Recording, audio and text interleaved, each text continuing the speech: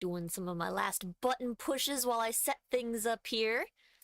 Let's see who we all got in chat right now. We got Wolf with the first soul of the day. Hell yeah. Got Amaris, Nightshade. Hello. Hope that you guys are all doing well. I've got my snacks prepped and ready to go.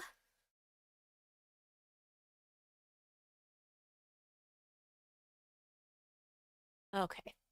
Battling with the other push live buttons. It's fine. We're getting there. Slowly but surely.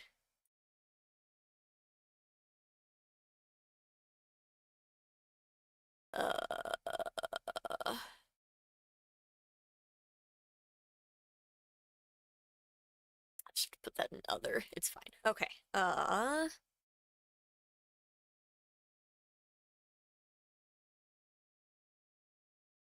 Sorry, just still getting TikTok set up.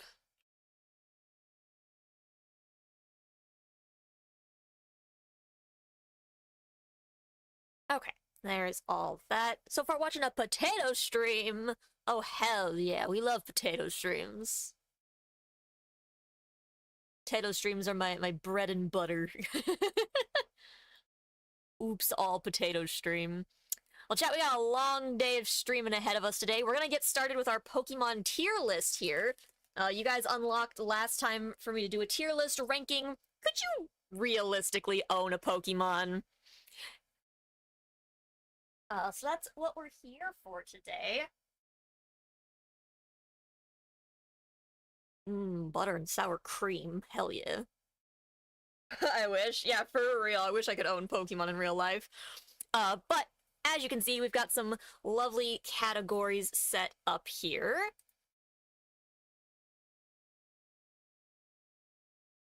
Get my chats popped out here so I can keep an eye on all of you and your shenanigans.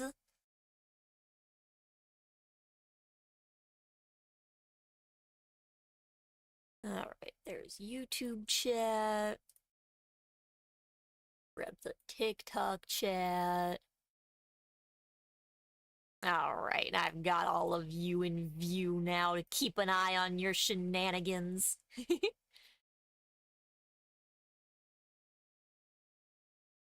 Okay, so like I mentioned before, we've got our lovely categories here.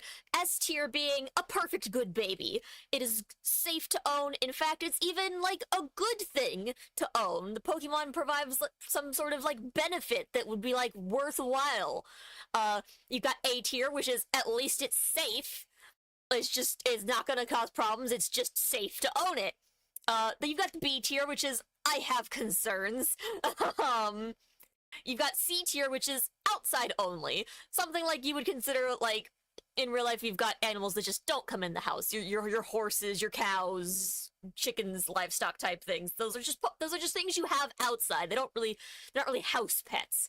Then you have D. The size alone is a problem. We're talking your, like, Gigantamax Pokemon, because those are included in this tier list, apparently. So you just can't own it if it's the size of a skyscraper. Let's be real here. Then we have E tier, which is bad, bad, bad, bad. Which usually includes things like the Pokemon's going to actively harm you in some way. Death by Pokemon, if you will. And then you have F tier, which is world-shattering, which is these Pokemon are basically gods. They are going to cause natural disasters in their wake. That's not even an option. There's gonna be a lot of Pokemon in this category, mainly legendaries.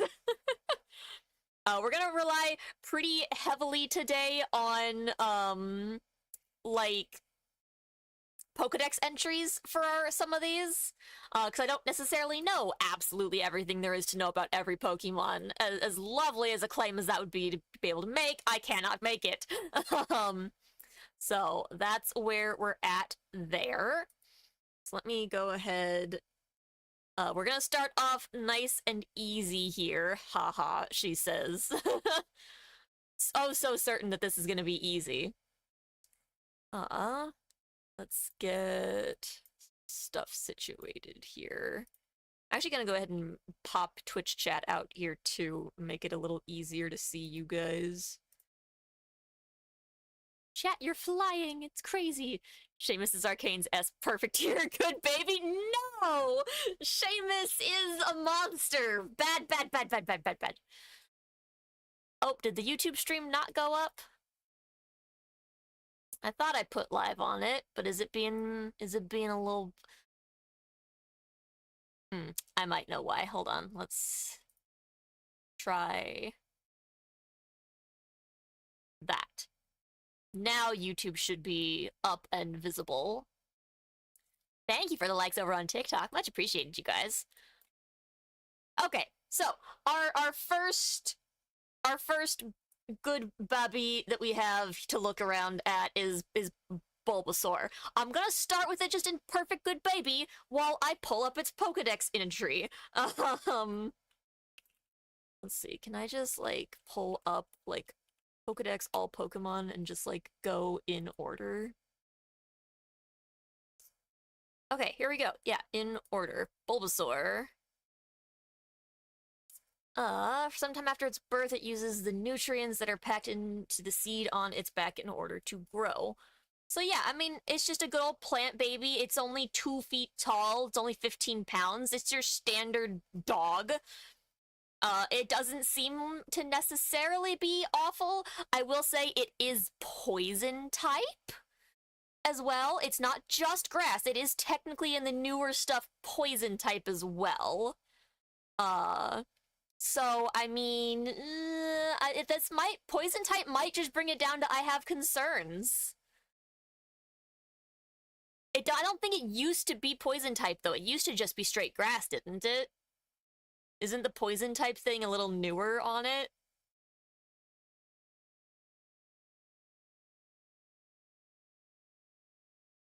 Where do you get your TikTok name from? So LSD Arcane is the name that I've used for a long time on all my platforms.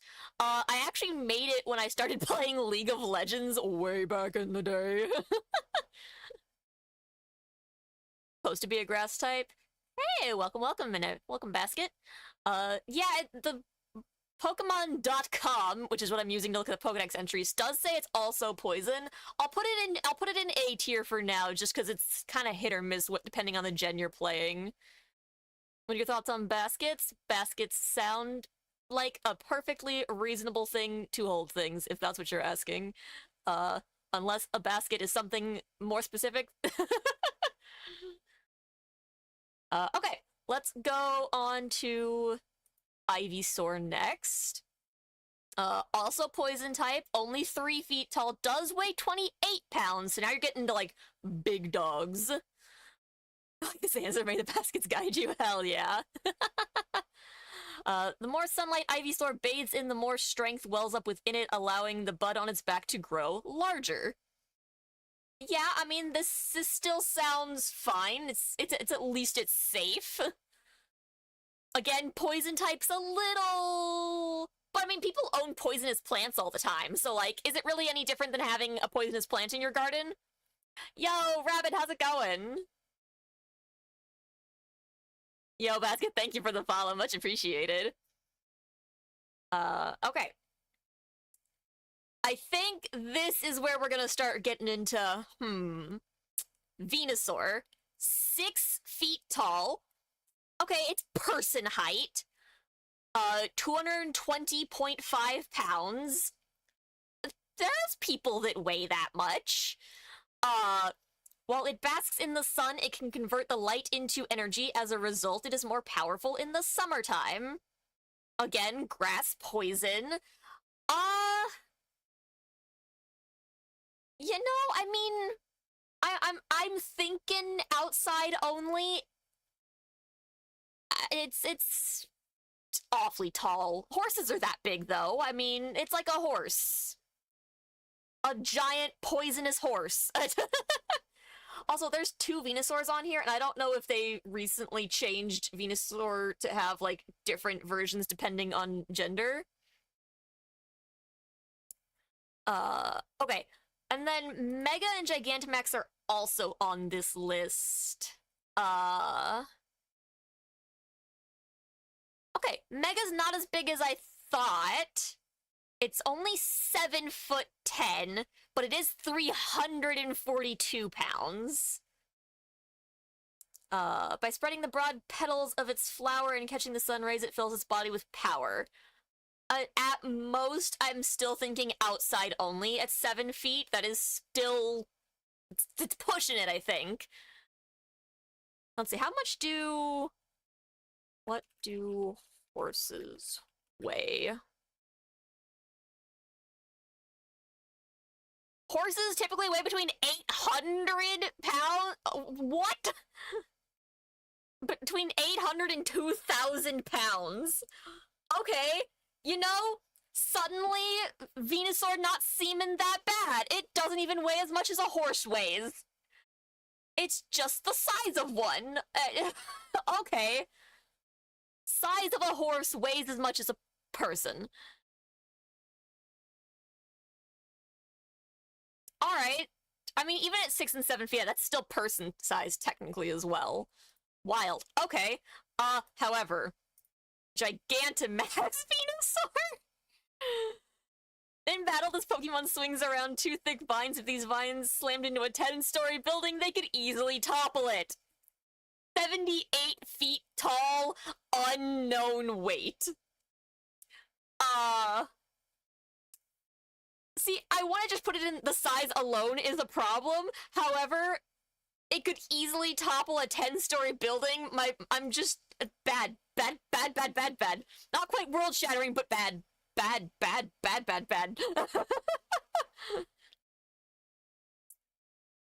Yeah, so that changes its ranking just ever so slightly. Okay, Charmander. The flame on its tail shows the strength of its life force. If Charmander is weak, the flame also burns weakly. It's 2 feet tall and 18 pounds. So, as much as I want to be neutral on fire types, I'm gonna put it on I have concerns, just because it's an open flame at all times. I don't want to nix all fire types just for existing, but this one is just an open flame. So I have concerns that in real life, it might set a lot of things on fire on accident. So just, I have concerns. Charmeleon. When it swings its burning tail, the temperature around it rises higher and higher, tormenting its opponents. It is 3 feet tall and 41 pounds. I have concerns. This one, I honestly have more concerns than Charmander, just because it's tormenting its opponents. And just, like, generally, as it moves its tail, it gets hotter. So,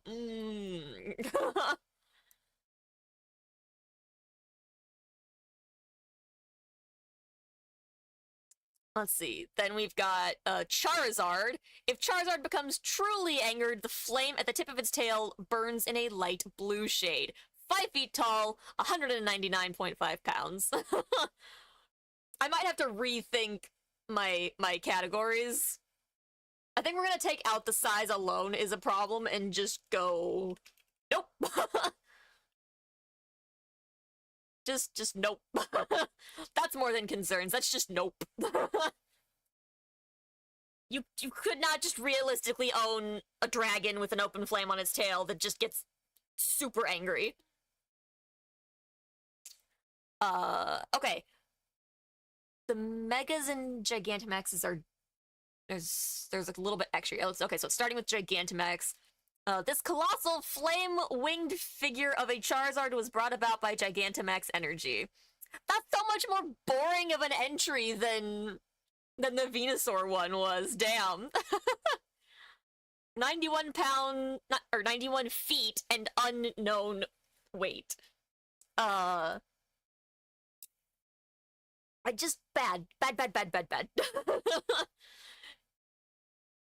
This thing is an absolutely everything about it is on fire. It is ridiculously tall. What's the average height of a skyscraper?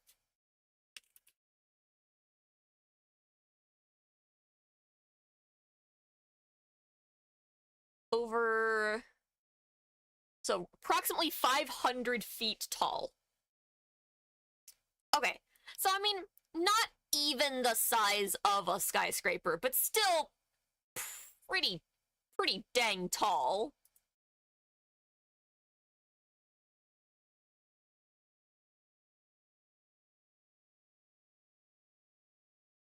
Okay. Let's do Mega Charizard X, which is the blue one. The overwhelming power that fills its entire body causes it to turn black and creates intense blue flames. 5 feet tall, 243 pounds. I just... Nope. Again, it's open flame, blue fire, even hotter. Let's not. It's the size of a small person. It's taller than me still.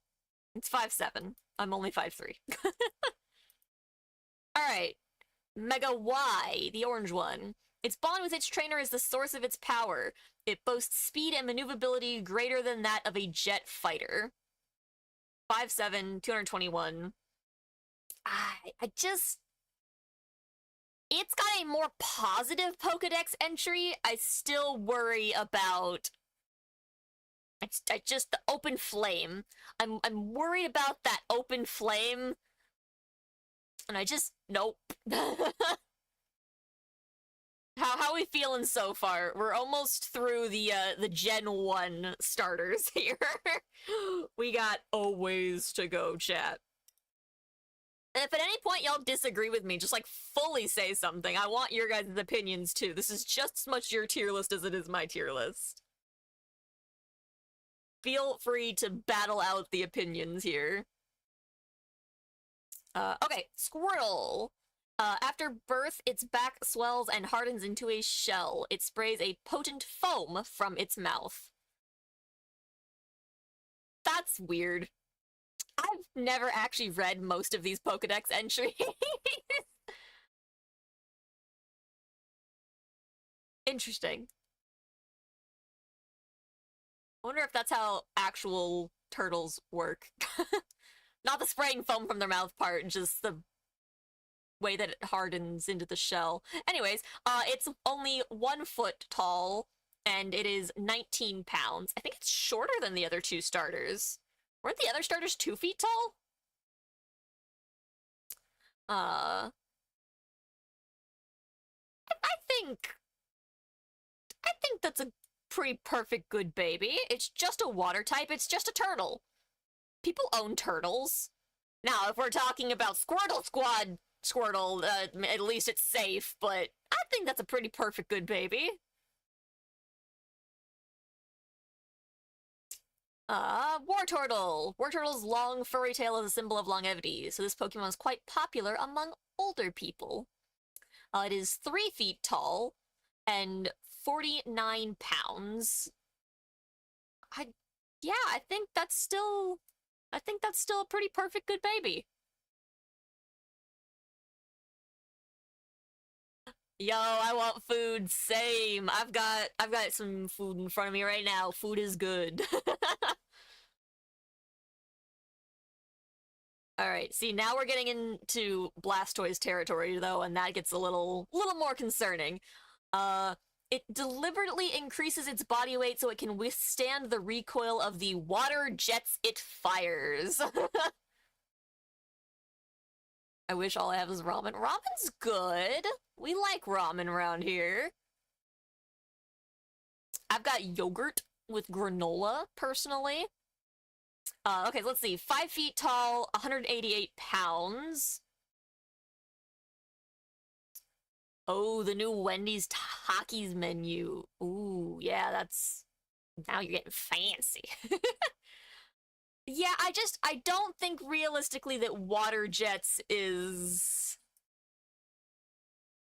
When you say water jets, we're talking at least what, like fire hose? Not sure that the average person needs a fire hose. I'm just... Nope.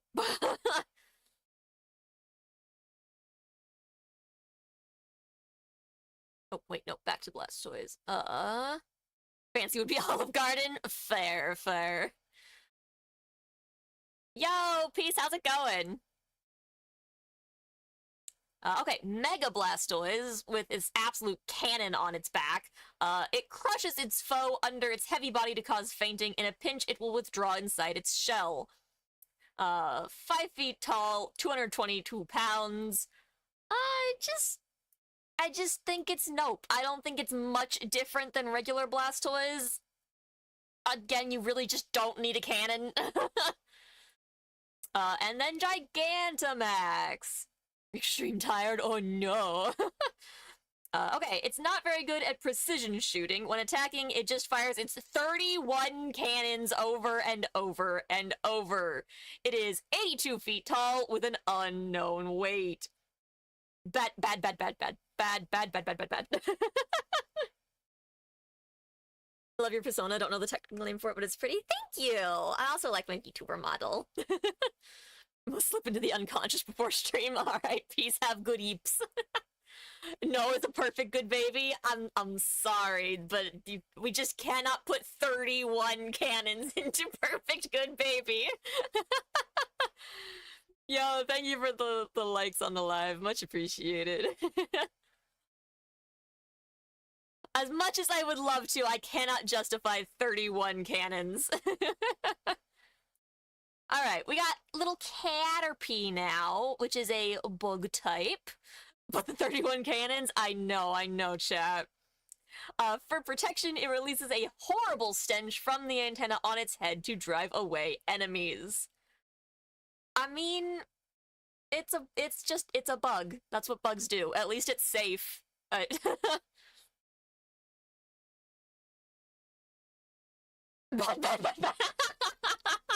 Yeah, I guess that I have concerns. I guess there might be a few concerns. This is true. A horrible stench might not be great, especially if it just, like, releases it when it gets scared. Although, to be fair, cats and dogs can, like, spray as well, and it's not great. What if it was just 30 cannons? Oh, we might be able to discuss if it was just 30 cannons. Imagine the kids' room. Oh god. Okay, I'll move it down to I have concerns.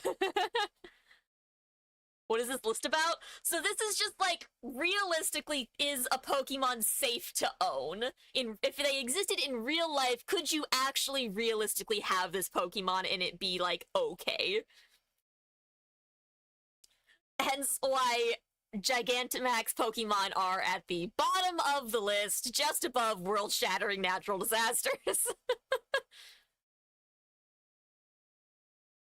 So, I mean, yes, you could realistically own a Caterpie, but, like, it's not great, depending on how bad that smell is. Oh yeah, Charizard's in the valid spot. Yeah, like, as much as I love Charizard, that's just a dragon with open flame. That's not... no. Not really an option here. Okay, Metapod. 2 feet tall, 21 pounds. It is waiting for the moment to evolve. At this stage, it can only harden, so it remains motionless to avoid attack. There's nothing wrong with a Metapod. Honestly, I'd almost put it in perfect good baby because it literally can't do anything. Every kid's fantasy is a dragon, and this is true. I'm gonna just move it down to at least it's safe, because it's just... eh.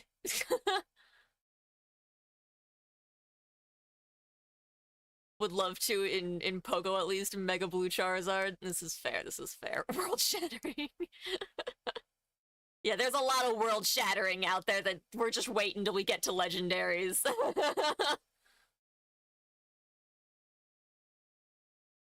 Imagine going to pet him and gets a little too happy and just fireball. Yeah. Or just imagine it gets mad at you because you didn't give him enough snacks and it's just fire. Alright, Butterfree. 3 feet tall, 70 pounds. God, that's the heaviest butterfly in the world. It loves the nectar of flowers and can locate flower patches that even have tiny amounts of pollen. You know, I think that's just a perfect good baby. I think that's just a perfect good baby. It's a natural pollinator that's amazing for the plants. It's a little on the size of a large dog, but I mean, hey, that's not that bad. World shattering. Not drawing any attention, you might be my new comfort streamer. Hell yeah, I'm glad to hear it. Thank you so much. That's sweet of you. Okay, we've got Gigantamax Butterfree. Crystallized Gigantamax energy makes up this Pokemon's blindingly bright and highly toxic scales. Ah! 55 feet and unknown weight. Just bad. Bad, bad, bad, bad.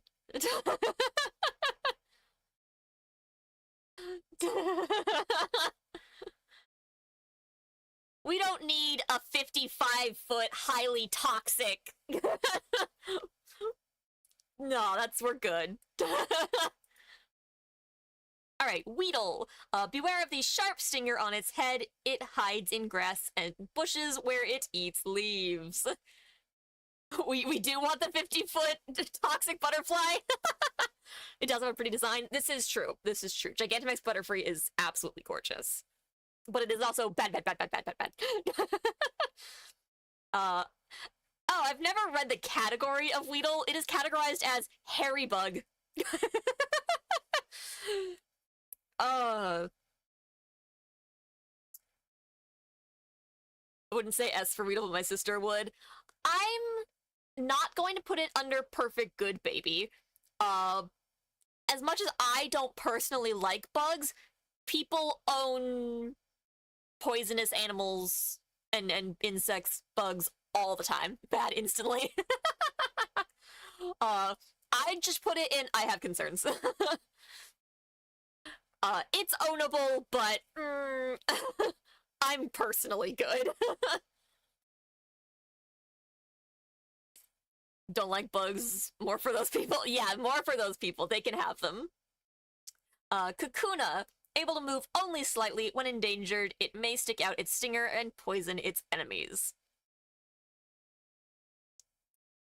I have concerns. It's more concerning than Metapod for certain, because it can still sting you. Metapod just sits there and uses Harden. Alright, Beedrill! It has 3 poisonous stingers on its forelegs and its tail. They are used to jab its enemy repeatedly. It is a 3-foot, 65-pound poisonous bug. This isn't even just like beekeepers, because beekeepers exist.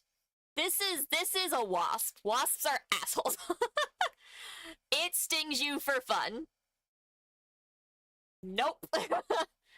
If it were just a bumblebee, I'd say outside only, because beekeepers are a thing. Wasps can fuck right off. I don't care that its name is Beedrill. That's a wasp. Perfect baby.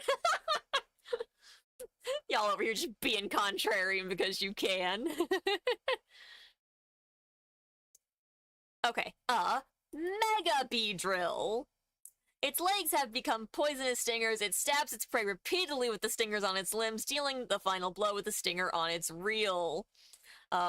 Rear? I can speak, I promise. It should be Wasp Drill, exactly. A 4-foot tall, 89-pound murder hornet. I'm tempted to just put this one in bad. Vespiquen and Comey would probably be better than Beedrill. Yeah, that's more realistic, yeah, of being like more a beekeeper energy, be Vespiquen and Comey. That might be something we consider when we get that far. I don't know how far we're gonna make it today. We've got quite a bit of time. I really love that S tier. Alright, now we got your birds. We got Pidgey. Very docile. If attacked, it will often kick up sand to protect itself rather than fight back. It is a 1-foot, 4-pound tiny bird. You know, that's a pretty perfect good baby right there. It doesn't even, like, actually fight back. It's just gonna kick sand at you.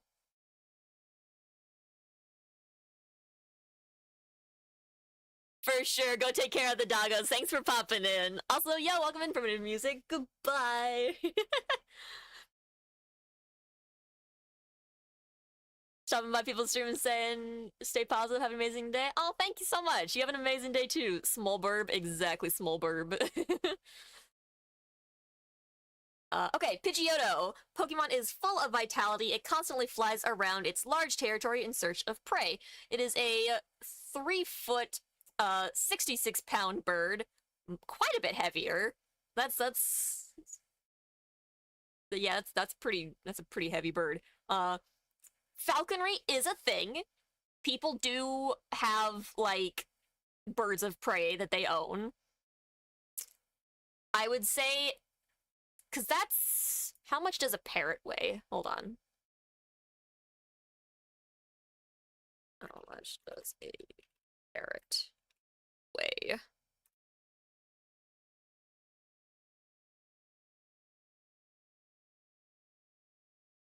It's looking somewhere between, like, 2-8 pounds.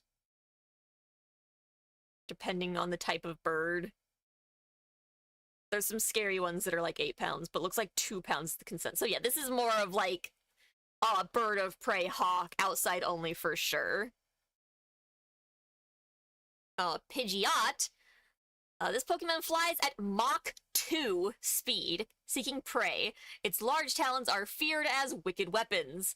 It is 4 feet tall and 87 pounds. I don't think Mach 2 is going to be a realistic thing that you could own. I need something that flies at Mach 2 as an example here.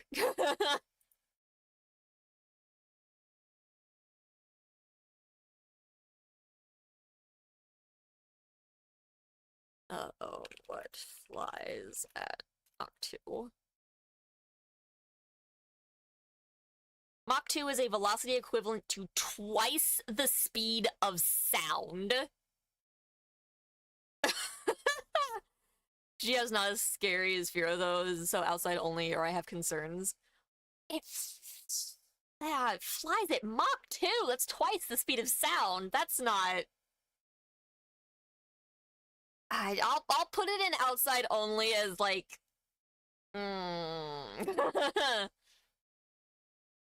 But, oh boy.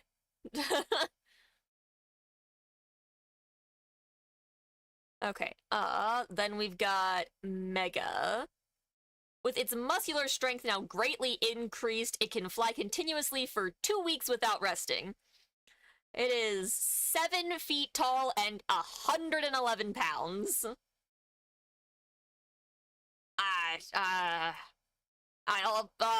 Maybe it's pushing it. It's really pushing it. Rattata will chew on anything with its fangs. If you see one, you can be certain that 40 more live in the area. It is 1 foot and 7.7 pounds. A 1 foot tall rat is horrifying, by the way. Mouse, my bad. It is technically categorized as a mouse. Oh, wires. Indeed, indeed. I mean, it's still safe. It's still just a mouse.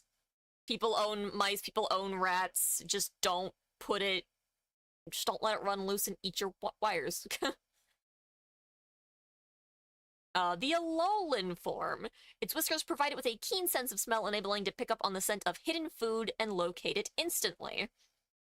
It is a, again, 1 foot, 8 pound mouse.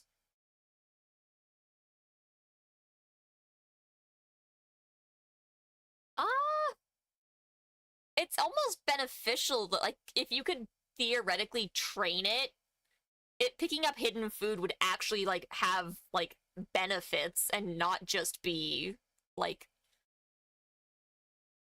Theoretically, I think that this would actually have, like, benefits to owning. Sorry, I'm also eating right now.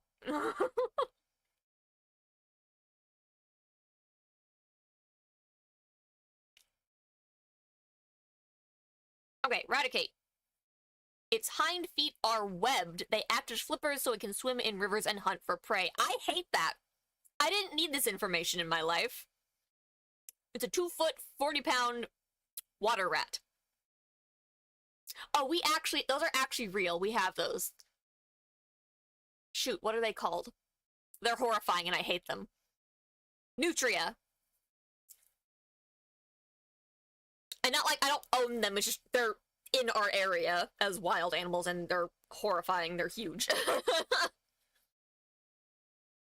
Yeah, that's... Again, I really don't like it. It's not technically bad. But just because I don't like it doesn't mean you couldn't still technically own one.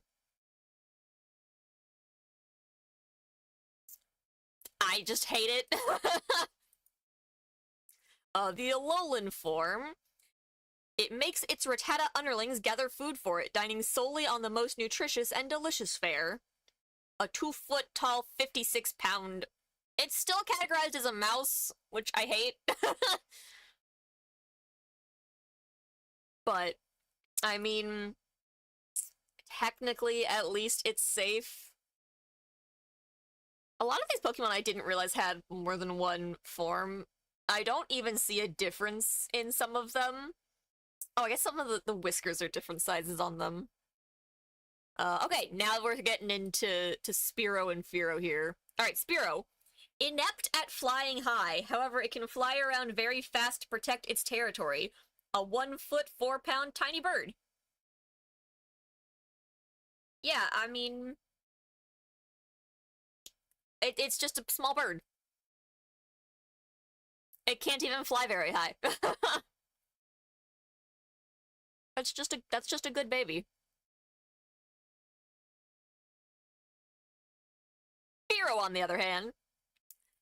Yeah, at times it's hard to tell between male and female. Yeah, it's super hard. I didn't even know some of these Pokemon had different, like, forms. I don't think they always did. I think they added to some of them more recently, but...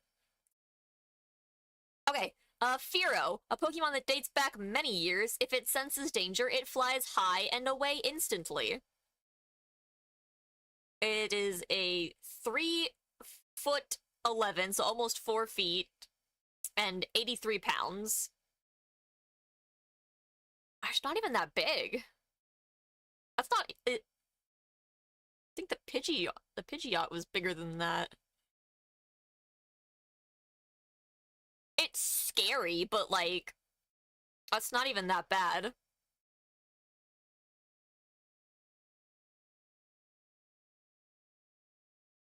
I think that by and large it's still safe. It's just a little creepy looking.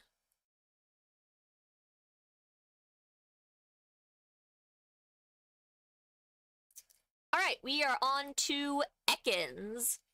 It can freely detach its jaw to swallow large prey whole. It can become too heavy to move, however. It is a 6-foot and 15-pound snake. I have concerns. How big is... What are we thinking, like anaconda?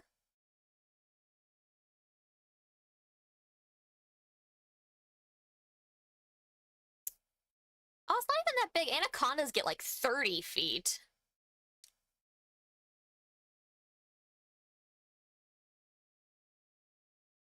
The nope rope.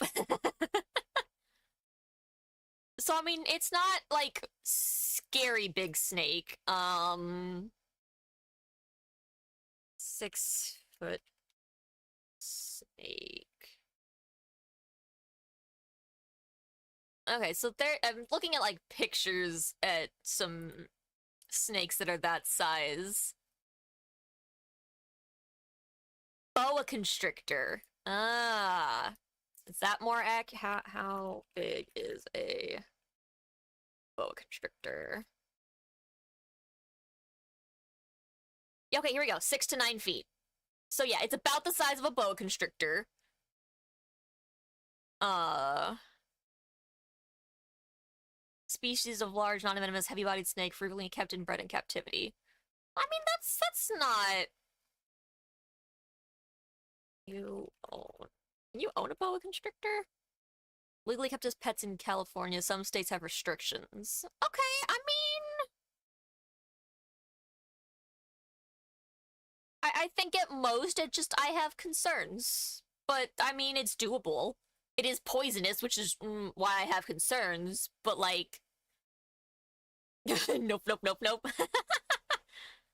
Trust me, I don't want it. Sky, this is not Smash or Pass. Hi, Sky. No, this is could you realistically own Pokemon in real life?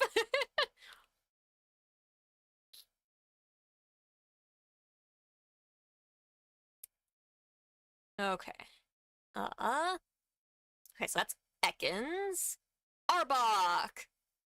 Pattern on its belly appears to be a frightening face. Weak foes will just flee at the sight of the pattern. It is 11 feet, 143, category Cobra. I'm gonna put this in nope.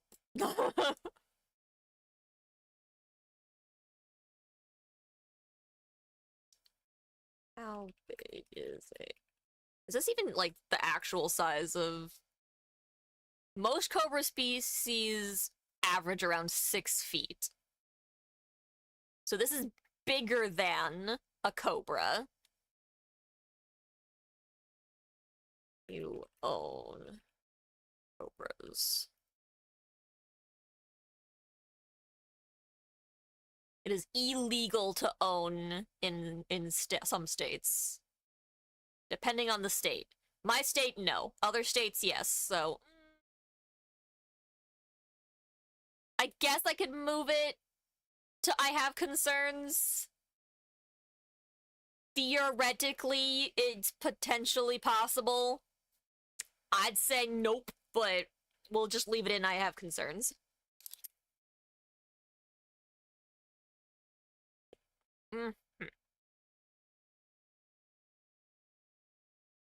Piplup is S tier. We will see when we get to its Pokedex entry. Okay. Pikachu. When it is angered, it immediately discharges the energy stored in the pouches in its cheeks. It is a 1 foot tall, 13-pound mouse, electric type. I already have concerns.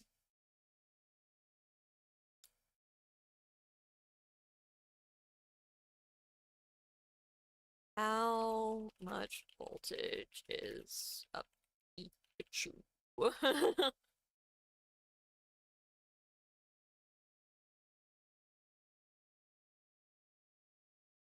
As much as I don't like looking at the AI overview, it's what I'm using for a lot of this because it's just easier.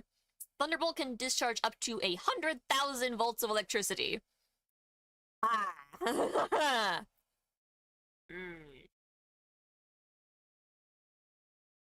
How many volts? It's lethal. Voltage above 50 is generally considered lethal.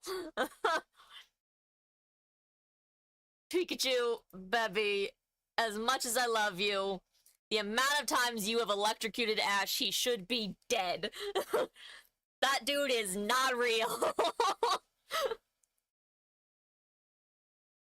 Alright, the Gigantamax. It's perfect good baby. I cannot justify it being a perfect good baby. I'm so sorry. Okay, its Gigantamax power expanded, forming its supersized body and towering tail. 68 feet tall, unknown weight. Bad. Bad, bad, bad. Taser is 50,000 volts, so it's bad, but not as bad as you think. Well, see, now that's confusing.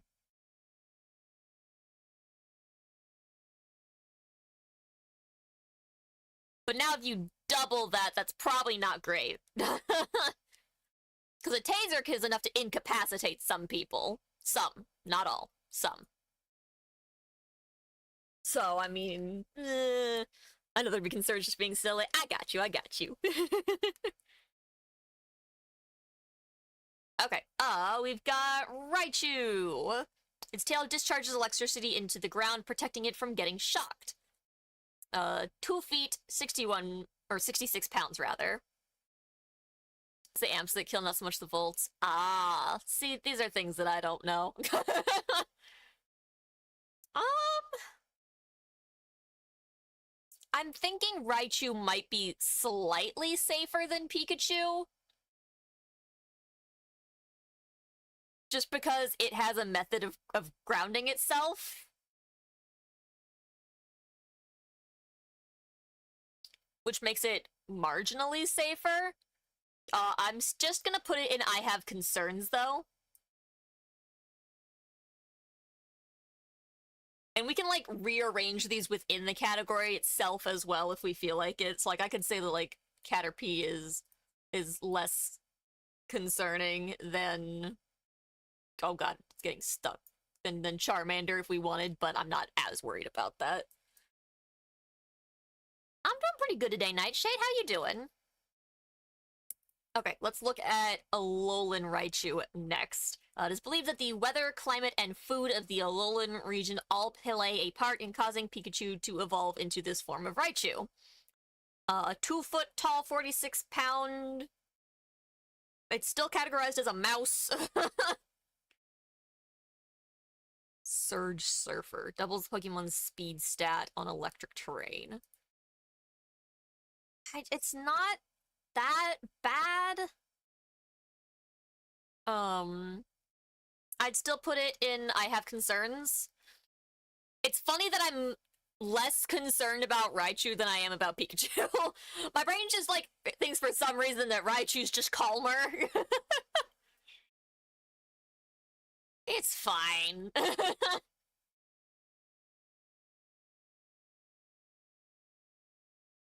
Okay, Sandshrew. It digs deep burrows to live in. When in danger, it rolls up its body to withstand attacks. It is a 2-foot tall, 26-pound... Again, it's categorized as a mouse. I think arguments can be made for this.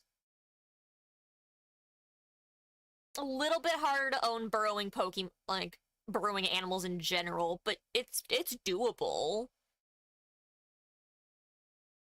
2-foot tall. You wouldn't be able to have it actually like the way people have, like, hamsters or anything, because it's 2 feet tall. It's the size of a dog. But theoretically, you could have one outside. Alolan Sandshrew. It lives on snowy mountains. Its steel shell is very hard, so much so it can't roll its body up into a ball. It can't? Aw, this poor baby. I need, like, an extra category for just, like, there's nothing really wrong with it, but, like, you really can't own this.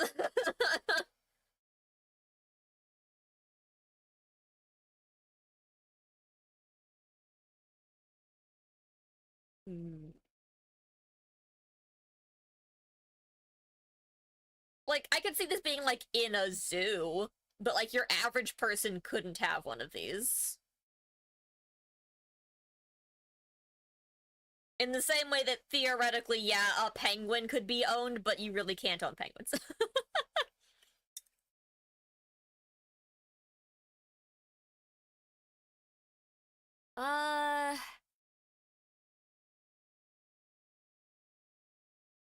I just don't have a category for this. Okay, here. I'm gonna rearrange. F tier is now bad, bad, bad, bad, bad. all of the Gigantamax and legendaries will go in this category. And this one will just be put it in a zoo. Alright, put it in a zoo.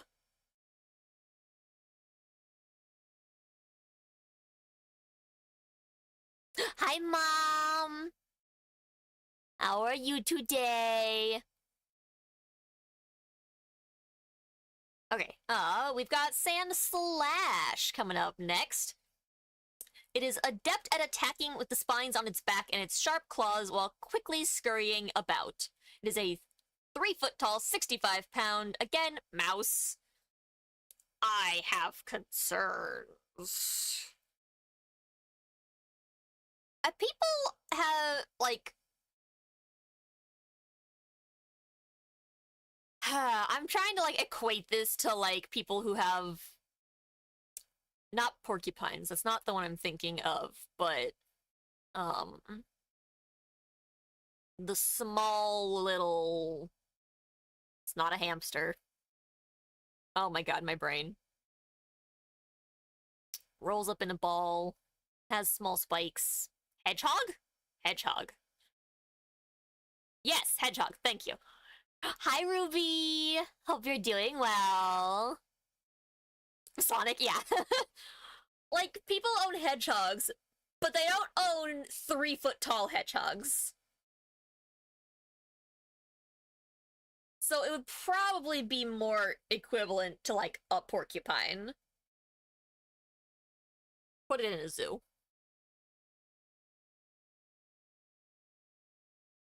We've got Alolan. Doing good, just chilling out right now? Hell yeah! This Pokemon's steel spikes are sheathed in ice. Stabs from these spikes can cause deep wounds and severe frostbite as well. Nope. Nope, nope, nope, nope, nope, nope, nope. I'm doing good. We're just doing our realistically could you own a Pokemon tier list. I'm not even gonna put this one in a zoo though, because it would just give the zookeepers frostbite if they got attacked by it. So, no. Nope, nope, nope, nope, no. Alright. Nidoran. Females are more sensitive to smells than males. While foraging, they'll use their whiskers to check wind direction and stay downwind of predators. 1 foot tall, 15 pounds. It is poisonous, though. But again, people own poisonous creatures.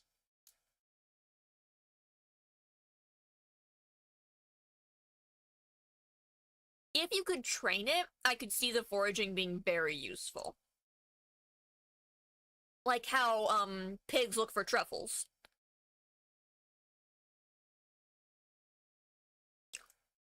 Being poisonous, though, I have concerns.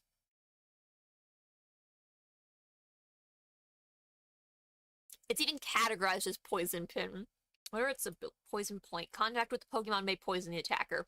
Yeah, just coming into contact with it is not good. Like certain frogs, which people do own, but I have concerns. Nidorina. The horn on its head has atrophied. That's awful. It's thought that this happens so Nidorina's children won't get poked while their mother is feeding them. 2 feet tall, 44 pounds. Again, it's still poisonous.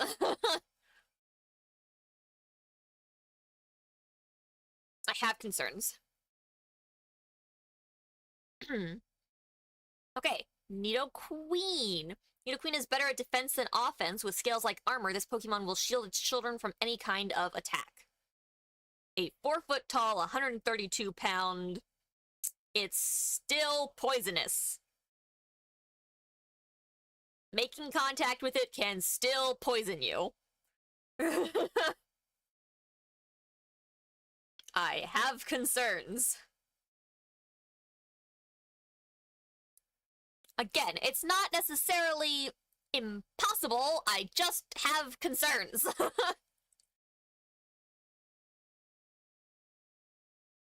Best mama, though. It does sound like it's a very good mother, though, yes. Alright, Nidoran. The horn on a male Nidoran's forehead contains a powerful poison. This is a very cautious Pokemon, always straining its large ears. A 1 foot, 19 pound poisonous little guy. who seems even more aggressive than the other one. Ah, no.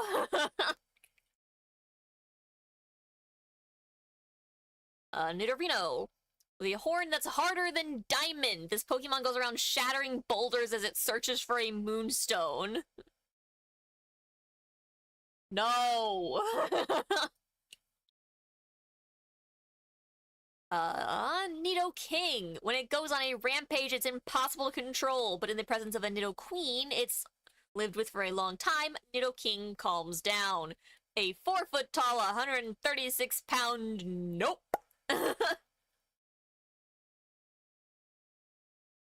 Nope. Alright, Clefairy. On nights with a full moon, Clefairy gather from all over and dance. Bathing in moonlight makes them float. They come back down though, right? Like, my Clefairy's not just gonna fly away or anything, is she? My VTuber is freaking out. Hi, would you like to come back to life and stop doing whatever you're doing? Maybe. Nope, nope, we're freaking out still. We're still freaking out. Alright, we're coming back, we're coming back. Okay, we're good. Safe if there's a Nidoqueen friend around. Only a Nidoqueen friend that it's been around for a long time. 2-foot, 16-pound fairy infatuates attackers that make direct contact with it. Pokemon only takes damage from attacks. I mean, I think it's safe.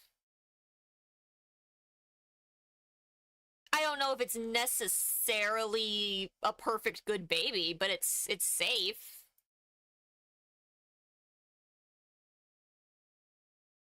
You know, no, I think it's a pretty perfect good baby.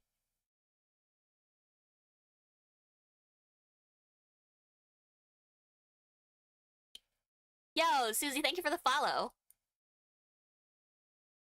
Alright, Clefable. Said to live in quiet, remote mountains, this type of fairy has a strong aversion to being seen. 4-foot tall, 88 pounds. It doesn't like people. I too am shy and don't like people.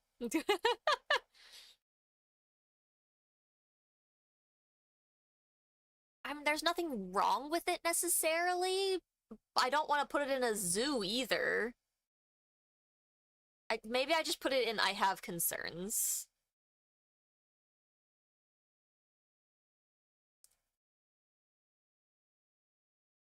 Okay. Now we're on to the part where I'm gonna struggle with personal opinions here. Because we're off to my perfect good baby. My lovely, lovely Vulpix, who I love and adore. If it is attacked by an enemy that is stronger than itself, it feigns injury to fool the enemy and escapes. It is a 2-foot tall, 21-pound fox. Its ability is Flash Fire. If hit by a fire-type move, Pokemon absorbs the flames and uses them to power up its own fire-type moves. So, like, I want to say it's a perfect good baby. However, it is fire-type. As long as it doesn't go around setting your house on fire, it's fine. Vulpix's definitely a perfect good baby regardless of fire. Oh, I'm glad we're all on the same page with this one. It's safe. I think it's safe. Mostly. Alright, Alolan Vulpix. They live together in a skulk, helping one another. Before eating their prey, they freeze it solid with their minus 58-degree Fahrenheit breath. 2-foot, 21-pound fox. Now look. I love the perfect good baby. But a minus 58-degree Fahrenheit breath, I would probably fuck you up real bad. question is does its generic breathing at -58, or is it only like if it actively like if Vulpix, it doesn't just like inhale, exhale fire, it has to like choose to breathe fire. Or would just its general breathing be not great?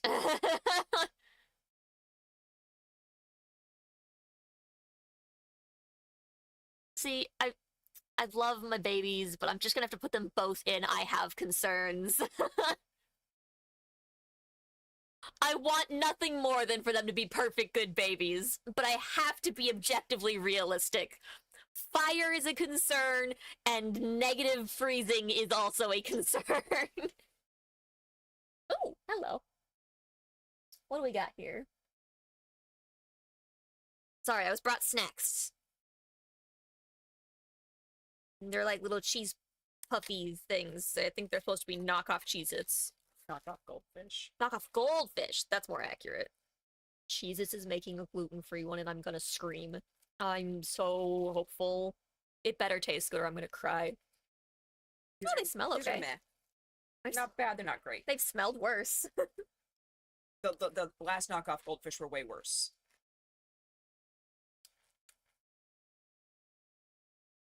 Honestly, they're a little bland. They're made with sweet potato. But they don't taste bad. I wouldn't have guessed sweet potato. There's real cheese. Oh, butternut squash. Oh, that's what it was. Not sweet potato. Oh. I was gonna say, if it's sweet potato, I'd be surprised that I like it. It's not bad, though. Butternut squash. Can I make it to a bowl? Yeah, small bowl, please. Thank you. Wanted to know if you liked it first. And then came Seamus. No, bad Seamus. No, not from Harry Potter, Rabid. Seamus is a character that you can find in Pokemon Diamond in the Underground.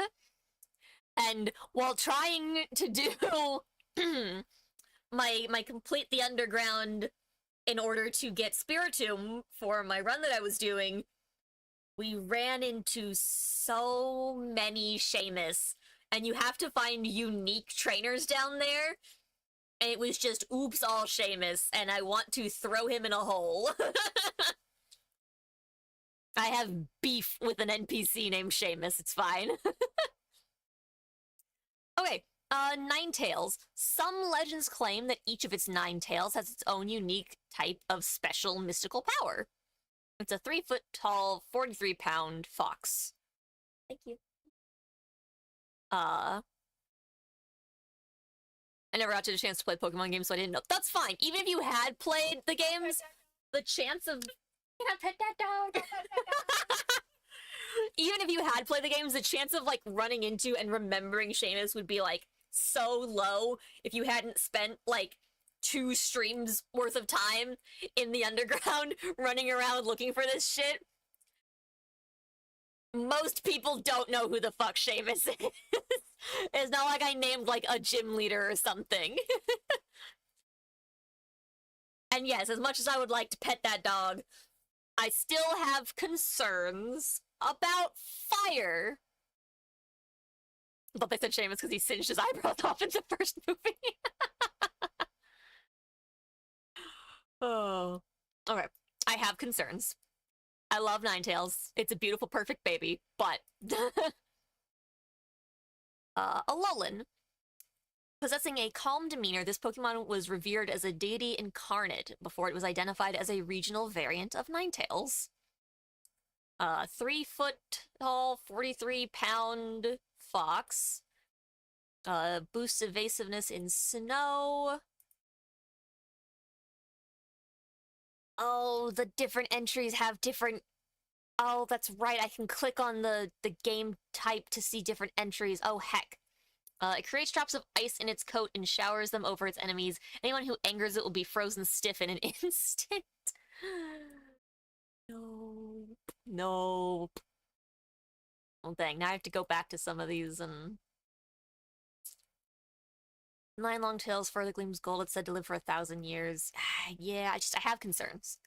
I think I'm fine with most of these where I've kept them. We could go back for a couple if we're worried about it. Anybody that has concerns about some of the things in this category, just let me know. But we'll move on for now.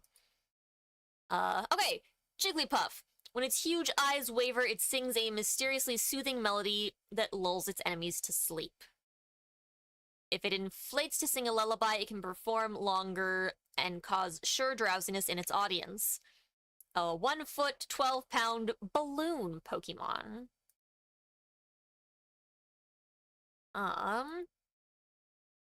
So while I know this being capable of putting you to sleep is kind of could be considered a bad thing in certain circumstances, I also think there's chances like where this could be a good thing. Like, I could see like being prescribed a Jigglypuff if you have like insomnia. Oh, that's so funny. That's awful. But at the same time, I could see trying to take this to a Pokemon Center for a health checkup and it putting you to sleep in your car. So like, I want to put it in Perfect Good Baby, but I do have concerns. If it used its power for evil, you could get seriously injured. After its audience falls asleep, it gets angry and draws on their faces.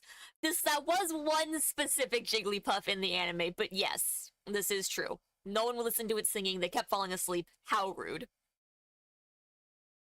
Okay, Wigglytuff. It is a very fine fur. Take care not to make it angry, or it may inflate steadily in a hit with a body slam. The rich, fluffy fur that covers its body feels so good that anyone who feels it can't stop touching it. I don't really want to get body slammed. 3 feet, 26 pounds. I mean, it's not much different than just a dog slamming into you. It's pretty safe, though.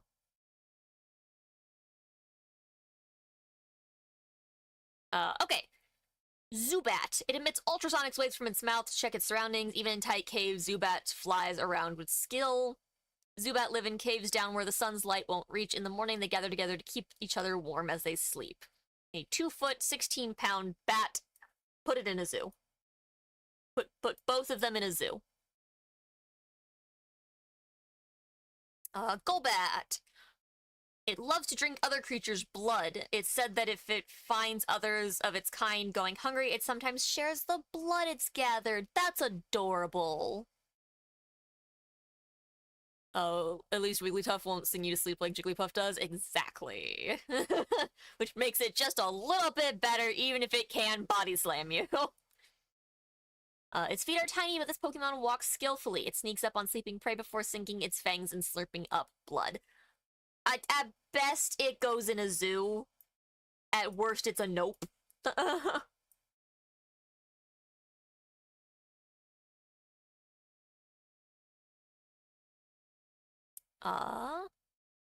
Oddish!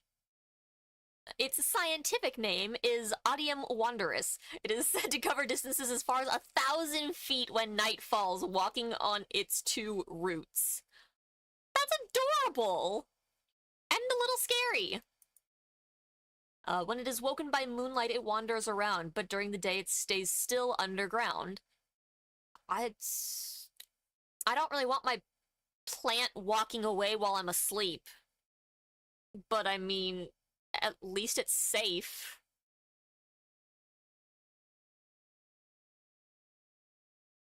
I suppose.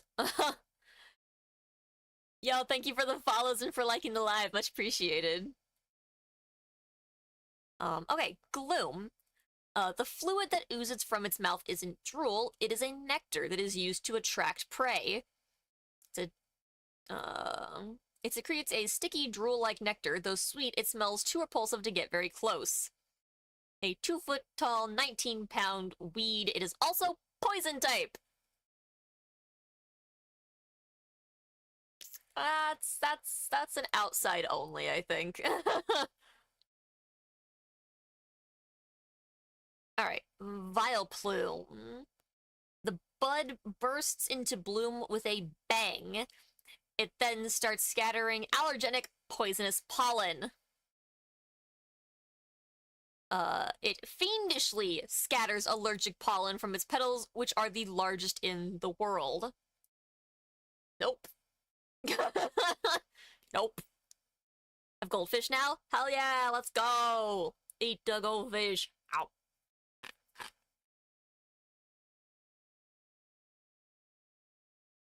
Okay, Paris. Burrows under the ground to gnaw on tree roots. The mushrooms on its back absorb most of the nutrition. A 1 foot, 11-pound mushroom. Looks like both of its entries are identical here. It's a big bug. At least it's safe. It's not even poison type. It's bug grass. Okay, hold on though. Effect Spore. Contact with this Pokemon may inflict poison, sleep, or paralysis on the attacker. I have concerns.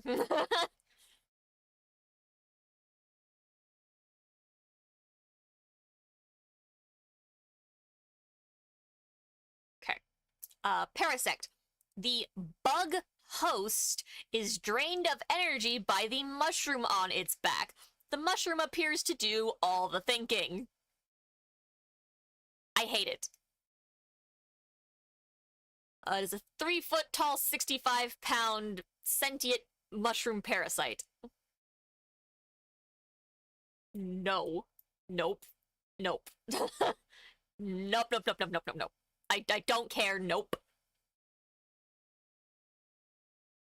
Because, I mean, Paris is a fun guy. Indeed, it does.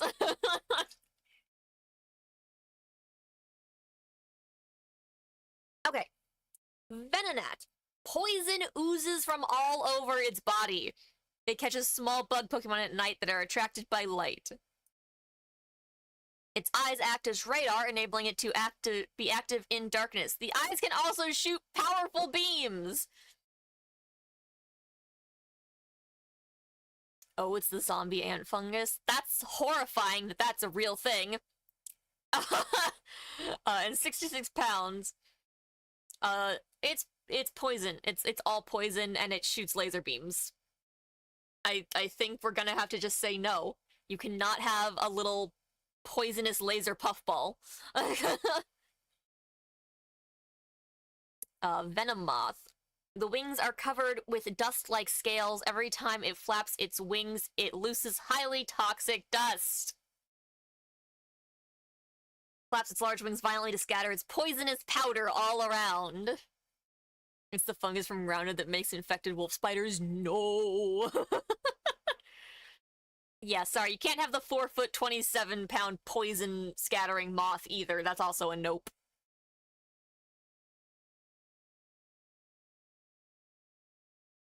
Oh, we got a little Diglett boy. Lives about 1 yard underground. Okay, yardstick. That's kind of far down. Off again, more errands. Alright, Mom. Good luck running those errands. I'll see you later. 1 yard underground where it feeds on plant roots, it sometimes appears above ground. Its skin is very thin. If it is exposed to light, its blood heats up, causing it to grow weak. Oh no! Someone put that underground. Shove him down. It's about 3 feet. True. Okay. It's that poor baby. It's not even a foot tall! It's 8 inches! It's so small! Wait, I didn't realize Diglett were fucking tiny! Oh my god, he's so little! And he only weighs 1.8 pounds! He must be protected! Put it in a zoo? We're putting it in the zoo!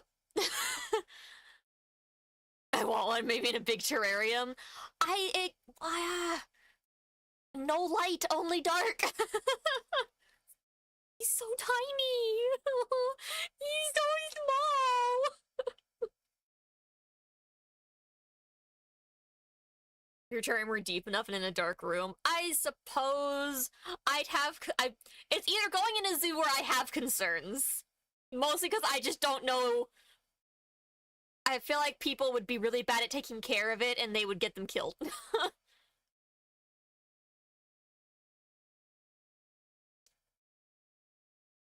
This is one of those, like, please don't buy this as a starter pet for your kids. He's so small. Alright, a Alolan Diglett. Same height, but weighs 2 pounds. Its golden whiskers function as sensors. It pokes them out of its burrow to monitor its surroundings. Things growing from its head are whiskers that have become metallic. Diglett communicates with its comrades by waving them. Okay. I mean, it's still very tiny, but at least it doesn't sound like it's gonna die just for existing. At least it's safe. It's almost a perfect good baby. Like, it is. It's a perfect good baby. I don't care. Fight me. Okay. Dugtrio. Quite a bit bigger at 2 feet and 73 pounds. That's a huge jump. We went from 8 inches and, like, 1 pound to 2 feet tall and 73 pounds.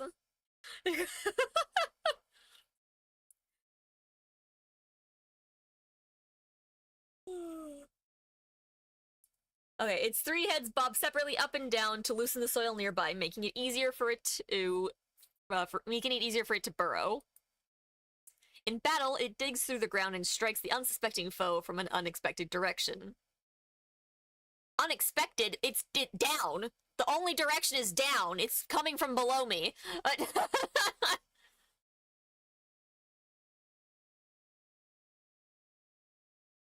Like, I mean, at least it's safe. Alright, Alolan Dugtrio. Its shining gold whiskers are advanced sensors that can detect vibrations from sounds several miles away. Its metallic whiskers are heavy, so it's not very fast, but it has the power to dig through even the hardest bedrock. You could not keep this thing contained. If it wanted to leave, it would. 2 feet tall, 146 pounds. It's just... You couldn't even put it in a zoo. It would just leave.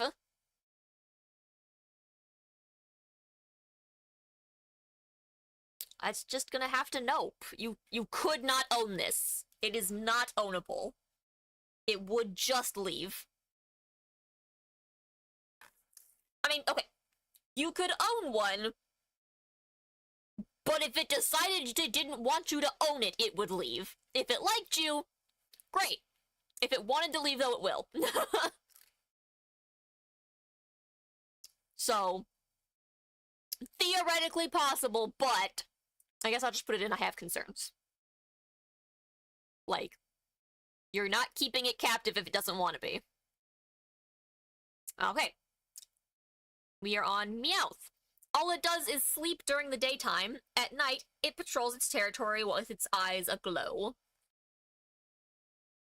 It loves things that sparkle. When it sees a shiny object, the gold coin on its head shines too. A 1 foot tall, 9 pound cat. Yeah, it's just a cat. It's a good baby. Alright, Alolan Meowth. Deeply proud and keenly smart, this Pokemon moves with cunning during battle, and relentlessly attacks enemies' weak points. It's accustomed to luxury because it used to live with Alolan royalty. As a result, it's very picky about food. A 1 foot tall, 9 pound sassy cat. At least it's safe. Galarian Meowth.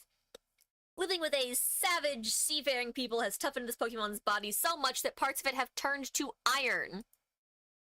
These daring Pokemon have coins on their foreheads. Darker coins are harder, and harder coins garner more respect among Meowth. A 1 foot tall, 16 pound metallic cat. At least it's safe. Scary looking, but safe. This list is missing a Pokemon. Unless it's later. It might be later, because it's not technically the same thing. Okay, anyways. Gigantamax Meowth. Its body has grown incredibly long, and the coin on its forehead has grown incredibly large, all thanks to Gigantamax power. The pattern that has appeared on its giant coin is thought to be the key of unlocking the secrets of the Dynamax phenomenon. Interesting.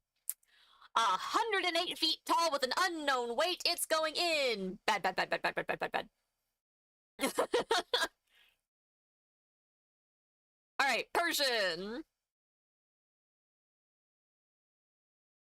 Although its fur has many admirers, it is tough to raise as a pet because of its fickle meanness. Okay.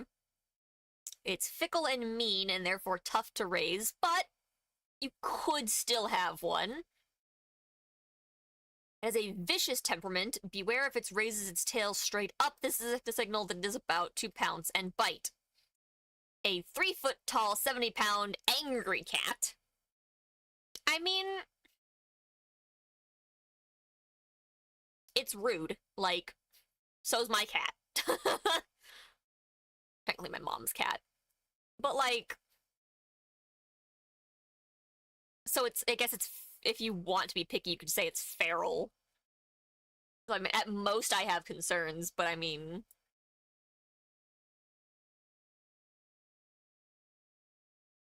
okay, let's look at the Alolan Persian. This Pokemon is one tough opponent. Not only does it have formidable formidable physical abilities, but it's also not above fighting dirty. The round face of Alolan Persian is considered to be a symbol of prosperity in the Alola region, so these Pokemon are very well cared for.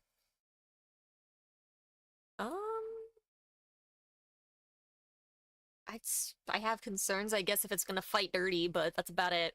I'll be right back. I'm gonna get up for a second. Behave. Amara, you're in charge.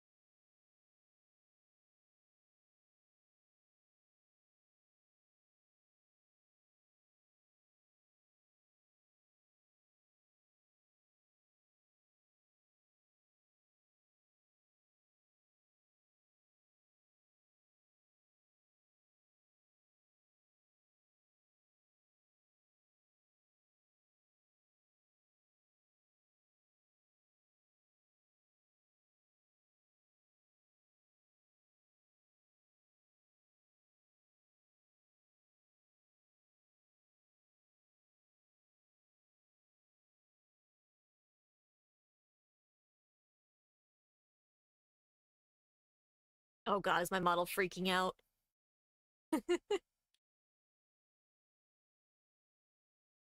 It's the way she just slowly rises after it freaks out that makes me laugh so much. Okay. We are back. And we are just about to look at Psyduck. For anybody just joining in, figuring out what the heck is going on, this tier list is wild. We are rating how ownable a Pokemon is. Could you realistically have this in real life? Would there be concerns? Is it safe? Is it world-ending disasters? Would it kill you in your sleep? I'm also eating food, don't mind me. Mm-hmm.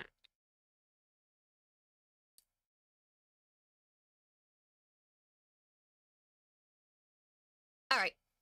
Psyduck. It is constantly racked by a headache. When the headache turns intense, it begins using mysterious powers. Yeah, Berserker is not with the Persians because it's not technically a Persian. And this is in, like, order, like Pokedex order, I guess, maybe. But not really. Berserker's not technically a Persian, though. It's different. A friend of ours calls it Psyduck. But yeah, that's also what I was confused about initially on Mars. I was like, isn't there a Pokemon missing here? Berserker. I guess it will be later, though. Okay. If its chronic headache peaks, it may exhibit odd powers. It seems unable to recall such an episode. A 2-foot-tall, 43-pound danger duck. I have concerns. Dangerous psychic powers. Golduck. When it swims at full speed using its long, webbed limbs, its forehead somehow begins to glow. Okay. Swims gracefully along on the quiet, slow-moving rivers and lakes of which it is so fond. 5-foot, 168-pound duck. That's, like, one of the safest entries we've read so far, really. Yeah,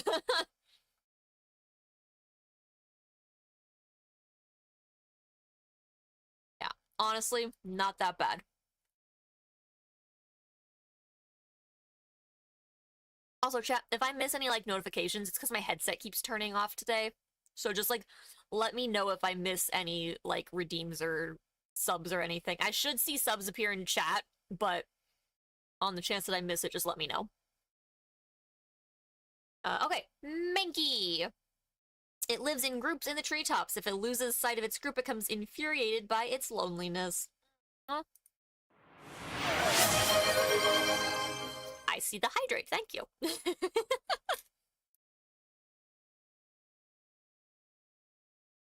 It is extremely quick to anger. It could be docile one moment, then thrashing away the next instant. Thank you for the posture check as well. You know, I think I'm gonna stand for a little bit. It's time to raise the desk and for the VTuber model to freak out while I do so.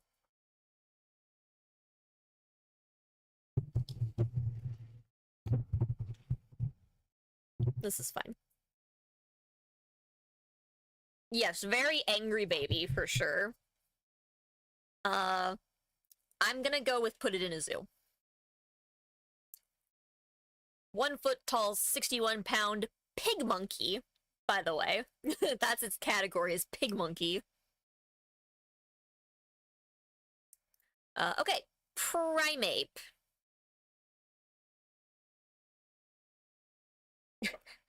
Sorry, my dog has discovered the weighted blanket on my bed, and it's very funny. Okay, it becomes wildly furious if it even senses someone looking at it. It chases anyone that meets its glare. Some researchers theorize that Primeape remains angry even when inside a Pokeball. A 3-foot, 70-pound pig monkey. I mean, is it any worse than, like, a gorilla, really? It's not even the size of one. It's shorter than a gorilla. Put it in a zoo. Okay. Growlithe. It has a brave and trustworthy nature. It fearlessly stands up to bigger and stronger foes. Engi teen. Engi baby and Engi teen. You right, you right. Oh, that's funny.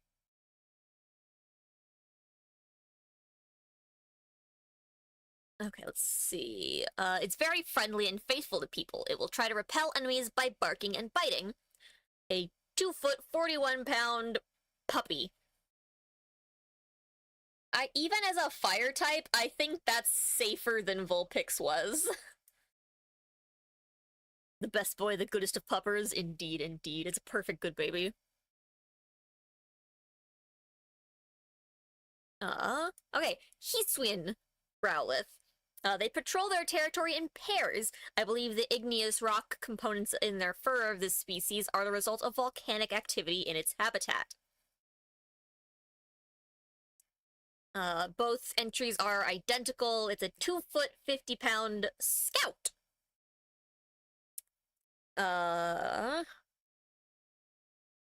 This one's a bit more concerning than the standard one because of the volcanic habitat.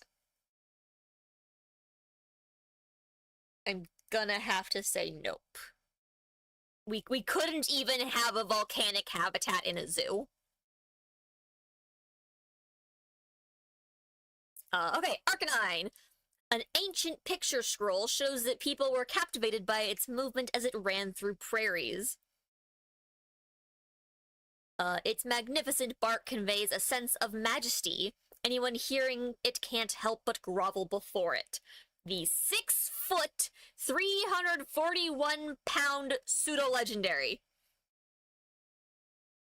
I mean, I have concerns. If it barks, you grovel?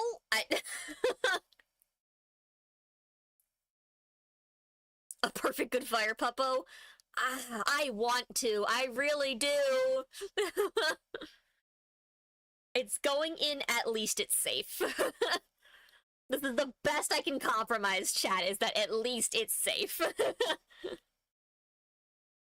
You know you do. I want to. I want to agree. I want it to be a perfect good baby.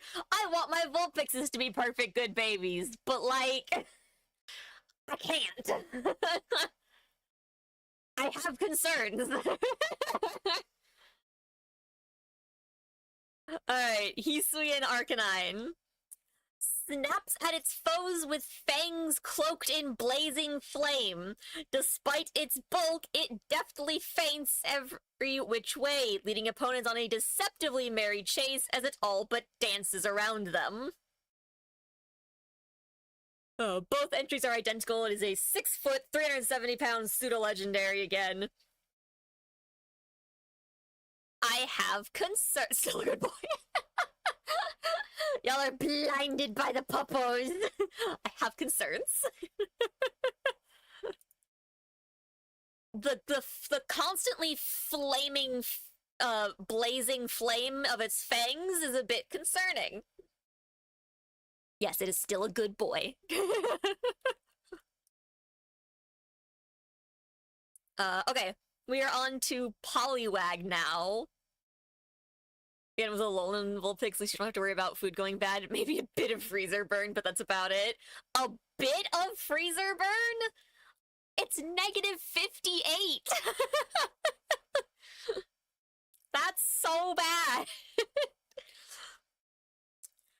Okay, Poliwag. The swirl on its belly is its inside showing through the skin. It appears more clearly after Poliwag eats. That's kind of gross. Its legs are newly grown, and it can't walk very well. It seems to prefer swimming through the water instead. A 2-foot, 27-pound tadpole. And that's just a perfect good baby. It's good. That's a good baby. Food will last forever at that point. Frost preserves! Y'all really trying to make this one work.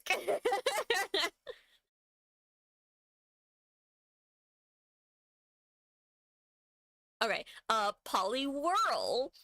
Its two legs are well developed, even though it can live on the ground, it prefers living in the water. Its skin is moist all over its body, the skin on its belly spirals, also feels smooth. A 3-foot tall, 44-pound tadpole. There's nothing bad in its entry at all. It's big, but I mean... What's the stream about? Welcome in, King Kit Kat. We are ranking how realistically could one own a Pokemon. We have the perfect good babies, which are perfectly ownable with no concerns. We have at least it's safe, which are... they're safe. There's nothing technically wrong with any of them. We have I have concerns, which means yeah, you could potentially have the one not great. That a lot of these are like on fire or poisonous. We have outside only, which means they're large or they are flying at Mach 2, or they're technically a poisonous plant, but it's fine. We have no, which I think speaks for itself. We have put it in a zoo, which means they're basically things that you would easily find in a zoo, so technically they could be held in captivity, you just, not necessarily your standard person could own them. And then we have bad, which is reserved for, like, your Gigantamax, which are the size of large buildings, or your legendaries, which are going to end the world. So yeah, that's what we're working with right now. Feel free to contest things, give me reasons.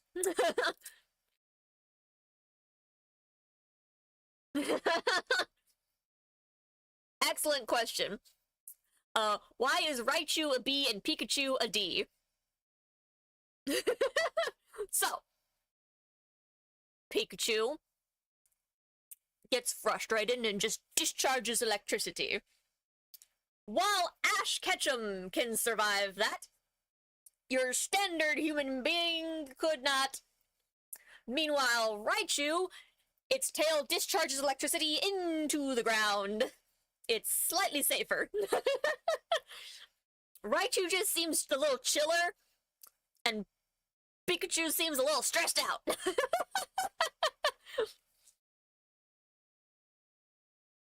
It's all a bunch of bullshit. It's fine.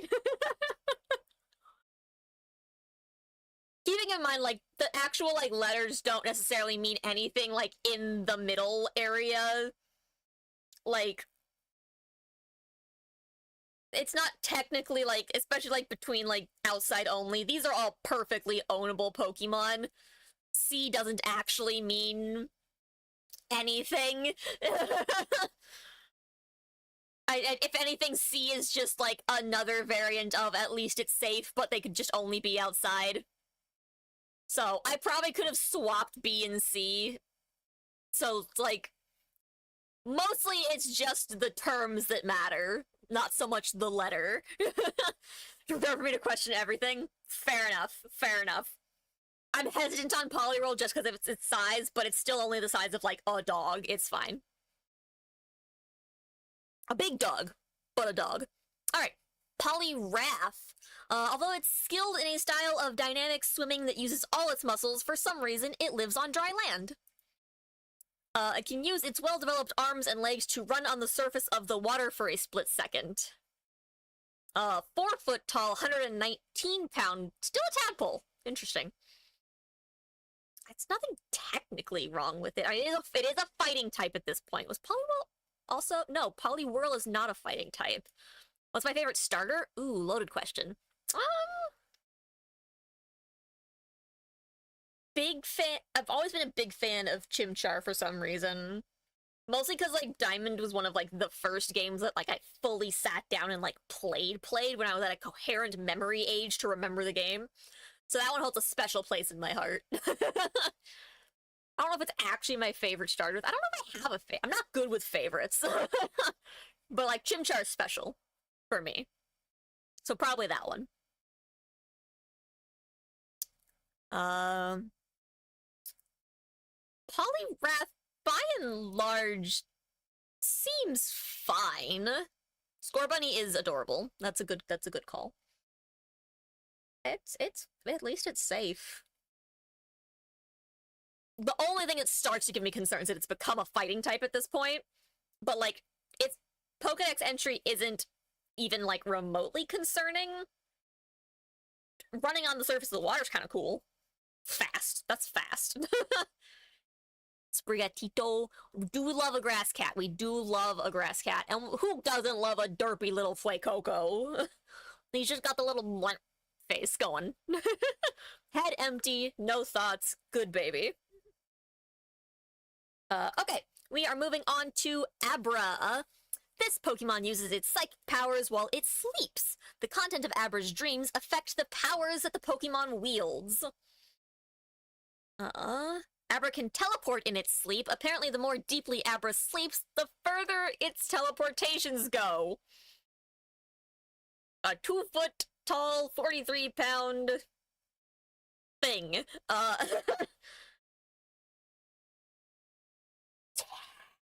Technically, you could have one.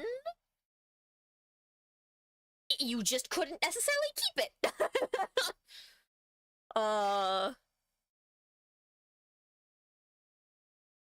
Who was the other one that we ran into that was like this?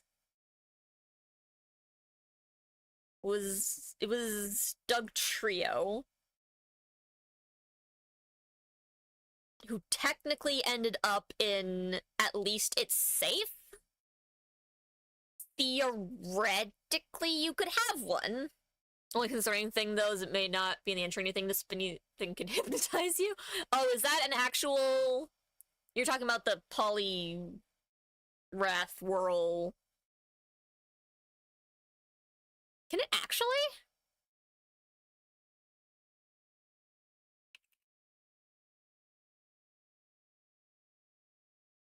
Poliwrath Hypnosis.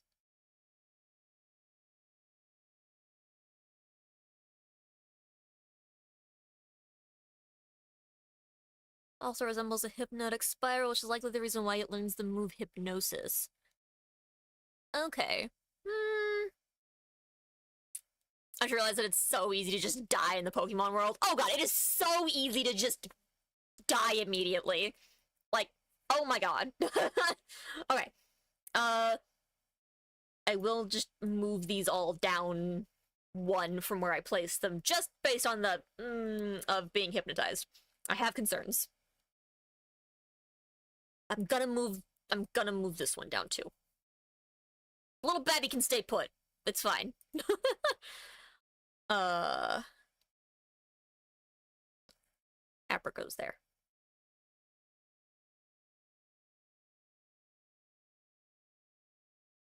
Psychic powers are still a little concerning. Okay. Kadabra. Using its psychic power, Kadabra levitates as it sleeps. It uses its springy tail as a pillow.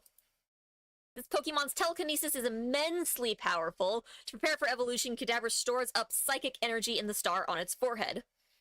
A 4-foot-tall, 124-pound thing. Its category is just Psy.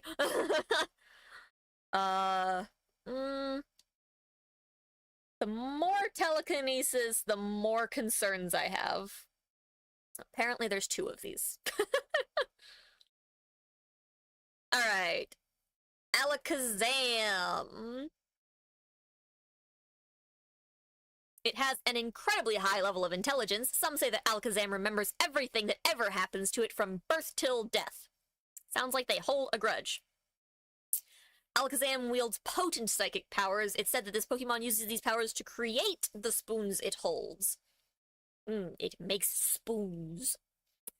Alakazam is terrifying, but it is only 4'11" and 105 pounds. It's lighter than Kadabra? Hold on. It is. 124-pound Kadabra versus 105-pound Alakazam. It loses weight in its old age, but does get taller.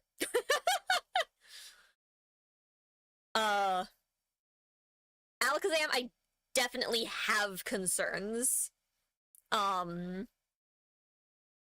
mostly trying to base this off of what I can glean from Pokédexes, but we're also just using generic knowledge we have from the franchise. And Alakazam has done some sketchy things. Looking at the gym leader, specifically, that it held mental control of. That's not a good thing. I'm going nope. Nope. A Pokemon that can just take you over, you cannot own. That's not a good thing to have. Then we have the Mega. It's adept at precognition. When attacks completely miss Alakazam, that's because it's seeing the future. Both entries are the same. It is only 3'11" and 105 pounds. It's even smaller. No. Let's be real here. No. As much as you might want the future seeing Pokemon, no.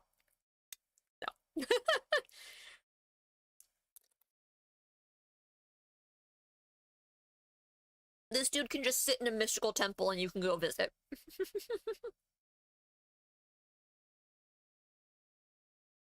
Okay. I know technically it's jumping generations here with Pokemon variants, but God, we're not even out of Gen 1 yet.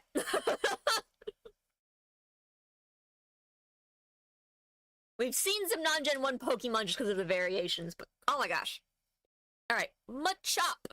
Its whole body is composed of muscles. Even though it's the size of a human child, it can hurl 100 grown-ups. 2 feet tall, 43 pounds. Category superpower. No.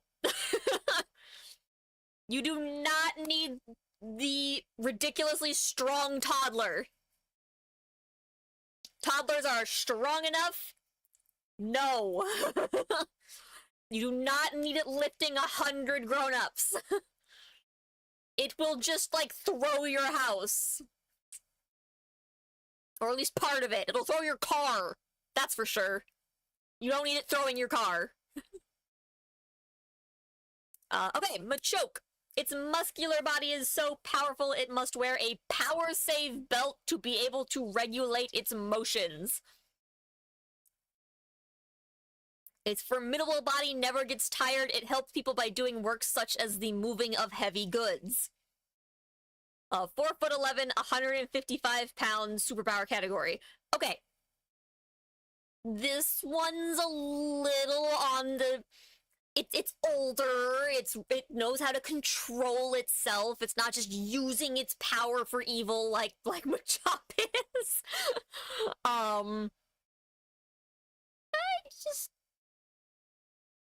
If it's known in its entry to help people, and that it regulates its power, I want to put it in I have concerns, but I think it's at least it's safe. I think that's a good dude. It is just a dude, but like still.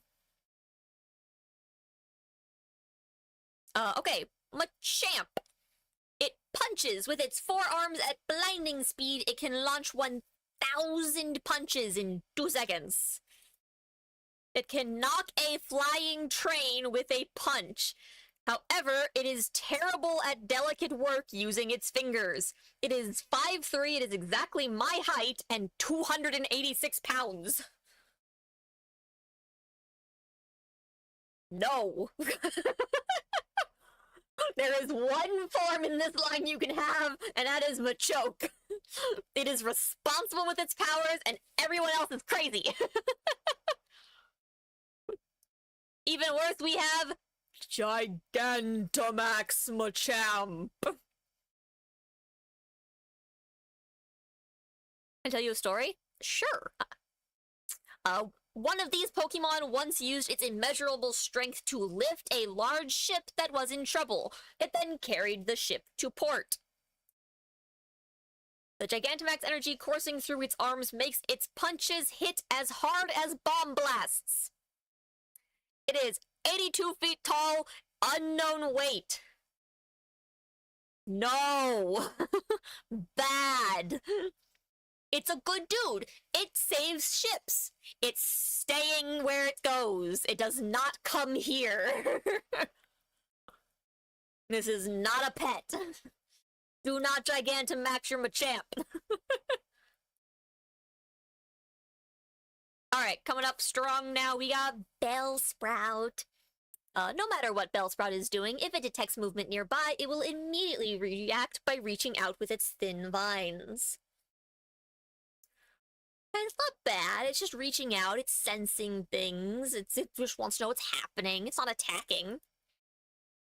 It plants its feet deep underground to rehydrate itself. While doing so, it's unable to run away if it's attacked.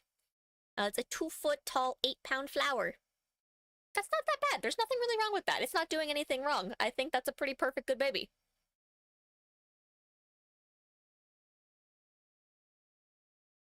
Weepinbell.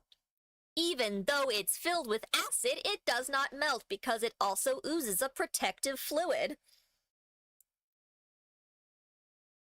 The leafy parts act as cutters for slashing foes. It spits a fluid that dissolves everything.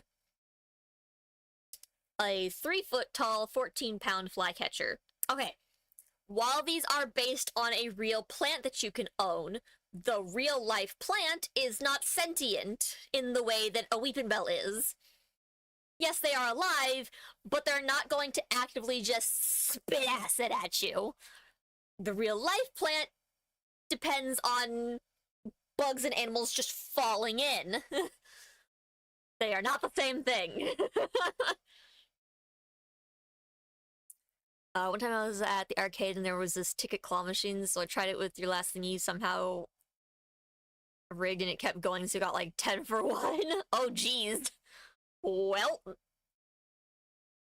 that sucks for them. Yeah, I don't think that a Weepinbell is very realistic here. I'ma just put it in nope. Okay, Victreebel. It lures prey into its mouth with a nectar-like aroma. The helpless prey is melted with a dissolving fluid. After dissolving many prey, this Pokemon's acid becomes sweeter. This makes it even easier to attract more prey. A 5'7", 34-pound flycatcher. Was there only 2 people? 'Cause I am small. Unfortunately, am small. Yeah, like Victreebel, again, while based on a real-life plant, the real-life plant isn't moving around and just doing stuff to people.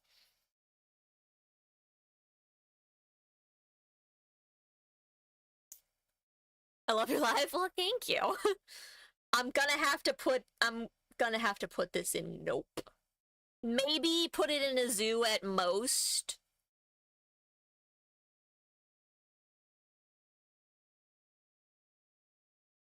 Maybe small, but you can just say fun size. Thank you for the follows. Much appreciated. Very sweet of you. But yeah, I'm gonna have to just put those in nope. We're starting to lose track of everything here as our tier list gets so long.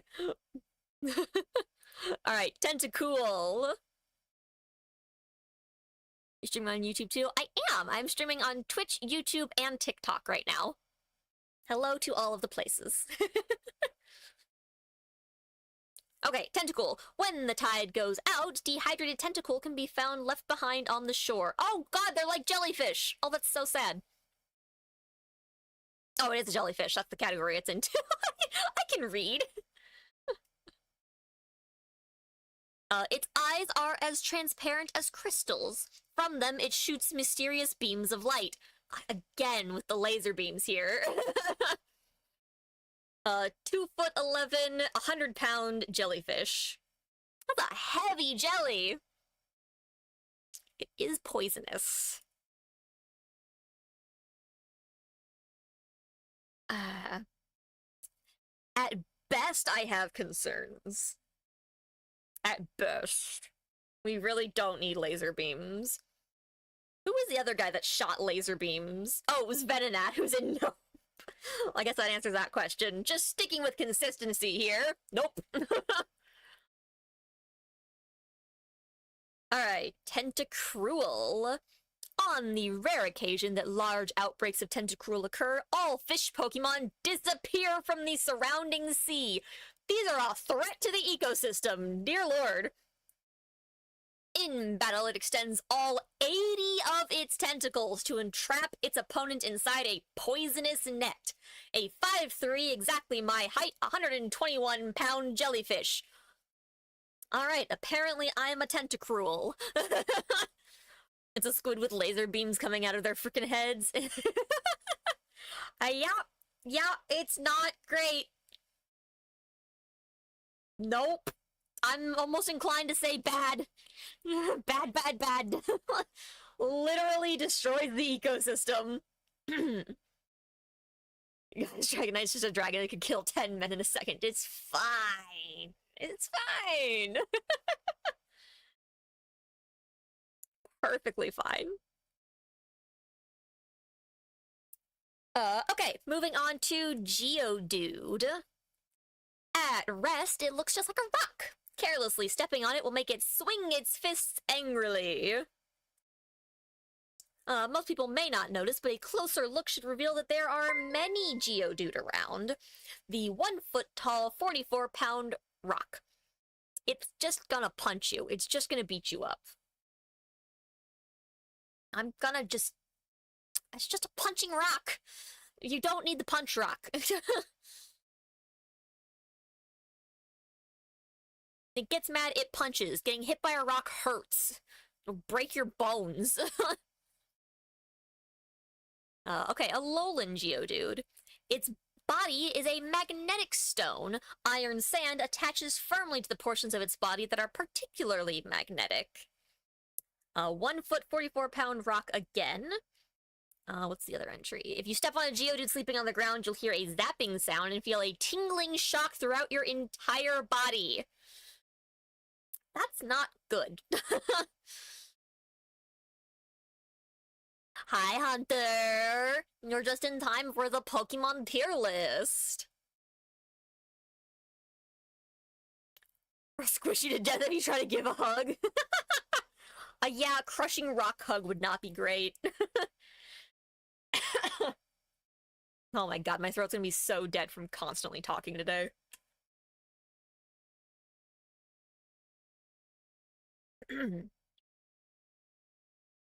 Okay. Graveler. A slow walker, it rolls to move. It pays no attention to any object that happens to be in its path. Guess what? What's up? How's your PT going? Moss-covered rocks are Graveler's favorite food. It consumes over a ton of them a day, crunching loudly while it eats. A 3-foot-tall, 231-pound rock. Okay. Having to provide a ton of rocks every single day and it just bulldozing everything in its path is not gonna work. That's just a no. That's a nope.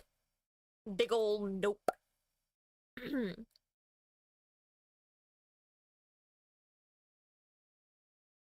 How is Mega Charizard in D but Mega Beedrill is in F? I knew this was just gonna piss people off.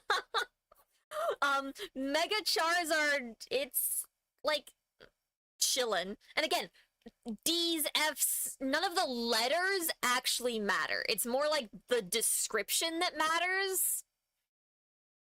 And like E tier is not bad. There's nothing bad about these Pokemon. They're just only for zoos. So like, take the letter with a grain of salt. So just like keep that in mind.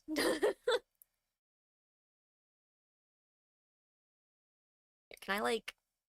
Can I... Yeah, I can do that. And I'll make this one... There. That's a little bit better. That's a little bit better. Because again, the zoo is slightly better than Nope. That helps a little bit. The Charizards actually had really chill Pokedex entries. The blue one was slightly angrier than the orange one. Beedrill's an absolute fucking menace and just wants to stab you. That's what its entry says. It's going to stab. A lot.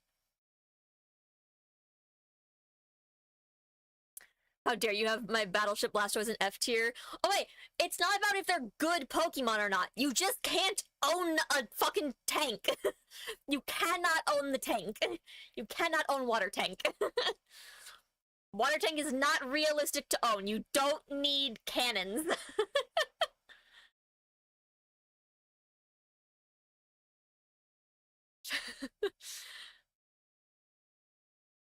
You cannot have these. This Pokemon, the fucking Gigantamax also because it's the size of a fucking building. There's nowhere you could put that. It's not just a tank, it's a building. And it has 31 cannons. No. It's not realistic. This list is based semi on realism and bullshit. It's fine.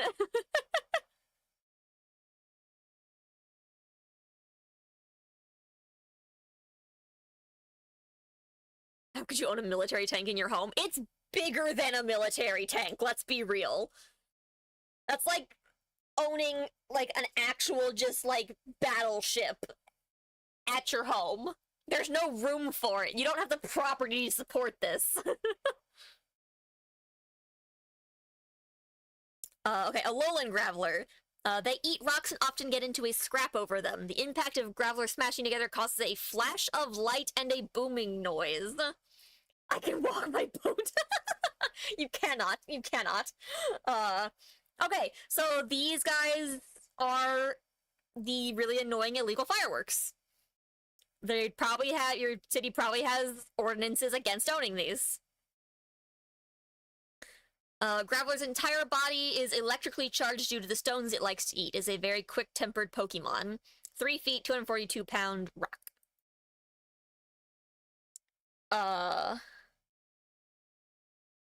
Its entry is, like, slightly more realistic, but I imagine that largely it still has the same requirements food-wise about how much it needs to eat.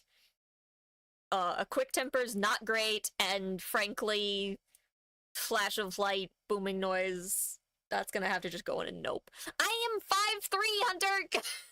I will kick you in your fucked up knee! Alright, moving on to Golem. It is enclosed in a hard shell that is as rugged as slabs of rock. It sheds skin once a year to grow larger. That's concerning.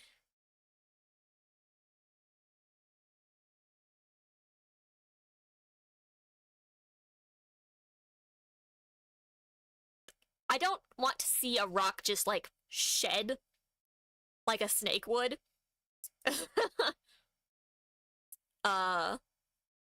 It deliberately blows itself up, then uses this explosive force to jump from mountain to mountain. 4'7", 661-pound Megaton. Megaton being the category, apparently.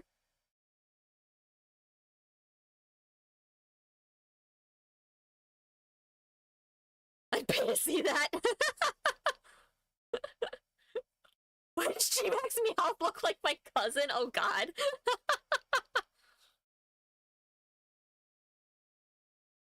Yeah, this is gonna have to be a Nope, just because it blows itself up.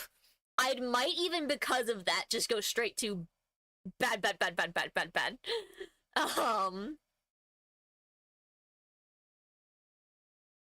Yeah, that might just be bad, bad, bad, bad.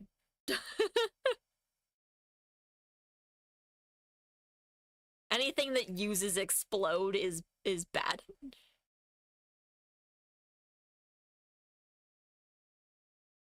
I think this is the first, like, normal-ass Pokemon that I'm putting in bad, bad, bad, which is kind of funny that it's just a Golem. Okay, we've got a Alolan Golem next. It fires rocks charged with electricity. Even if the rock isn't fired that accurately, just grazing an opponent will cause numbness and fainting. It's grumpy and stubborn. If you upset it, it discharges electricity from the surface of its body and growls with a voice like thunder. It is 5'7", it's taller than me, and 696 pounds. No! That's horrifying.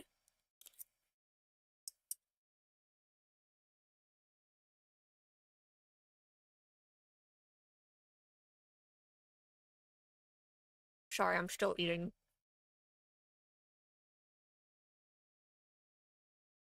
Okay. We are on to the beautiful, beautiful baby that is Ponyta. I want to put this higher than I'm going to be capable of. Can't believe you put your beloved fox in E tier. Really shows how much you love it. I'm crying that she's down here, trust me. I didn't even put my babies higher than B tier. She's the only one that's down here, and she had something in her Pokedex entry. So, like, there was a reason. Again, this isn't just about how much I love the Pokemon. That's not what this tier list is. If it were just how much I love the Pokemon, this list would look very different. It's not what we're doing here. It's ownability. There's reasons for everything. Okay, Ponyta. About an hour after birth, Ponyta's fiery mane and tail grow out, giving the Pokemon an impressive appearance. Its legs grow strong while it chases after its parents. It runs all day in fields and on mountains. You're a good trainer, you'll be able to own them all. I'm not Ash Ketchum, who is immune to being electrocuted and set on fire and drowning, and I can just come back to life because bullshit, and turning to rock, and then Pokemon just cry on me and I come back to life. Like, people don't live like that. Most people would be dead. I want to see a baby Ponyta without the flame. Yeah, that kind of sounds fucking adorable. As much as I want it. And not. What happened to Gotta Catch Them All? Again, the real world is just not realistic for Pokemon. Just throw hands with Mewtwo. Oh, trust me, Ash just attempting to punch a Mewtwo was wild. I just don't think Ponyta is going to be very ownable. It's just an open fire. I can put it where I put Charmander for the same reason, just I have concerns. It's open flame. It's a good baby. It's not really awful. Why are there two Zubat and Golbat? I don't know. I think it's gotta be something to do with gender differences in the Pokemon. I didn't make the list. The teeth look different on them, so I'm assuming that the different genders have different teeth. That's all I got. I don't know. I didn't make this. I'm just placing them in categories. Okay, Rapidash. It gallops at nearly 150 miles per hour, with its mane blazing ferociously, and it races as if it were an arrow. It has astounding acceleration from a standstill. It can reach a top speed within 10 steps. Make a better one? No.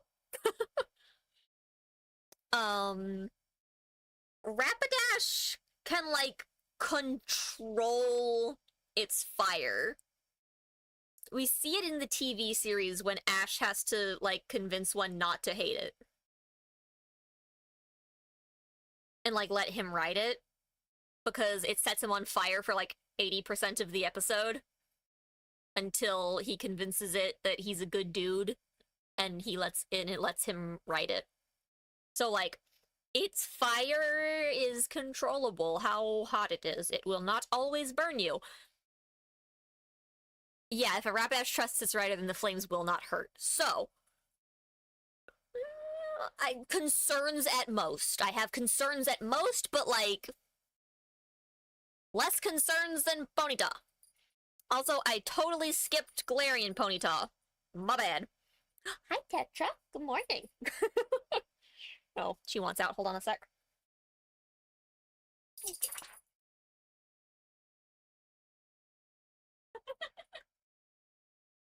The other dog was also at my door. Go and let me play with the doggo. Okay, Galarian Ponyta, my little cotton candy baby. Its small horn hides a healing power. With a few rubs from this Pokemon's horn, any slight wound you have will be healed. Hunter, you need one of these for your fucked up knee. This Pokemon will look into your eyes and read the contents of your heart. If it finds evil there, it promptly hides away.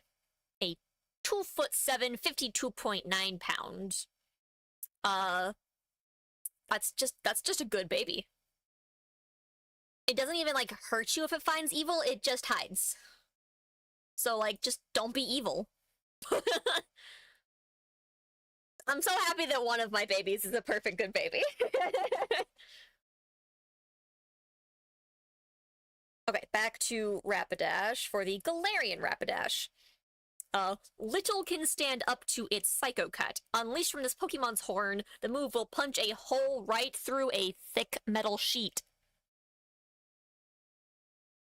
Brave and prideful, this Pokemon dashes airily through the forest, its steps aided by the psychic power stored in the fur on its fetlocks. 5'7", 176 pounds. How thick is a thick sheet, though?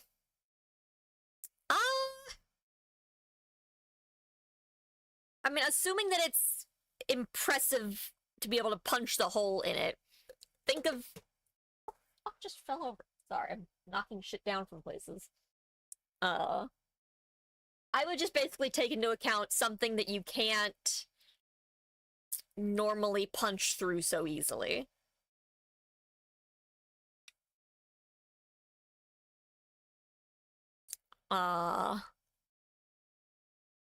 I have concerns.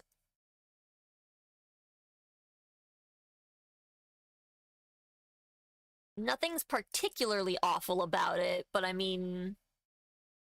Psycho Cut doesn't seem great. Oh my gosh, how many freaking Gen 1... Oh my god, there's still so many Gen 1 Pokemon! Oh my god, there's so many.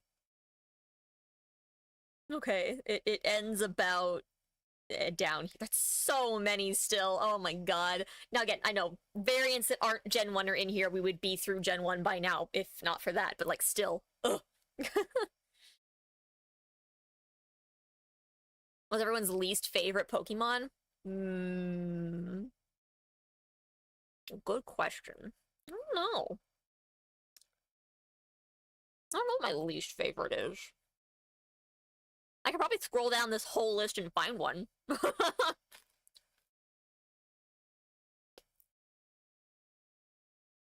Okay. Slowpoke.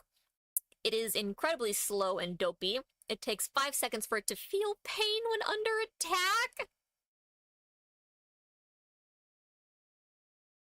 This poor baby. It is always vacantly lost in thought, but no one knows what it's thinking about. It's good at fishing with its tail. It is 3 feet 11 inches, 79 pounds. That's just a good baby. I can give you an answer and I'll be banned for it. If you tell me that Vulpix is your least favorite Pokemon, I'm kicking you out. I am always vacantly lost in thought. This is true. I won't deny it.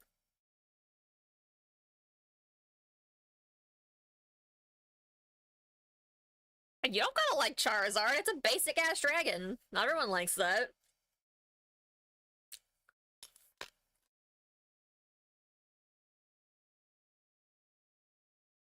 Okay, Galarian Slowpoke. It uses its tail to fish, but the scent of the spice emanating from its tail ensures its catches are always lacking. It gives off a stimulating scent because of chemicals that have seeped into its body from the spice that it eats as its staple food. 3'11", 79 pounds. You're also allowed to like Charizard. I don't care what you like or dislike. It's still a dragon. It is Vulpix, but only because I spent 3 months shiny hunting for it, and let's go. Fuck off. There are so much worse Pokemon than Vulpix.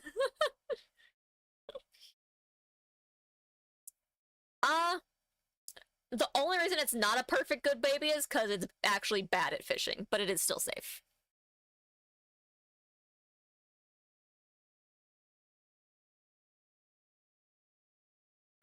Okay, Slowbro. When a Slowpoke went hunting in the sea, its tail was bitten by a shelter that made it evolve into Slowbro.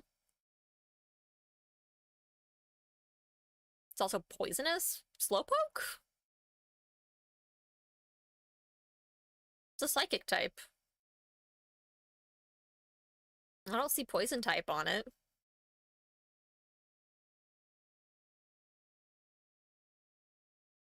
I just encountered a shiny Zubat. What do I do? Catch that fucker! Put it in a ball! Don't run away!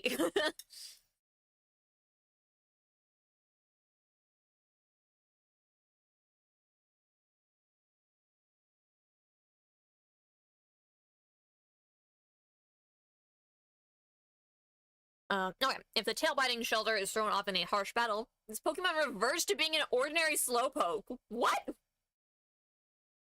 That's wild. Is this like the only Pokemon that can just de-evolve?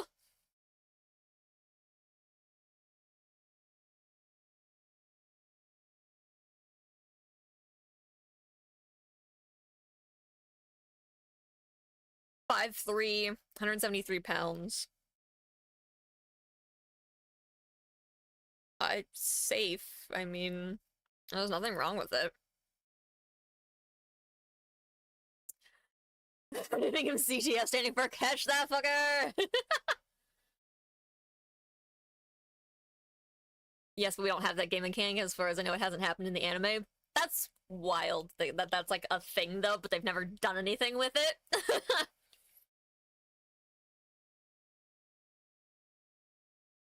Okay, let's see. We've got Galarian Slowbro.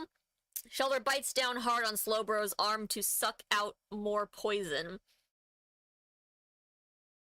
Okay, see, now there's poison going on. This seems to cause itching, so Slowbro occasionally lashes out. Shelter seems blissful over the taste of Slowbro, even though the toxins seeping from the bite have caused Shelter to faint! What?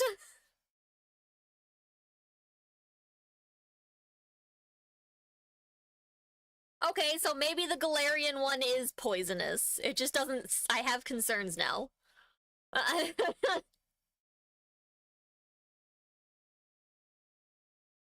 Was everyone's least favorite gen? No Gen 2 slander, I'll be in your room. Shoot, what gen, sorry, brain hurting. What gen was,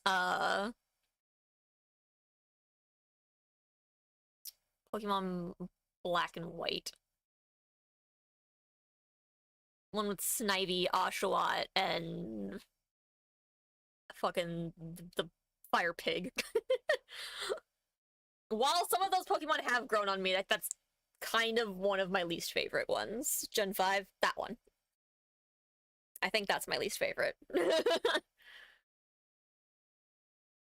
Okay, yeah, no, Galarian Slowbro seems to be quite problematic, and I have concerns. Actually, no, if it's that bad, I'm putting it in nope.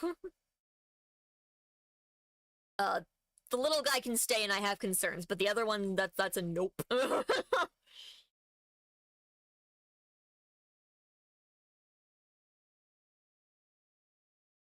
It's so weird that the Galarian Slowpoke's not poison type, though.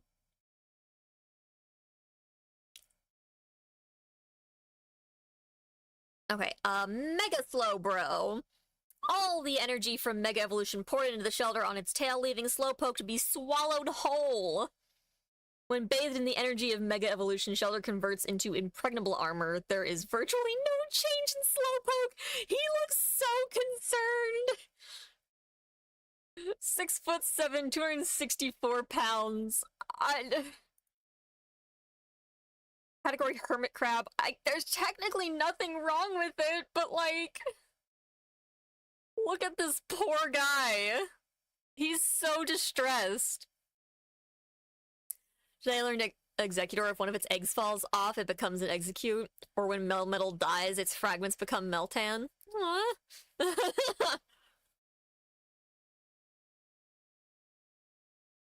This dude is so concerned. If you haven't seen Mega Slowbro, look up how distressed that Slowpoke looks. Okay, Magnemite. The electromagnetic waves emitted by the units at the side of its head expel anti-gravity, which allows it to float. It moves while constantly hovering. It discharges electromagnetic waves and so on from the units at its sides. 1 foot tall, 13-pound magnet. How strong of a magnet is it? Prevent Steel-type Pokemon from fleeing by pulling them in with magnetism. Okay, if it's strong enough that nearby Steel-type Pokemon are just, like, stuck, that's a magnet that would just fry all of your electronics. I'm gonna have to put that in no. That is destroying everything electronic around it, for sure.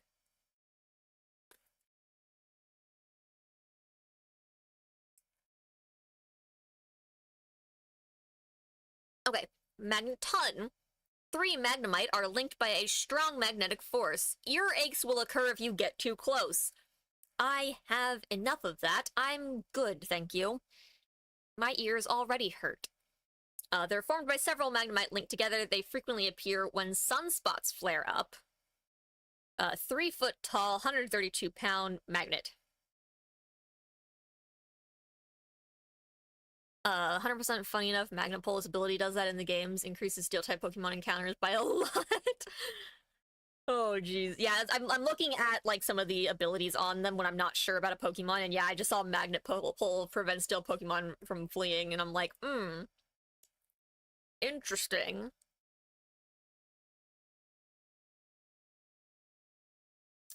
Yeah, this is full-on causing potential injury just for existing. Earaches will occur if you get too close. I'm putting that in bad. Because just by existing it is causing pain to you, that's bad. That's bad.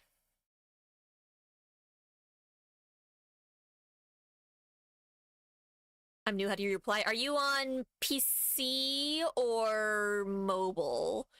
On your computer, if you hover over a message, there's a little arrow that says click to reply, and then you can do that. I don't know about mobile, though. I don't pay attention to mobile. Fuck. Can't help, sorry. Can you do replies on mobile? If you just, like, click and hold a message or something?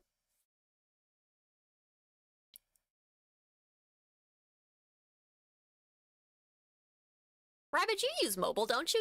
So yeah, you must be able to. Mobile, you just click the message and then hit reply. There you go. I was like, wait a second, I know for a fact someone uses mobile here. Yeah, of course. Glad we could help. Okay, we are now on to There's a Leak in the Boat. Farfetch'd.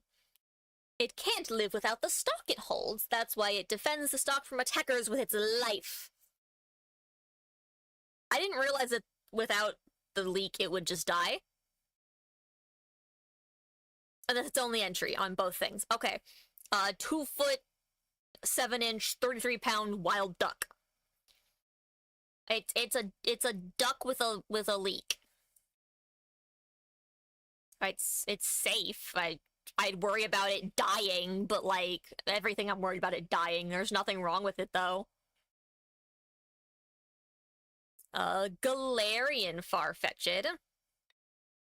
The stalks of leeks are thicker and longer in the Galar region. Farfetch'd that adapted to these stalks took on a unique form.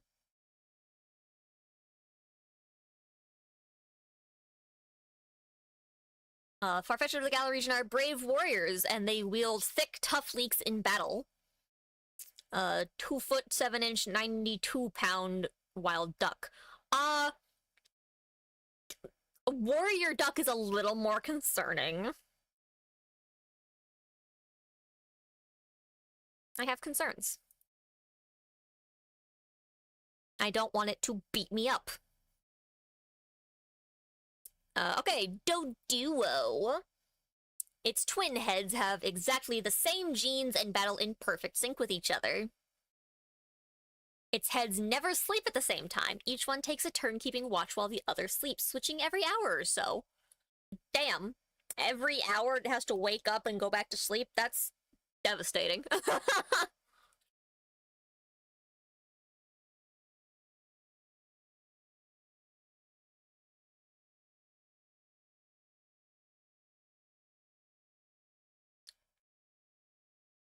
Hmm.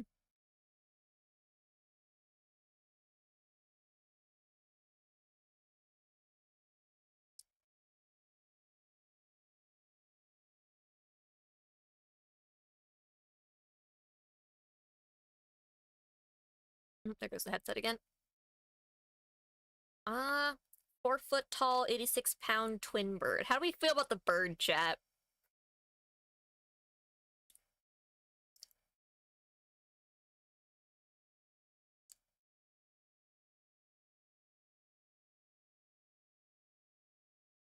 There's nothing, like, really wrong with it, though.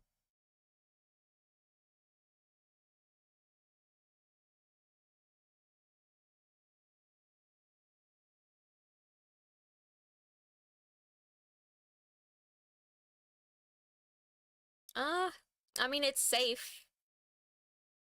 I don't think there's technically anything wrong with it. I could put this in outside only. Treat it like a herd of chickens. Or a flock, rather. Sorry, bird terms. Yeah, I might put this one outside only. Don't know why, just do.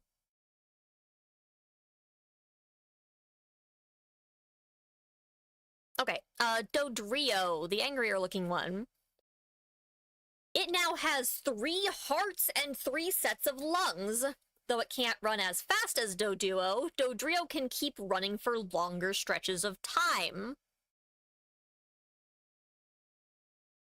The strongest head with the thickest neck becomes the leader and gains primary control of the body. 5'11", 187 pounds. I'd hope it could with 3 lungs and hearts. Yeah, that's a lot. Yeah, I mean, outside only.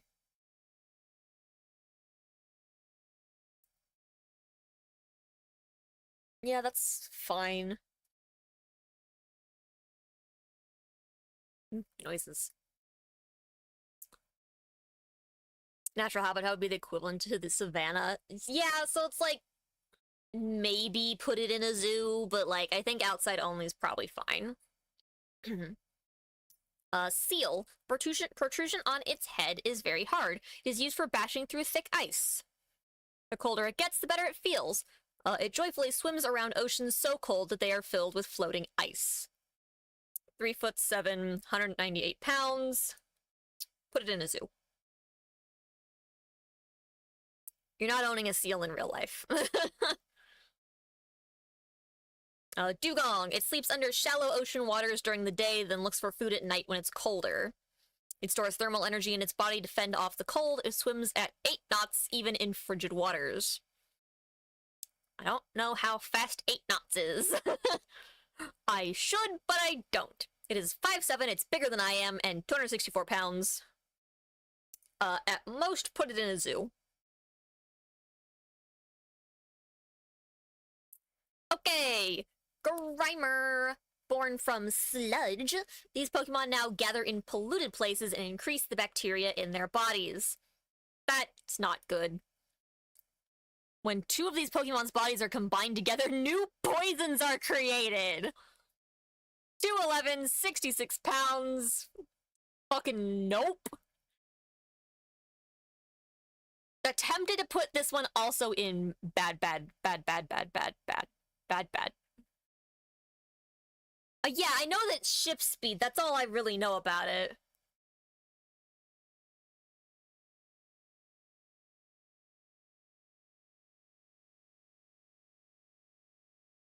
Definitely tempted to put that in bad.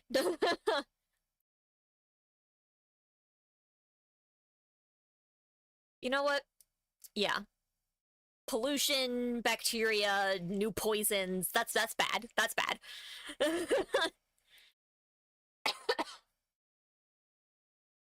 Okay, Alolan Grimer. They store their toxins inside their bodies, so unlike Grimer from other regions, they don't smell bad, even up close. Alolan Grimer will gladly gobble up any kind of trash, making it a widely used and popular Pokemon at garbage disposal facilities. Okay. 2 feet, 92 pounds. That's not as bad as regular Grimer. The toxins stay inside, they don't seep out horribly.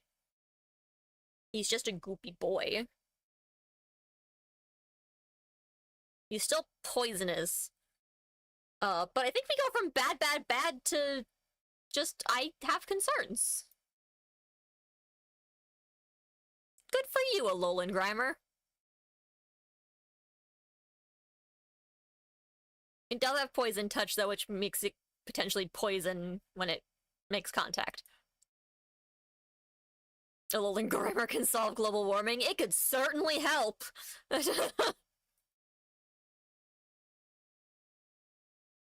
Okay. Muck. It's thickly covered with a filthy, vile sludge. It is so toxic, even its footprints contain poison. It's so stinky. Muck's body contains toxic elements, and any plant will wilt when it passes by. Not just when they touch, when it passes by. Bad. Bad. No. Not a good one. That's bad. Okay. Alolan Muck. What looks like fangs and claws are actually crystallized poison that will afflict you with a mere touch, so don't get too close. There are over 100 kinds of poisons inside its body. Chemical reactions between different poisons are the source of its vitality. I'm gonna just put this one in nope, because it's only slightly better than the other one.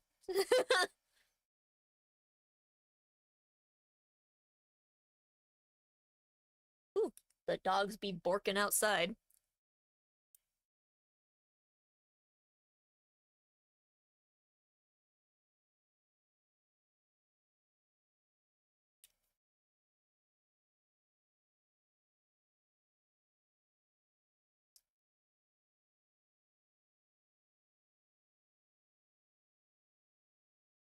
We're definitely gonna have to break this down into multiple streams.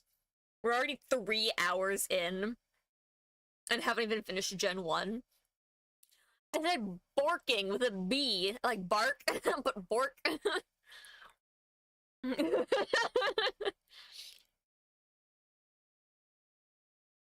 was also chewing food, so it probably came out weird. Okay, Shelder. It is encased in a shell that is harder than diamond. Inside, however, it is surprisingly tender. Okay, so, like, you couldn't, like, just, like, accidentally crack a Shelder, which is good. Clamping onto an opponent reveals its vulnerable parts, so it uses this move only as a last resort.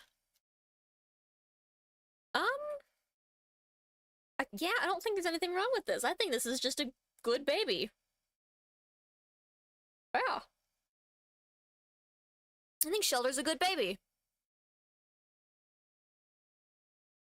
Okay, Cloyster. Cloyster that live in seas with harsh tidal currents grow large, sharp spikes on their shells. When attacked, it launches its spikes in quick volleys. Its innards have never been seen. Interesting. We don't need it to launch spikes at us. It's not great. Maybe in a zoo? Zoos have, or more aquarium, I guess is being more accurate. Aquariums have some semi-dangerous creatures in them. I'll put that one in a zooquarium.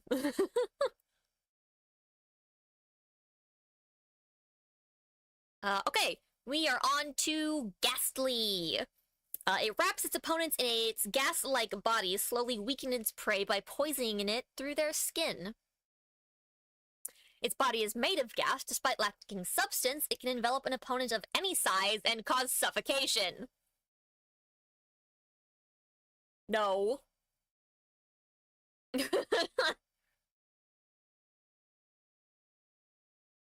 Haunter. It likes to lurk in the dark and tap shoulders with a gaseous hand. Its touch causes endless shuddering.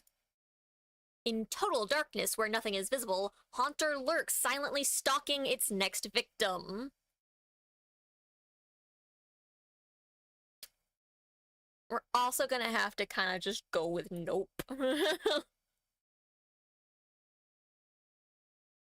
Gengar. To steal the life of its target, it slips into the prey's shadow and silently waits for an opportunity. Hiding in people's shadows at night, it absorbs their heat. The chill it causes makes the victim shake. It's just gonna kill you. Okay, Mega Gengar. It can pass through other dimensions and appear anywhere. It caused a stir one time when it stuck just one leg out of a wall. Both entries are identical for it. 4 foot tall, 89 pounds. This one's not as bad, but I'm assuming it still does the same things as a regular Gengar too. Shadow Tag steps on an opposing Pokemon's shadow and prevents them from fleeing or switching out. Yeah, that's gonna be a nope from me. Gigantamax Gengar. It lays traps, hoping to steal the lives of those it catches. If you stand in front of its mouth, you'll hear your loved one's voices calling out to you. Rumor has it that its gigantic mouth leads not into its body filled with cursed energy, but instead directly to the afterlife. 65 feet tall, unknown weight. G-Max Gengar is just a game of wonders from Aladdin. I'm still gonna have to put it in bed. You're not owning this. It's not happening. Alright, Onix! As it digs through the ground, it absorbs many hard objects. This is what makes its body so solid. It rapidly bores through the ground at 50 miles per hour by squirming and twisting its massive, rugged body. 28 feet tall, 463 pounds. I'm gonna have to say no based on size alone. All G-Max ones are just F. Unfortunately, it's just impossible to own them. Nope. Not saying it's not, I'm just saying we put it in a zoo, won't have to worry about people leaving. Do not put the Gengar in a zoo. Oh, man.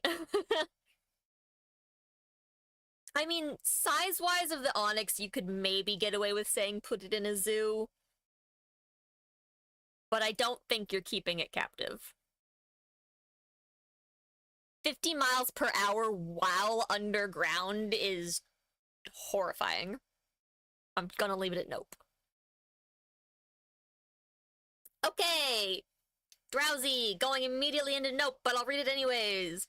It remembers every dream it eats. It rarely eats the dreams of adults because children's are much tastier.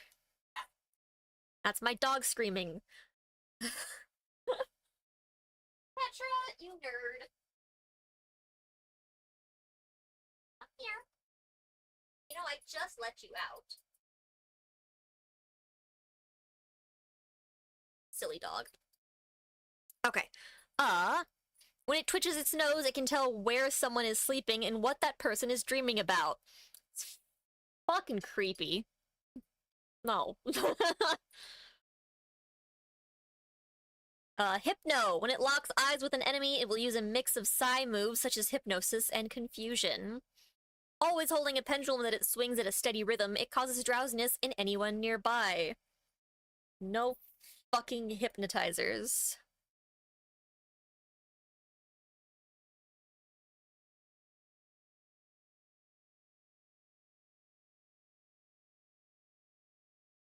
Okay.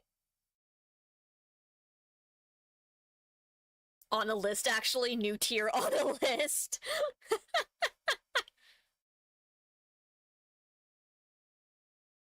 In Pogo, I have a drowsy named Benadryl. That's funny. Okay, Crabby. It can be found near the sea. The large pincers grow back if they are torn out of their sockets. Ugh. If it senses danger approaching, it cloaks itself with bubbles from its mouth so it will look bigger. 1 foot, 14 pounds. It's just a crab. It's just a crab. At least it's safe.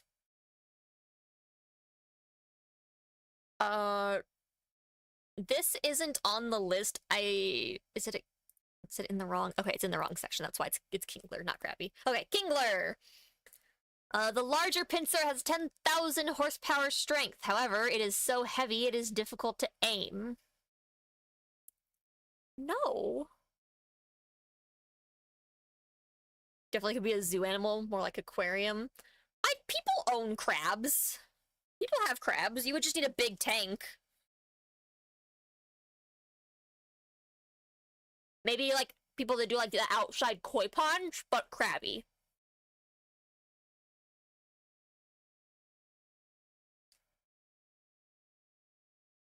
Okay, both of its entries are the same. Kingler seems like not great. 10,000 horsepower and it can't aim it properly? Nope. That's a nope. Okay. Gigantamax Kingler. The flow of Gigantamax energy has spurred this Pokemon's left pincer to grow to an enormous size. That claw can pulverize anything. The bubbles it spews out are strongly alkaline. Any opponents hit by them will have their bodies quickly melted away. 62 feet tall, unknown weight. Bad. Bad, bad, bad, bad, bad, bad, bad. Kingler could be a zoo. Are we arguing that Kingler could go in a zoo even with its 10,000 horsepower claw?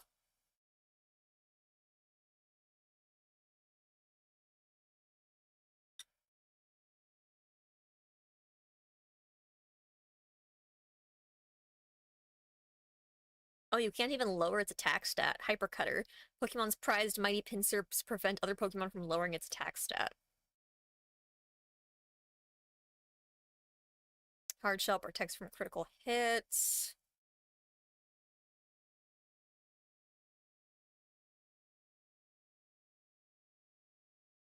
Yeah, if you guys want it to be in a zoo, I will put it in a zoo for I'll put it in the zoo category for now. Yeah, zoo aquarium. It's the same. It's the same thing. What is an aquarium if not an aquatic zoo?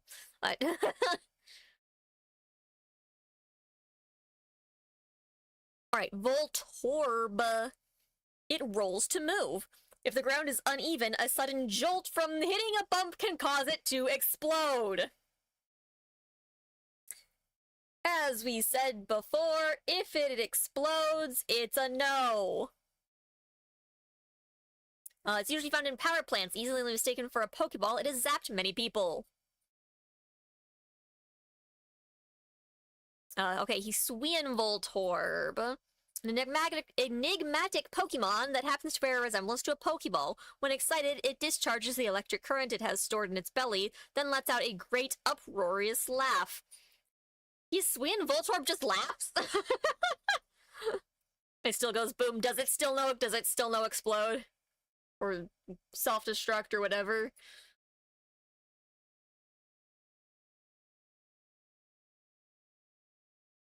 Oh, okay. Electrode. The more energy it charges up, the faster it gets, but this also makes it more likely to explode.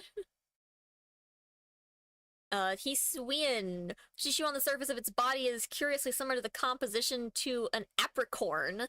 When irritated, this Pokemon lets loose an electric current equal to 20 lightning bolts. No. That's almost bad. That's almost bad. You're towing the line there. Alright. Execute. If you touch one of Execute's heads, mistaking it for an egg, the other heads will quickly gather and attack you in a swarm. Using telepathy, only fellow Execute can pick up on, they always form a cluster of 6. I thought these were seeds, not eggs. Why is their category egg? I thought they were technically seeds.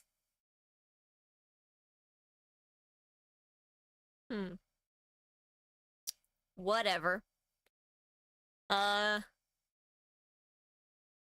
Listen, we don't talk about it. Well, fine. They're angry.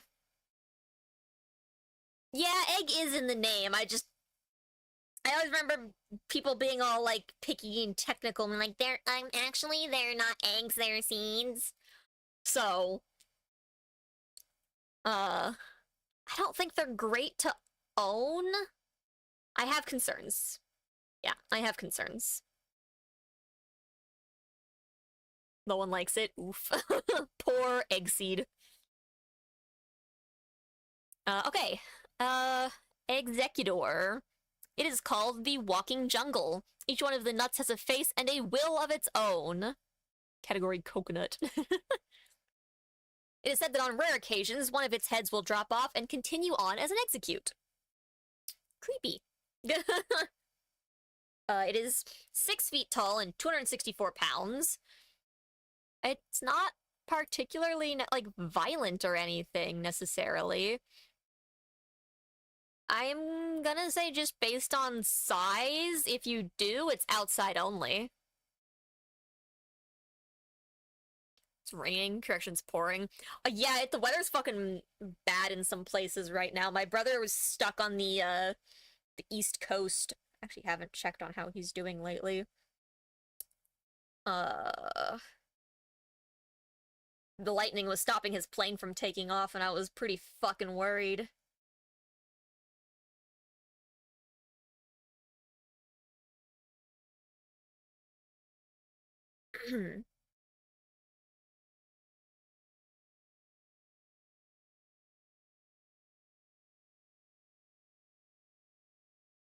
Departures tonight.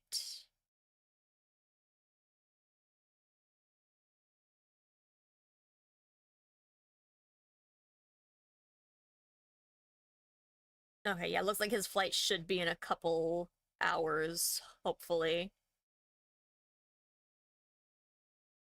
It's a mess. The airport was practically shut down as lightning was just striking the tarmac. Yeah, we're finishing the move tomorrow regardless of if he makes it home. Because his wife is still up there, and so we still have to help her get out of there in time. So we'll go down and help her regardless, but he should be home tonight. It'll just be a late night for him, poor guy.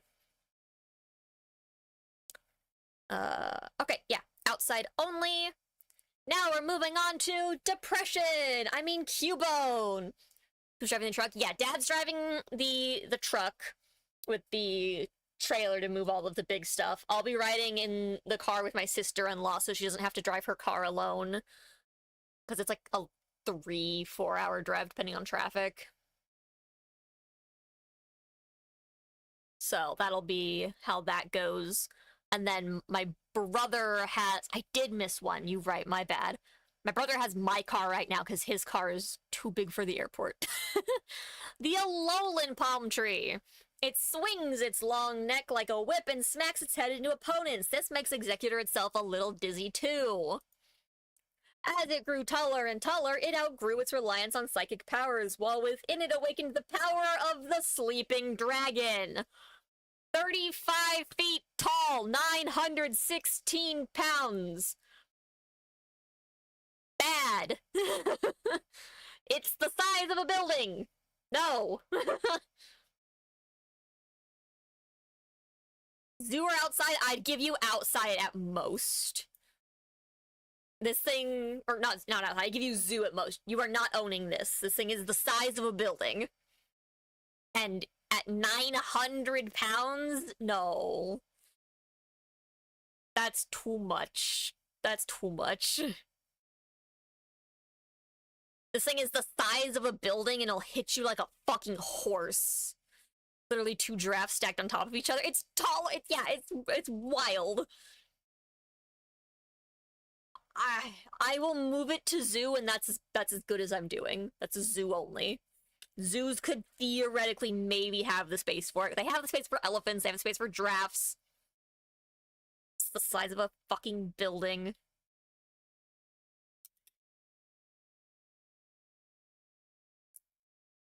It is dragon type, though. Is it no dragon type moves as well, or is it just the typing?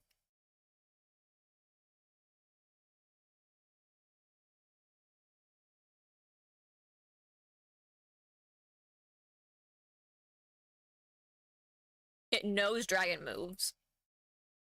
You lost. See, you're losing me with it knowing dragon moves. If it didn't know dragon moves, I'd let it be in a zoo. We do not need the fucking dragon tree building in a zoo. Just in a zoo and all of a sudden Draco Meteor. No, thank you! It learns 1 dragon move? Is it the one that I said? Because on its Pokemon cards, it knows Draco Meteor Barrage. Which, oddly enough, uses grass energy. That's funny.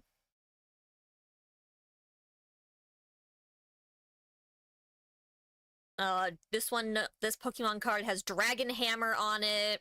That Pokemon card has Dragon Hammer on it. Yeah, according to the Pokemon cards, it knows Dragon Hammer and Draco Meteor.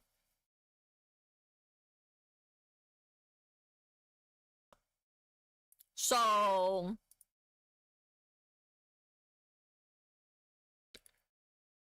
which does 120 damage. So Dragon Hammer does 120 damage. No.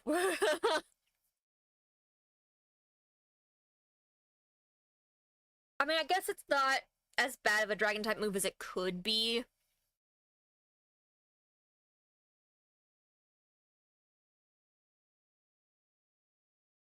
Fine. It can stay in the zoo. I don't love it, but I'll let it be in the zoo. Alright, depression! Cubone!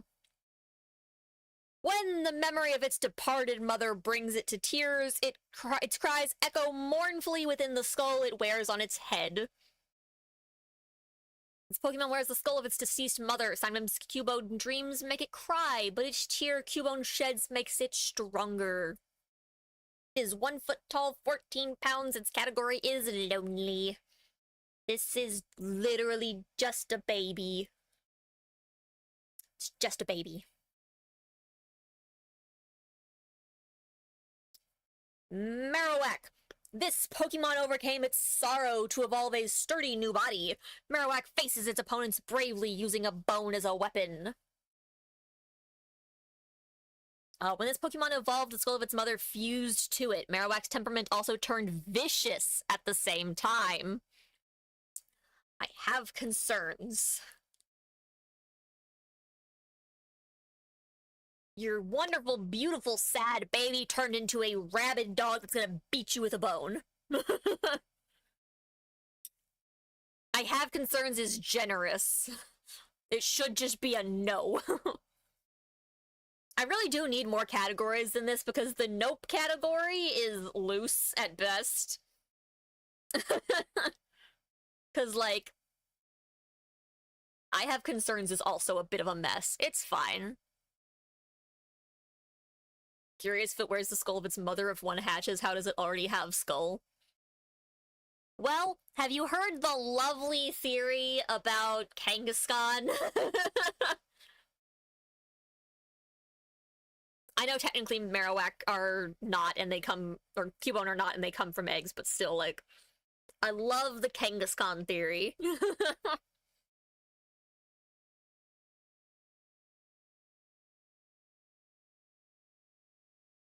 Okay, let's see.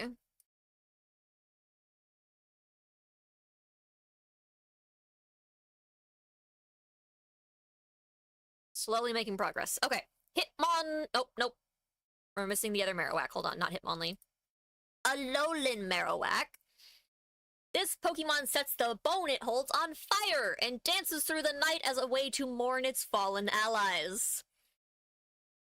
The cursed flames that light up the bone carried by this Pokemon are said to cause both mental and physical pain that will never fade.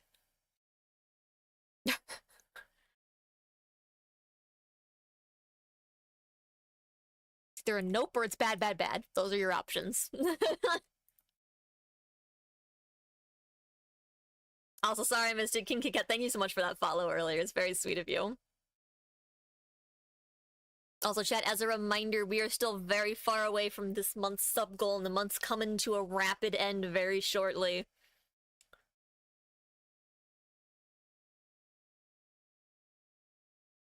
Man, must have been hit by one of them. Yep, right in your knee. Alright, now we're on Hitmonlee. At the exact moment it lands a kick on its target, Hitmonlee hardens the muscles on the sole of its foot, maximizing the power of the kick. It has complete control over the ligaments in its leg, expanding and contracting them to double the reach of its kick. 4'11", 109 pounds.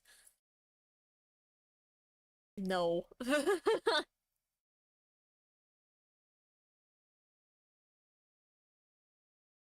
Hunter, you can joke all you want. I am, like, average height. I'm not even short.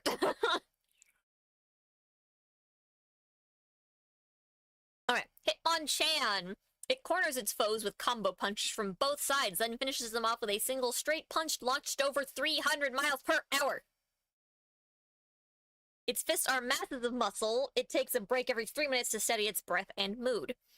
4'7", 110 pounds. Of nope. Alright, here comes the real big nope. We got Lickitung. If this Pokemon's sticky saliva gets on you and you don't clean it off, an intense itch will set in. The itch won't go away either. Bug Pokemon are Lickitung's main food source. This Pokemon paralyzes its prey with a lick from its long tongue, then swallows the prey whole.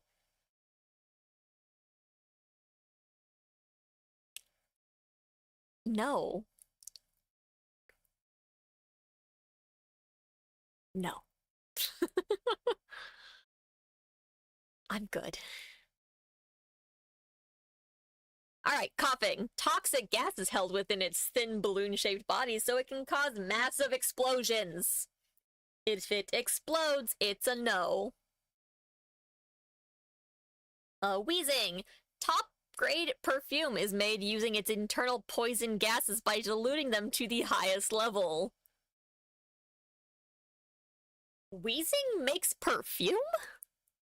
Excuse me? When it inhales poisonous gases from garbage, its body expands and its insides smell much worse. It makes perfume?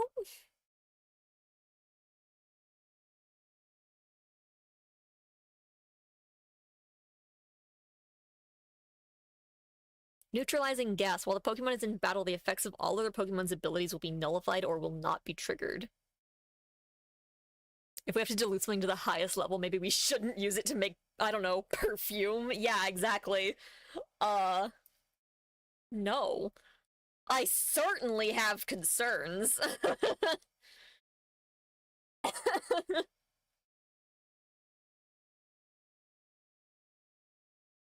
Galarian wheezing. Long ago, during a time when droves of factories fouled the air with pollution, wheezing changed into this form for some reason. This Pokemon consumes particles that contaminate the air. Instead of leaving droppings, it expels clean air. Okay. It is still poison type.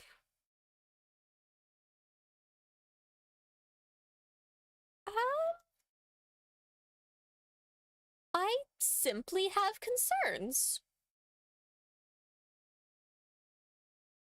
That are outside only. Currently, we're just sitting and I have concerns. Good for it. This one is good. I think this is the best one, even if it can still explode, but like, good for environment explosion, I guess. Outside only it is. I gotta knock it down one just because it explodes. Just because it explodes.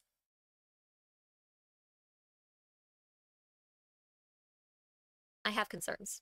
We're just gonna leave it at I have concerns. It's fine. It's fine. Okay, Rhyhorn. Rhyhorn claims an area with over a 6-mile radius as its territory. It apparently forgets where this territory is when running, however. I don't know how to feel about it. Yeah, the Galarian wheezing is definitely towing some lines of, once it starts running, it won't stop, even if it crashes through boulders. This disposition is what's caused its habitat to expand. That's... no.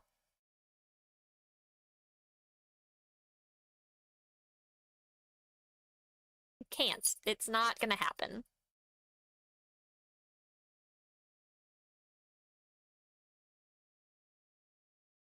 Also, it's one of its abilities. Woo, hi! Really? One of its abilities is lightning rod, and you don't need to have a lightning rod in your house.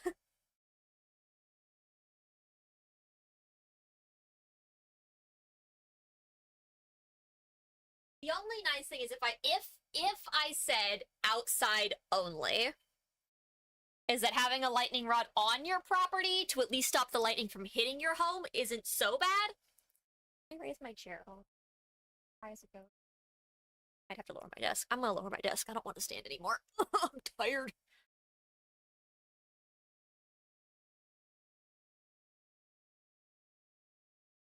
Down you go, chat. Could always use more rhinos, though. True.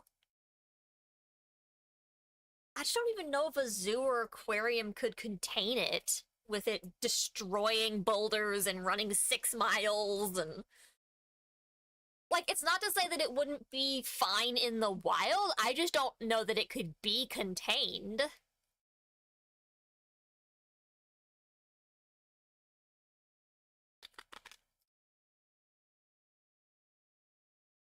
Because theoretically, it would destroy whatever retaining wall you use to try to keep it in.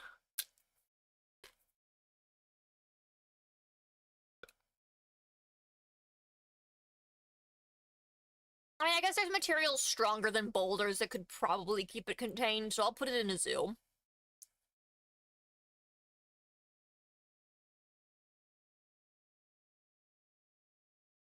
Rhydon. The horn of a Rhydon is powerful enough to crush raw diamonds. These Pokemon polish their horns by bashing them together. It evolved to walk using only its hind legs, which has allowed it to expand its habitat even onto steep mountains. You don't need a Pokemon with the stronger than diamonds. This is what, yeah, this one we can't have. This one's not happening.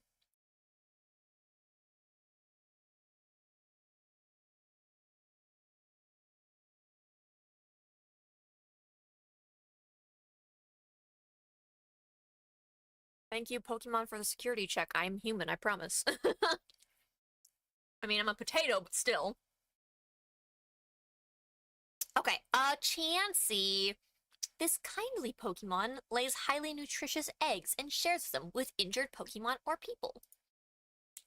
It walks carefully to prevent its egg from breaking. However, it is extremely fast at running away. 3'7", 76 pounds. It's a big dog. Hold on a second. Nancy and Nurse Joy. You. Oh, okay. That's fine. I was about to say Nurse Joy is short as fuck because her Chansey's huge. But no, she's like 5 feet tall. By comparison. She's only like 2 feet taller than her Chansey, so she's like 5 feet tall. Okay. Can't have Chansey, the world would destroy it. Realistically, yeah, you would not be able to own a Chansey simply because it would only belong to the medical industry. But, like, that's not on my list. I guess we could say put it in a zoo as equivalent to put it in a hospital. Because otherwise, this is just a perfect good baby.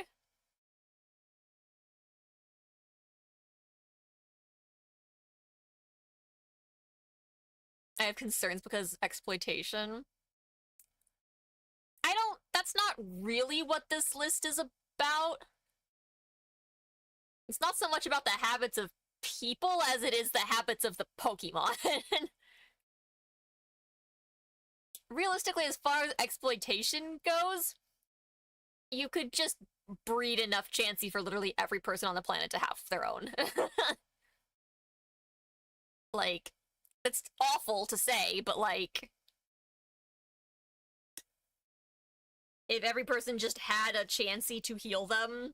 I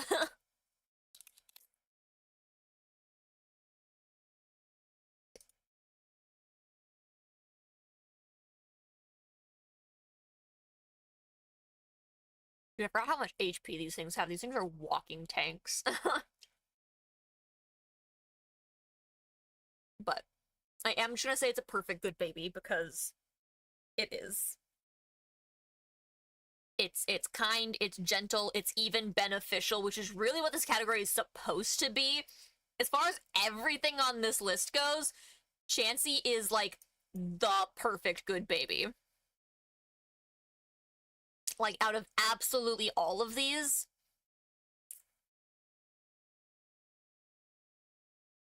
Walking tanks really get flicked in the forehead and then they're gone. Yeah, they have awful defense. They just have so much health.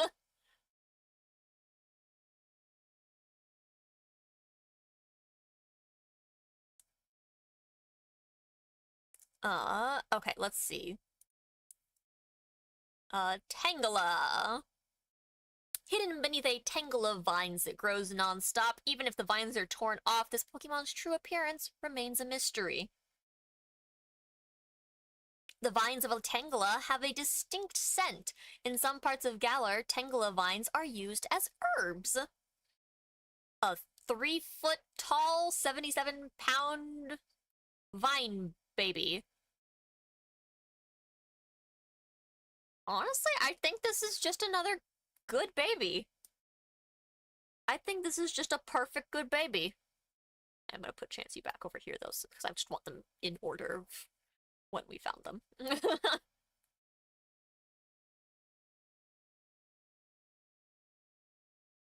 Yeah, that's a perfect good baby right there. Alright, Kangaskhan. Although it's carrying its baby in a pouch on its belly, Kangaskhan is swift on its feet. It intimidates its opponents with quick jabs.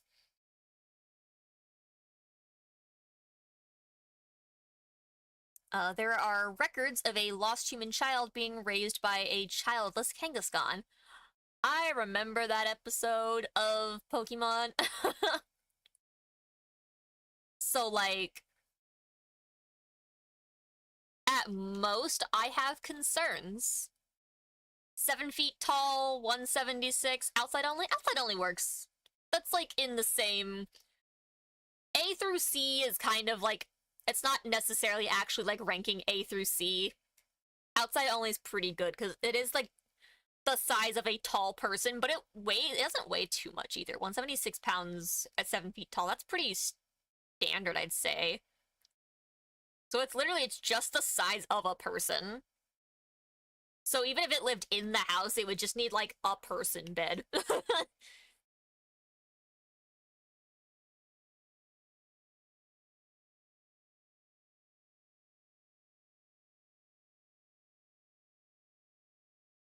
uh, Mega Kangaskhan.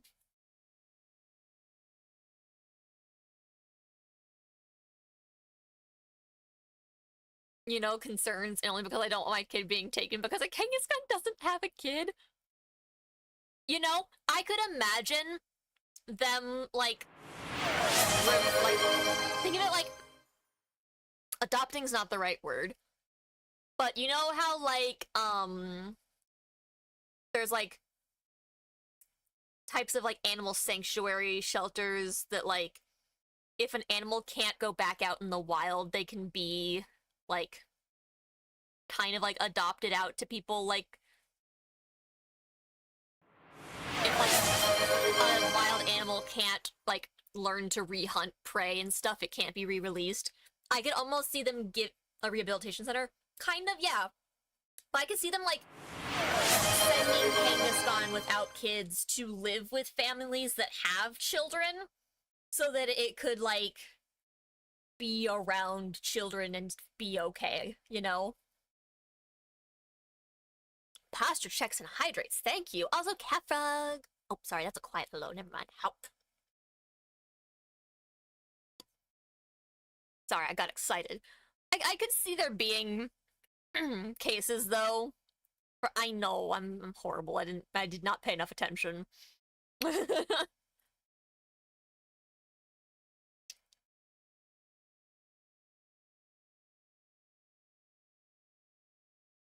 But yeah, by and large, I think it's safe. Also, to be fair, it didn't actually say that Kangaskhan, like, stole the child. The child got lost. And so the Kangaskhan just kind of, like, took care of it. So, like, it's not like it stole the kid. So I'm just gonna put it in safe, because I think it's safe. Okay, Mega. Its child has grown rapidly thanks to the energy of Mega Evolution. Mother and child show off their harmonious teamwork in battle. It's the same thing, both sides. I mean, I guess it's still safe. I don't really want them fighting me, though. I have more concerns for this one than I do for the other one. It's still only 7 feet tall. It only weighs a little bit more because the child's bigger now. It's still safe, but I don't want to fight a kid. Exactly. Alright, moving on to our lovely seahorse friends. We got Horsey. If attacked, even by a large enemy, Horsey effortlessly swims to safety by utilizing its well-developed dorsal fin. It maintains balance using its tail, which is wound up like a coil. It may spray ink from its mouth. Aquarium, really. People don't really own seahorse in real life, do they? Probably somewhere they do. It's not normal. Okay.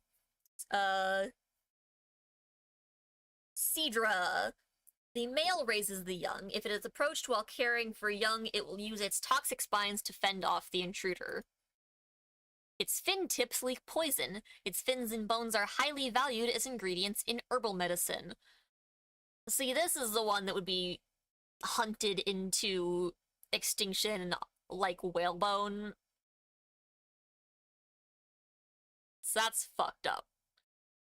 Aquarium at most. They have poisonous things in aquariums. And that would also keep it from going extinct, as people wouldn't be able to get to the ones that are safely in the aquarium and steal their bones. Okay, Goldeen. Its dorsal, pectoral, and tail fins wave elegantly in water. That is why it is known as the water dancer. And yet its category is goldfish. Why can't it be Goldeen, the water dancer Pokemon? No, instead it's Goldeen, the goldfish Pokemon. Its dorsal and pectoral fins are strongly developed like muscles. It can swim at a speed of 5 knots.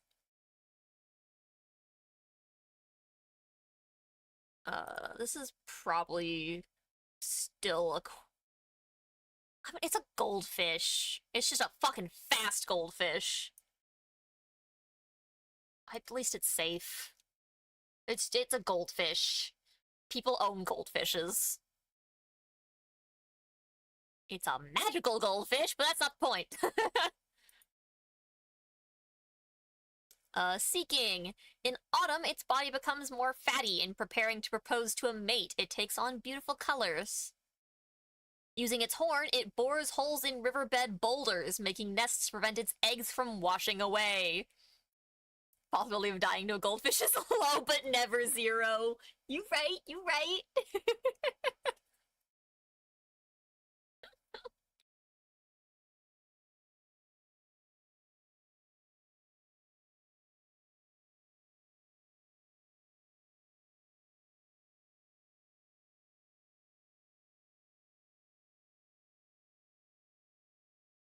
Sorry, I was checking my messages.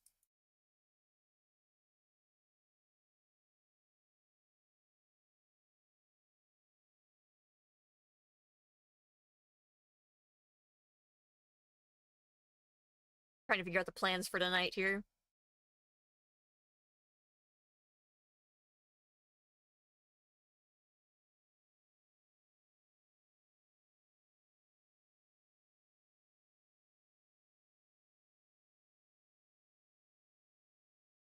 Not talking about dinner, I'm talking about stream with Puppy and Peace later. Okay, where are we feeling on seeking here, chat? Boring holes in boulders is a little concerning, but I think it could at least be an aquarium.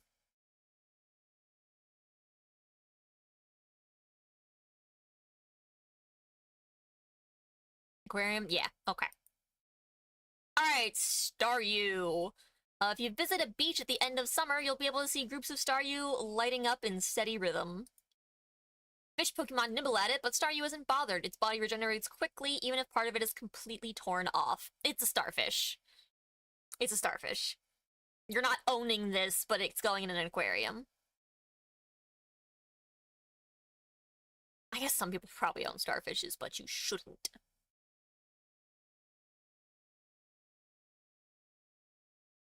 Starmie! This Pokemon has an organ known as its core. The organ glows in 7 colors when Starmie is unleashing its potent psychic powers.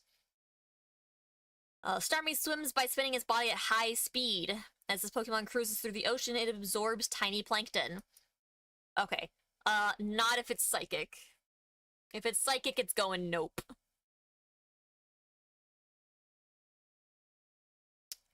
Okay, Mr. Mime. Nope, bad. Bad, bad, bad. It is a pantomime expert that can create invisible but solid walls using miming gestures. Emanations from its fingertips solidify the air into invisible walls that repel even harsh attacks. It's just a dude. It's just a dude. This is just a person, and I hate it. Especially being psychic. No, thank you. Nope. Okay, Galarian Mr. Mime. It can radiate chilliness from the bottoms of its feet. It'll spend the whole day tap dancing on a frozen floor. Its talent is tap dancing. It can also manipulate temperatures to create a floor of ice, which this Pokemon can kick up to use as a barrier. not so much zoo, but like circus. It being able to just freeze the floor beneath you isn't great. Um, it's still a psychic type. If you like cold feet, hi Sam. It's not so much the cold feet that I'm worried about, is it like being a safety hazard?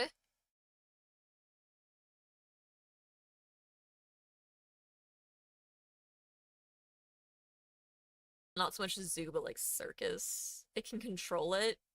Can it? I guess I said it can manipulate temperatures.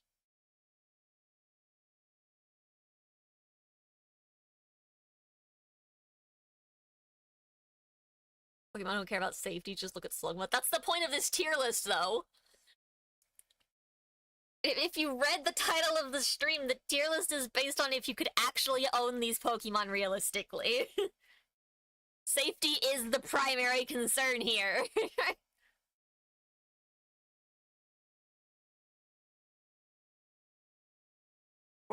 It's not just for realistically none of them are safe. That's not true. There's actually a number of them that are actually quite safe. Chansey especially is incredibly safe.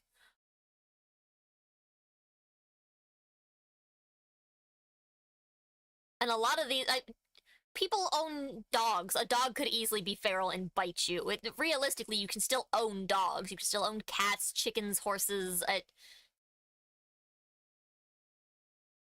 There's a fine line here.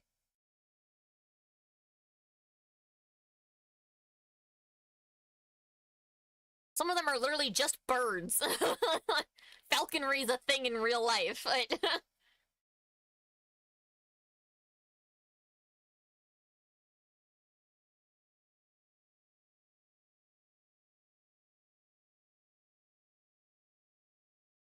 I will put him in I have concerns.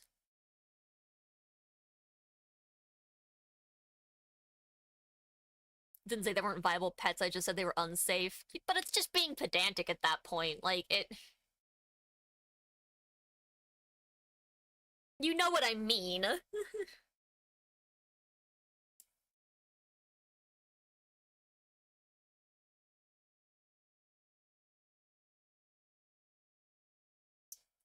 Okay, Scythe...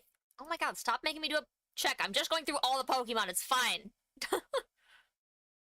Website keeps security checking me. It's like, no one looks through the entire Pokedex this long. Okay, Scyther, I'm gonna have to say no pretty quickly here, but I will read the things anyways. It slashes through grass with its sharp side, smoothing too fast for the human eye to track. The sharp sights on its forearms become increasingly sharp by cutting through hard objects. It's sharp, it only gets sharper, and you literally couldn't dodge it if it decided to attack you. This Pokemon could literally cut you in half. Too fast, too furious, too nope, exactly.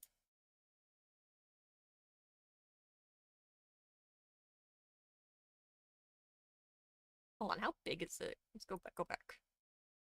4'11", 123 pounds. Yeah, no.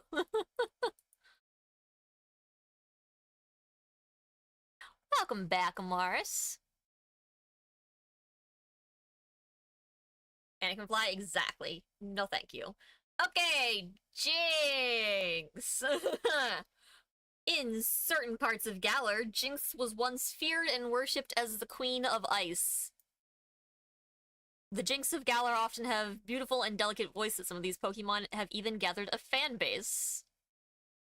This is a really new Pokedex entry that they've put in.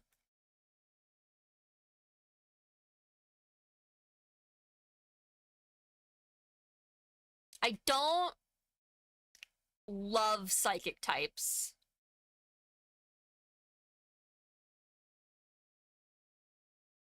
It's not great.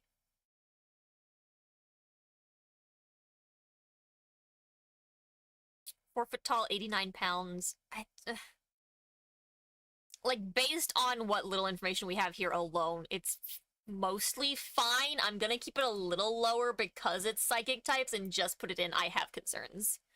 Did you rate Ditto yet? No. Ditto's down here.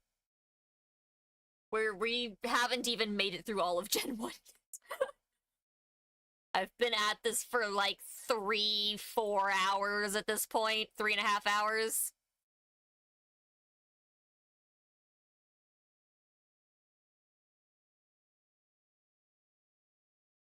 Electabuzz. Its body constantly discharges electricity. Getting close to it will make your hair stand on end. Gonna be for the next week at this rate. We'll break this up into multiple streams over a course of time, for sure. I will probably move on to something else once we finish, the standard Gen 1.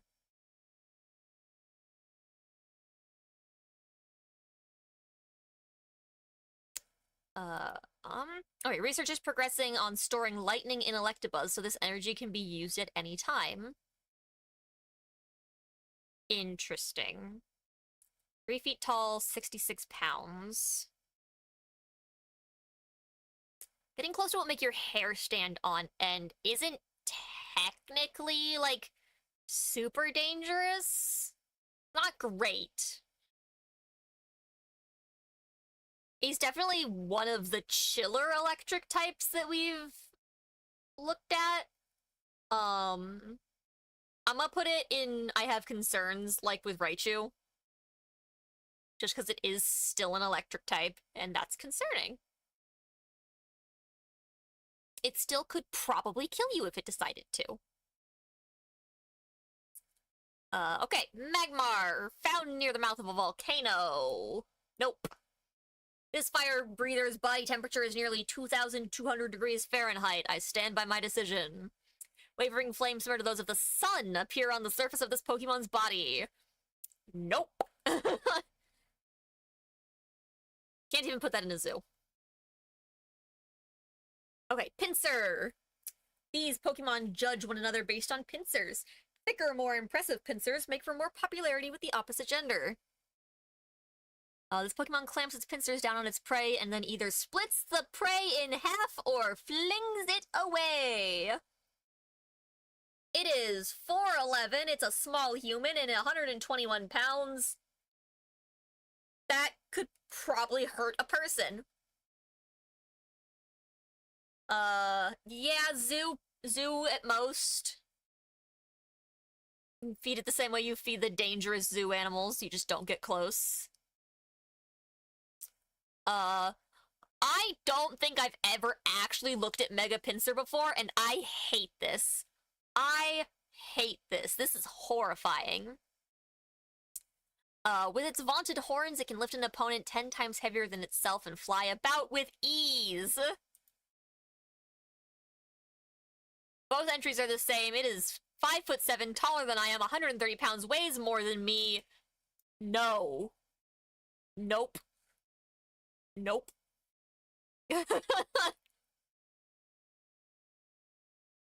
That's awful.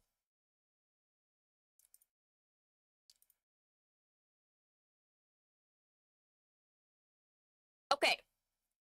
Tauros. It's a bull. When it targets an enemy, it charges furiously while whipping its body with its long tails. They fight each other by locking horns. The herd's protector take pride in their battle-scarred horns. Outsider Zoo. Yeah. It's not much different than owning cattle. So, putting it in line with owning cows and bulls is plausible.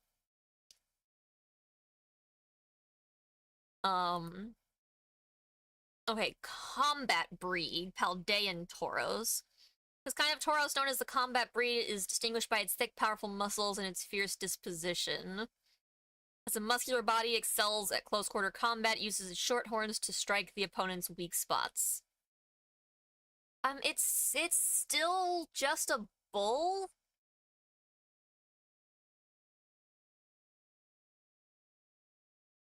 Blaze Breed. When heated by fire energy, its horns can get hotter than 1,800 degrees Fahrenheit. Those gored by them will suffer both wounds and burns. People call this kind of Tauros the Blaze Breed due to the hot air it snorts from its nostrils. Its three tails are intertwined. It's a bull bred for murder. Indeed it is. Okay, this one's gonna have to go in the nope. That's a nope bull. Aqua Breed. It swims by jetting water from its horns. The most notable characteristic of the Aqua Breed is its high body fat, which allows it to float easily. Pokemon blasts water from holes in the tips of its horns. The high-pressure jets pierce right through Tauros' enemies. That's also going to be a nope.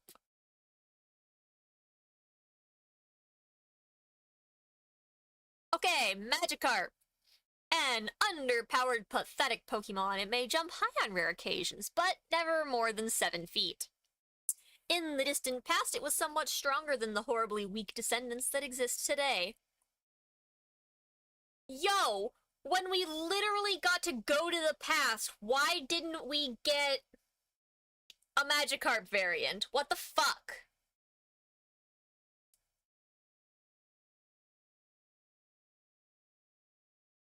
Where was our chance when we literally traveled to the past and didn't get stronger past Magikarp? What the fuck? Or, I don't know, when they did the new games, and there's literally, like, the ancient, like, Pokemon that are in the crater.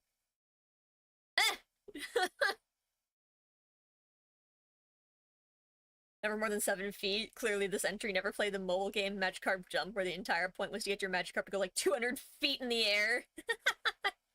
That thing could kill us. Its entire body is all bones. Impact from it would be like getting hit with, I don't know what that word is. Except worse. It's just a it's just a fish. It's a big fish. It's a 2-foot, 22-pound fish.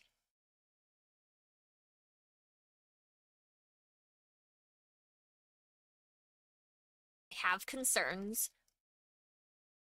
Mainly my concerns is that it turns into a Gyarados.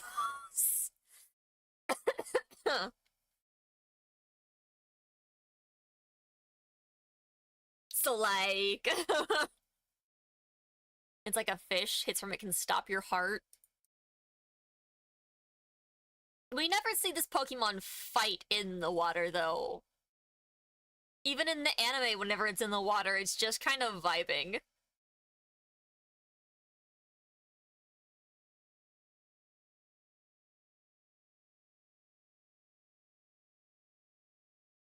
It's not really hitting you the way that fish would. Even in the show, they had a Magikarp jump well over 50 feet into the air. Yeah, they're not really consistent.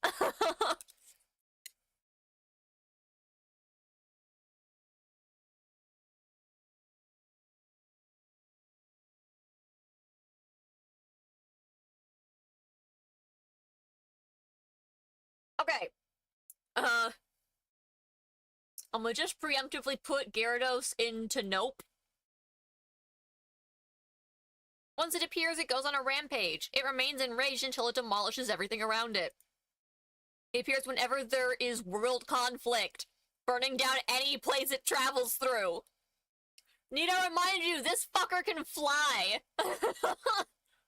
No. In fact, because it says it burns down the world, I'm gonna move it to bad. It's bad, bad, bad, bad, bad.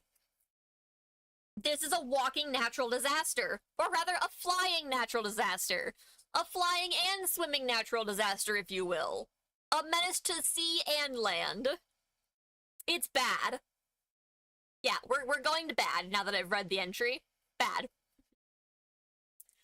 Even worse, Mega Gyarados.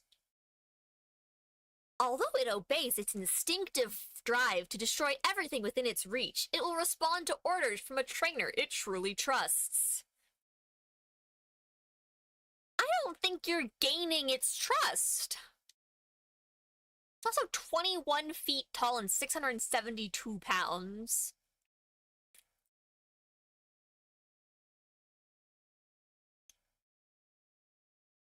Bad.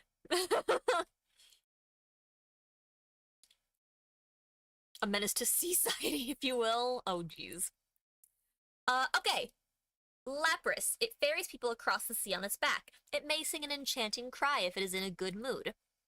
Able to understand human speech and very intelligent, it loves to swim in the sea with people on its back. 8 feet tall, 485 pounds. I'm gonna go aquarium with Lapras. You're not owning one of these. But I could see it in, like, an aquarium. Or like a swim with dolphins scenario. It's a boat. Yeah, I mean, if you are owning this, it's like the equivalent of buying a boat.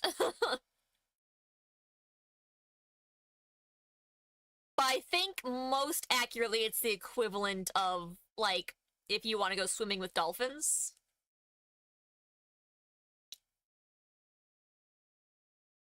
If you disagree, I understand. I'm just gonna put it in aquarium, though. Gigantamax Lapras. It surrounds itself with a huge ring of gathered ice particles. It uses the ring to smash any icebergs that might impede its graceful swimming. Over 5,000 people can ride on its shell at once, and it's a very comfortable ride without the slightest shaking or swaying. 78 feet tall, unknown weight.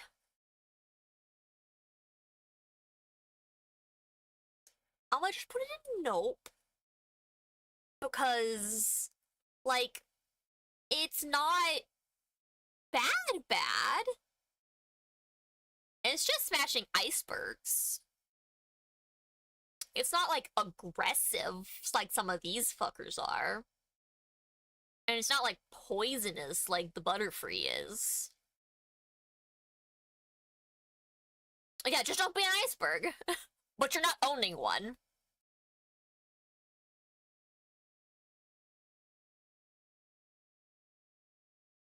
How big is Gmax Lapras? 78 feet with an unknown weight. All of the Gigantamaxes have an unknown weight. They do not have a weight listed. It's 78 feet tall. Plus. There's a plus next to that. 78 feet, 9 inches plus.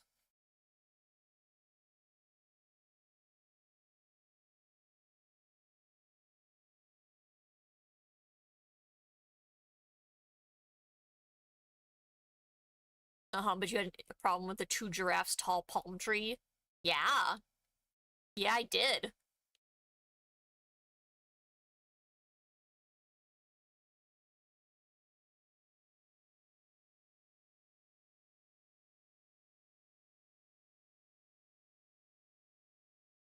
You're not owning either of them. At best, I put it in the zoo.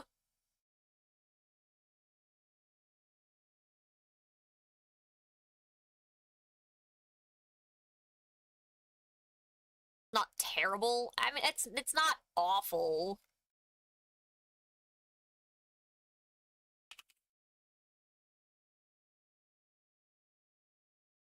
I mean, okay, looking up 78 feet, it's like the size of a yacht, I guess.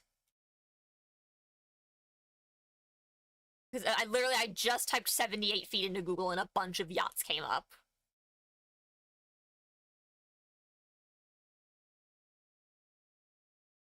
Is this thing literally smaller than the Titanic?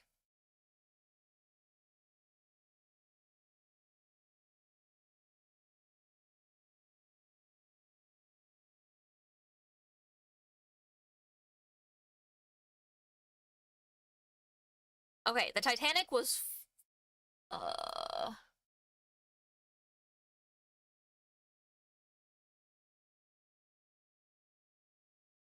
Titanic was 880 feet long and 90 feet wide. Gmax Lapras is smaller than the Titanic. How tall? It doesn't say how tall.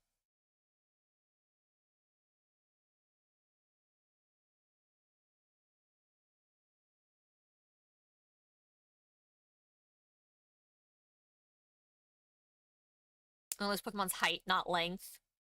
I mean, you can say that, but like when they give you a height on Ekans, they're giving you the length.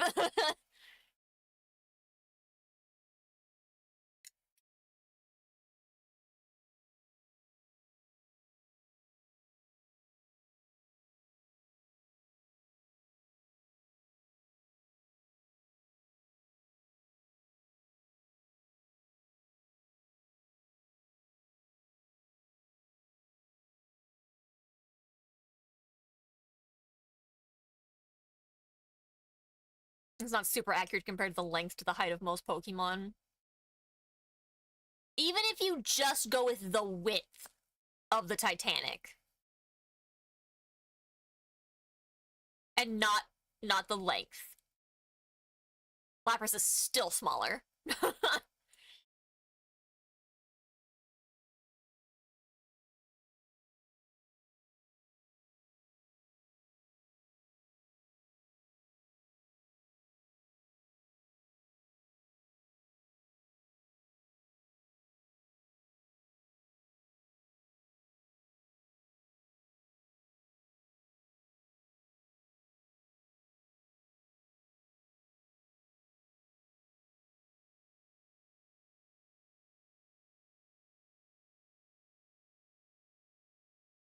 Well, no, the Titanic was 92 feet wide, and Lapras is 78 feet tall.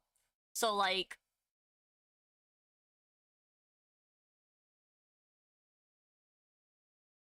Lapras is still smaller than the Titanic is wide.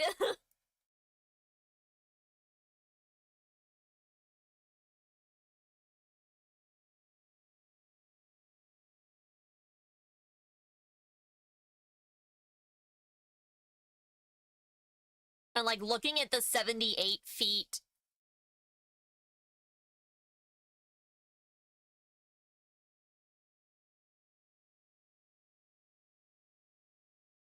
Like, looking at yachts that are 78 feet long, which is not how tall they are. They're shorter than that.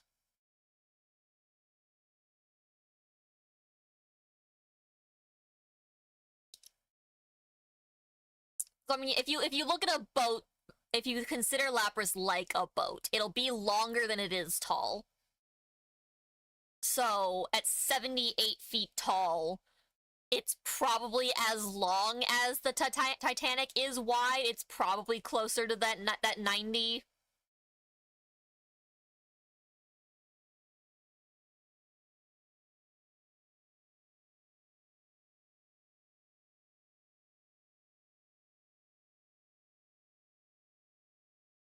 Although looking at Lapras proportionally, it looks about as long as it is tall.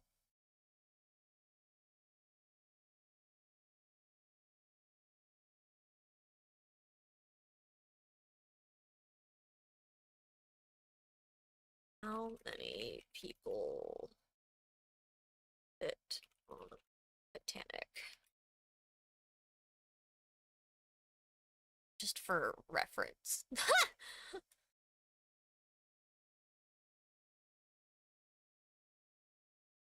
The Titanic had an estimated 2,224 passengers and crew. It had fewer people than Gigantamax claims it can carry. Lapras claims it can carry. Claims it can carry over 5,000 people on its shell at once. And it is wildly smaller than the Titanic.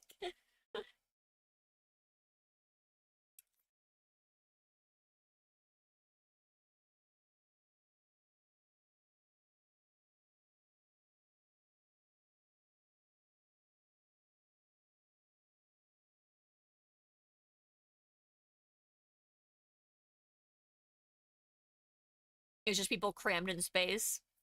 It says it's a comfortable ride. Over 5,000 people can ride its shell at once, and it's a very comfortable ride without the slightest shaking or swelling.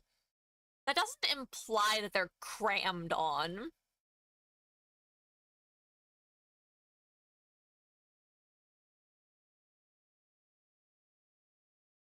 At best, I would only move this to zoo or aquarium.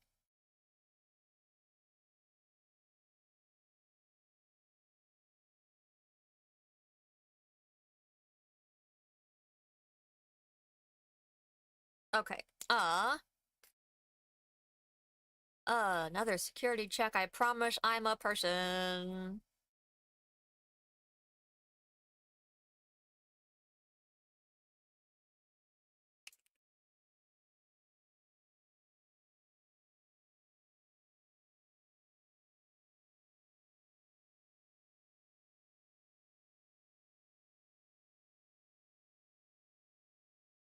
Okay.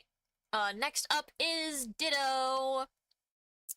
Its transformation ability is perfect. However, if made to laugh, it can't maintain its disguise. It can freely recombine its own cellular structure to transform into other life forms. 1 foot tall, 8 pounds.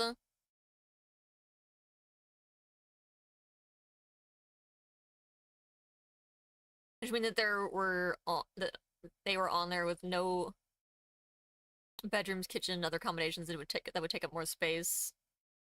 If Titanic was just standing space, you could probably fit well over 5,000 people on it, comfortably distanced. I suppose.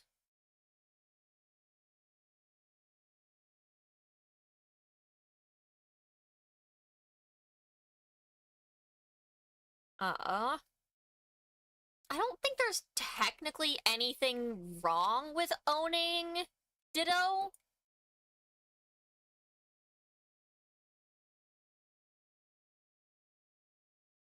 Are there any examples of Ditto turning into people?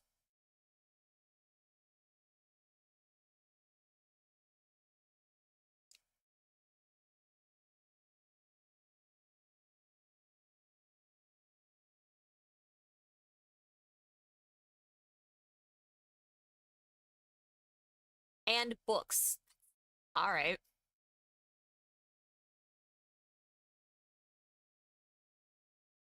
Interesting.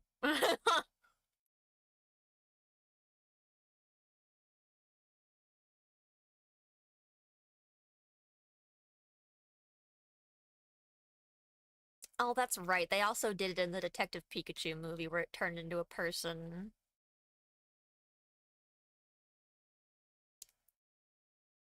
I have concerns then.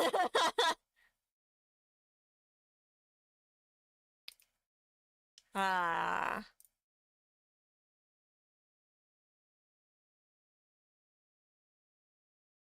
It's not great. It's not technically a dangerous Pokemon.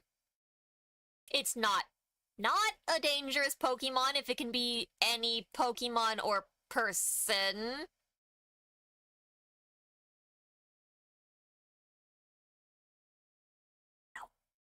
No, we're just nope. We're just gonna put that in nope. Because it has the ability to turn into literally anything, I'm gonna have to say no because it could easily become something dangerous. And that's where the problem arises. Okay. Eevee. Its ability to evolve into many forms allows it to adapt smoothly and perfectly to any environment. Its genetic code is irregular. It may mutate if it is exposed to radiation from element stones.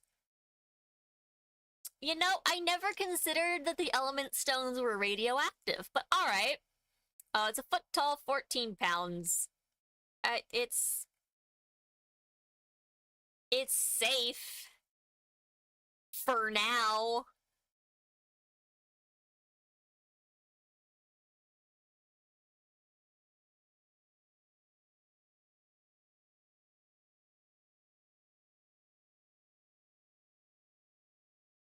Okay, Gigantamax Eevee. We're gonna hit this with a hard nope. Having gotten even friendlier and more innocent, Eevee tries to play with anyone around it, only to end up crushing them with its immense body. It's 59 feet.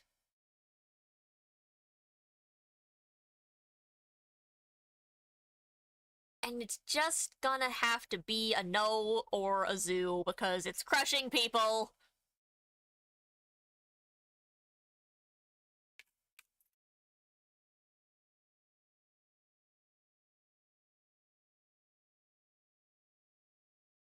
Let me see, how big is 59 feet? Oh, here we go. Up close and personal with Tokyo's 59-foot Gundam. That thing is huge.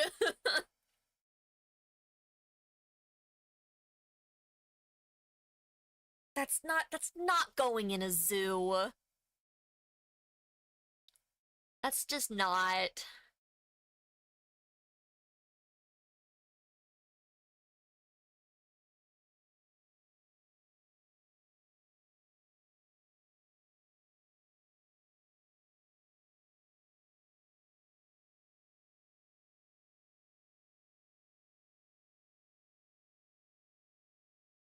Let's see.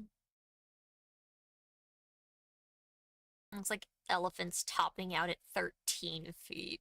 Yeah, no, I'm standing. It could, that's only like 4 giraffes tall. No!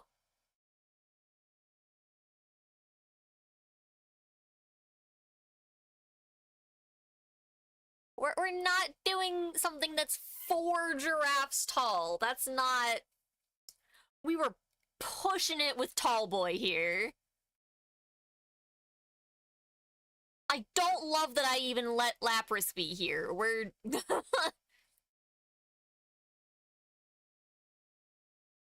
I don't even have to explain myself with Vaporeon. No. Bad.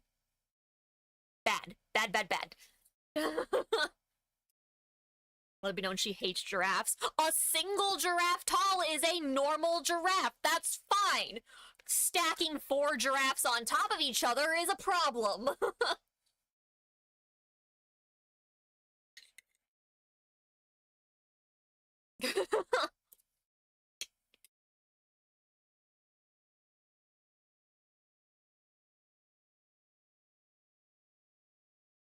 The copy pasta is what's bad, not the Pokemon. Except that the copy pasta's, if it's even remotely accurate, is concerning.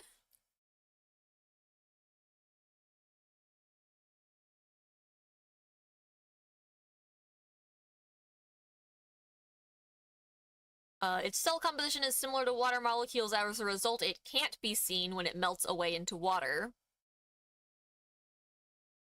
It lives close to water. Its long tail is ridged with a fin, which is often mistaken for a mermaid's. 3 feet tall, 63 pounds. I'm gonna stand by this decision.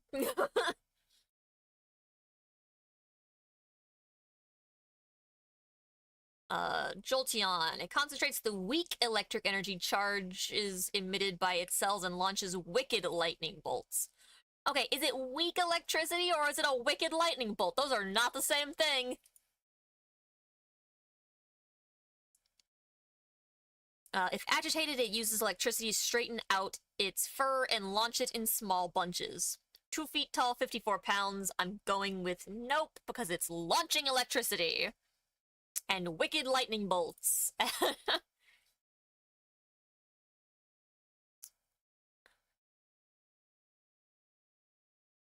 Flareon. Inhaled air is carried to its flame sac, heated and exhaled as fire that reaches over 3,000 degrees Fahrenheit. No. Fluffs out its fur collar to cool down its body temperature, which can reach 1,650 degrees Fahrenheit. But fire? Even more so! That's why it's no! The highest fire types that we have on this list are still in oh nope, we have one that it's in, at least it's safe. Oh nope, perfect good baby's also up here. Those don't count.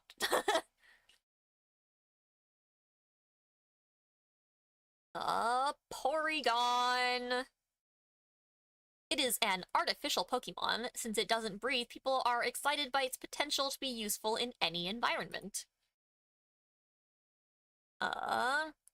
Created using advanced scientific means, it can move freely through cyberspace.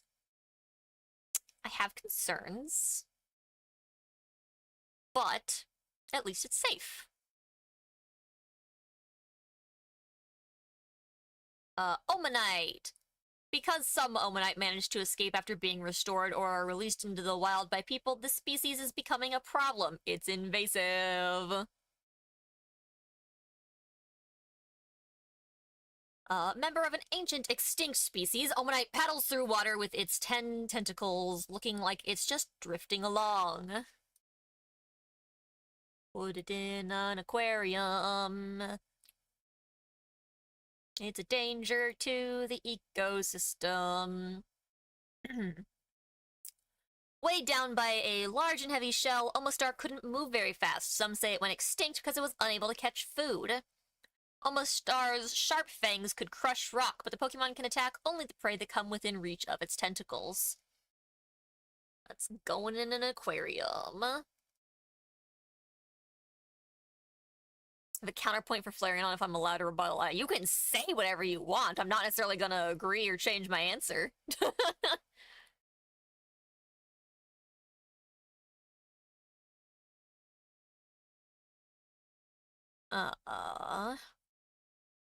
And yeah, Porygon is essentially just a drone. I worry about its uses as a virus, which are my only actual concerns for it, but like, it's still safe. Kabuto. This species is almost entirely extinct. Kabuto molt every 3 days, making their shells harder and harder. The evidence was sent to me. If you had to send it to me, I don't know if I want to look.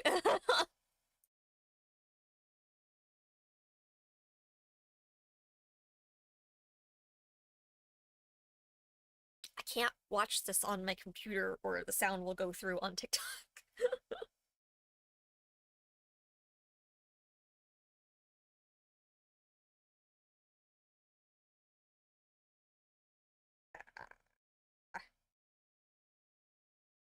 I'm attempting to look on my fucking phone.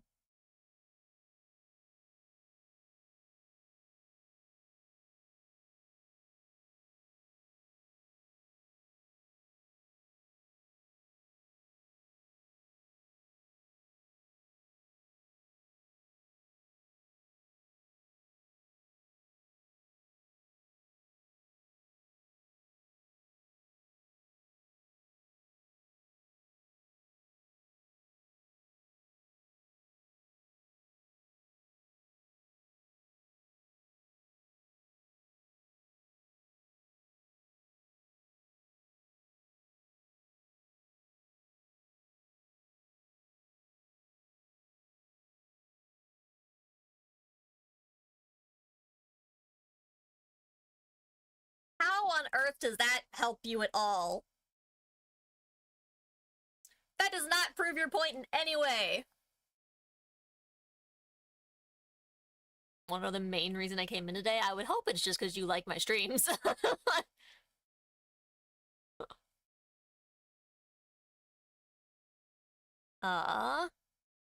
It's got anxiety, give it a break. It can have all the anxiety it wants. I have anxiety too. It's still not safe to have one. If anything, that makes it even worse.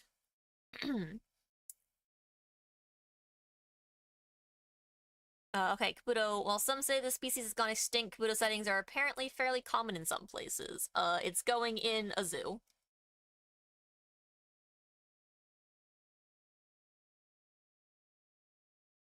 Kabutops slices its prey apart and sucks out the fluids. The discarded body parts become food for other Pokemon. The cause behind the extinction of this species is unknown. Kabutops were aggressive Pokemon that inhabited warm seas. I forgot these are water type.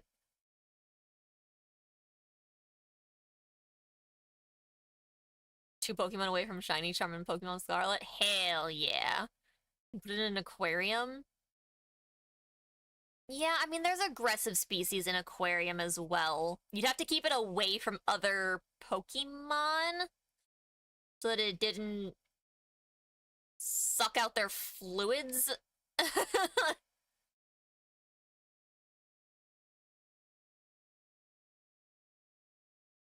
There's probably ways to keep it in an aquarium, and it'd probably be fine. Okay, Aerodactyl! It belongs in a museum!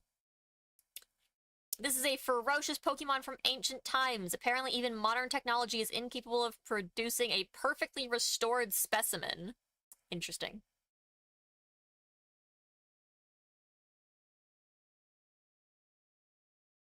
Aerodactyl's saw-like fangs can shred skin to tatters, even the skin of Steel-type Pokemon. If one is alive, I'd say we don't keep it in a museum. Oh god, no. Jurassic Park never ends well. 5'11", 130 pounds. I just don't think it's happening. Mega Aerodactyl. Power of Mega Evolution has completely restored its genes. The rocks on its body are harder than diamond. Oh, so the Mega Evolution is technically the perfectly restored specimen. Harder than diamond. 6'11", 174. Yeah, I mean, it's not happening. Well, that's cool. So that's what it's supposed to look like. We're just shit. And no, we're not even through Gen 1 yet. We're close. We're close. Okay. We are on Snorlax. This gluttonous Pokemon eats constantly. Apart from when it's asleep, it devours nearly 900 pounds of food per day. It's not happening. We couldn't afford to feed them. Its stomach's digestive juices can dissolve any kind of poison. Eating things off the ground doesn't bother it at all. It's 6'11", and it's 1,000 pounds. I don't even think a zoo could afford to keep these alive.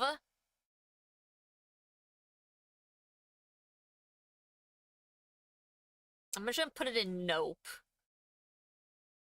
If someone were to have it, it would be a zoo, but I just don't even know if a zoo can afford it. How much do elephants eat in a day? Good question. How much do elephants eat a day? Elephants can... Okay, this is the AI thing, so... Elephants consume a substantial amount of food daily, ranging from 330 to 600 pounds. Looking at SeaWorld, elephants eat between 330 and 375 pounds.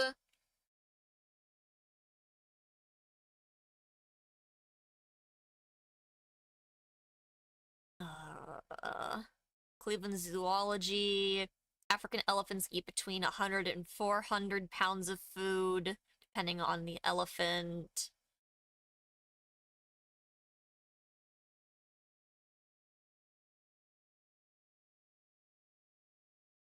Seneca Park Zoo. Each elephant consumes about 140 pounds of food a day.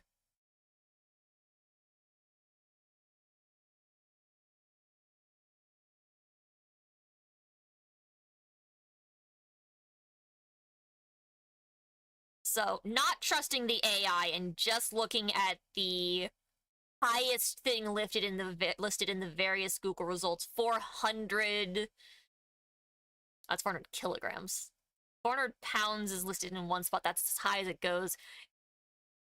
So, yeah, you can't even say that it's the equivalent of an elephant, because it's so many more. It's more than one elephant. Best case scenario, if you believe this Reddit that says 400 pounds of food, that's still like 1.5 elephants. Just for one Snorlax.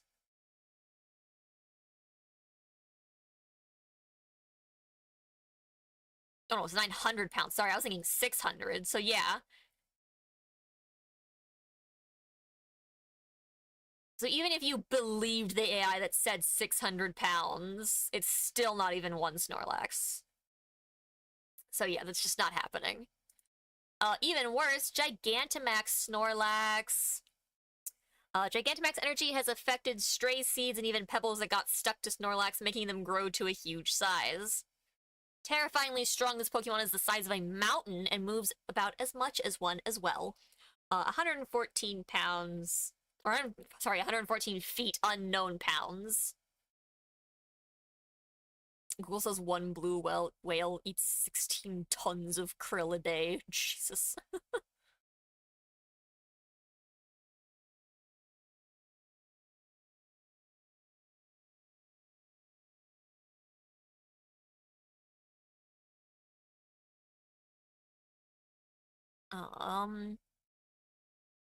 At 114 feet tall, it's just not happening. Also, I will just move this up to nope.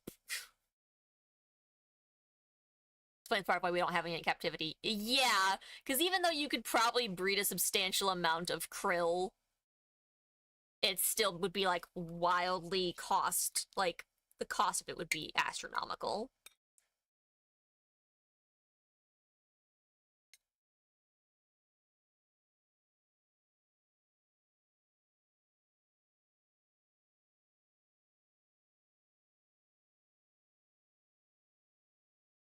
Okay. Articuno.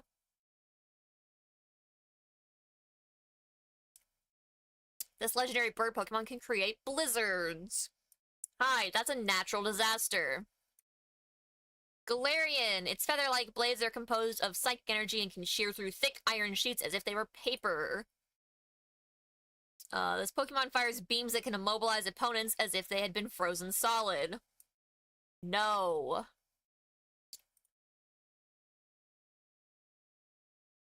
Zapdos, said to live in thunderclouds, freely controls lightning bolts. That is both of its entries. Again, legendaries are no.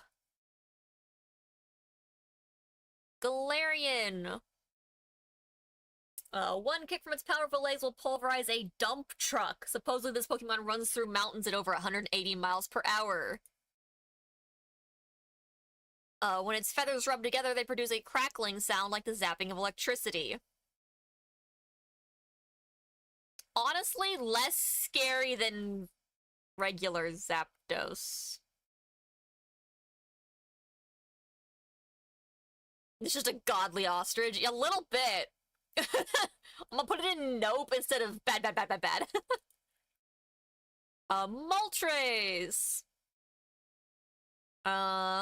When a legendary bird Pokemon, its appearance is said to indicate the coming of spring.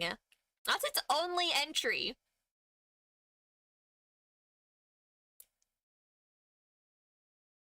Bad Firebird, though. Big bad Firebird. 6 foot tall, 130 pounds. No, thank you.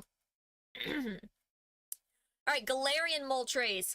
The sinister aura that blazes like molten fire around this Pokemon is what inspired the name Moltres. A flame-like aura will consume the spirit of any creature it hits. Victims become burned-out shadows of themselves. No, bad. Bad, bad, bad, bad, bad. Category is malevolent? No, thank you. And then we have a Dratini. It sheds many layers of skin as it grows larger. During this process, it is protected by a rapid waterfall.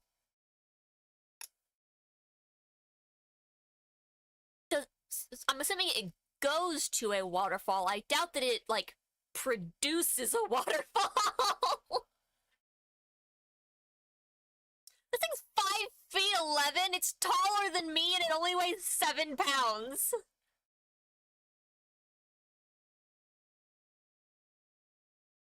It is born large to start with. It repeatedly sheds its skin as it steadily grows longer.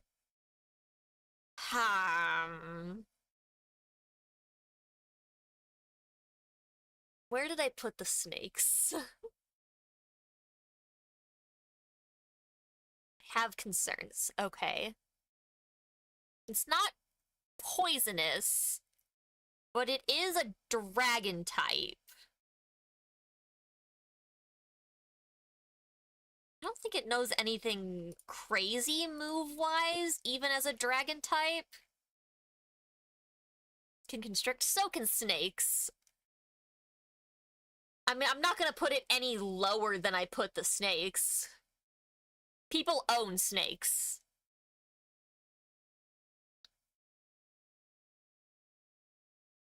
Okay, Dragonair. They say if it emits an aura from its whole body, the weather will begin to change instantly. If it can control the weather, it's bad.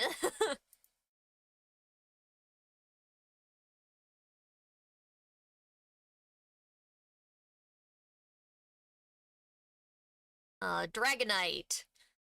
I'm gonna probably just say bad on this one too. It is said that somewhere in the ocean lies an island where these gather. Only they live there. It can fly in spite of its big, bulky physique. It circles the globe in just 16 hours. Dratini learns Twister at level 5. I'm sure there's reasons we'd move a lot of these Pokemon down. But I'll just put it in nope because of that.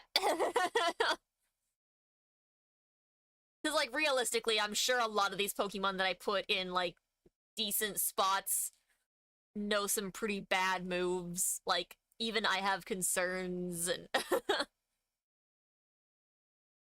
this one can do fire, but it's a good baby, it's fine. There's nothing actually bad in Dragonite's entry, but it knows horrifying dragon things, so, like, Hyper Beam.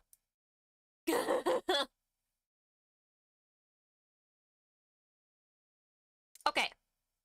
Mewtwo. Bad. DNA is almost the same as Mew's. Size and disposition are vastly different. 6 foot, 269 pounds. It's not happening.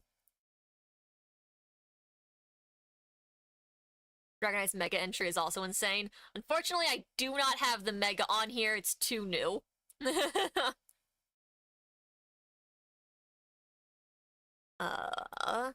Okay. Mega Mewtwo X. Psychic power has augmented its muscles. It has a grip strength of 1 ton and can sprint 100 meters in 2 seconds flat. Bad, bad, bad, bad, bad, bad, bad. Mecha Y.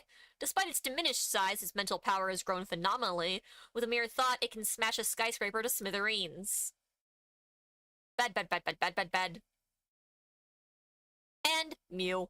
When viewed through a microscope, this Pokemon's short, fine, delicate hair can be seen. You have hair?!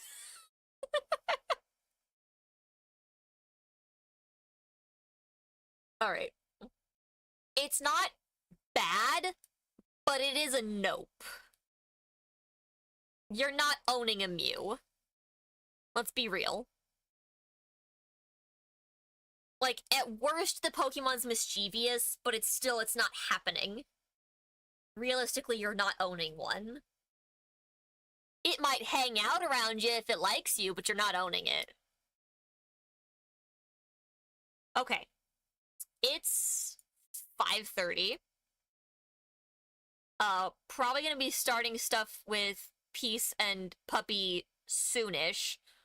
I'm gonna take a break here, and probably, like, split the TikTok stream.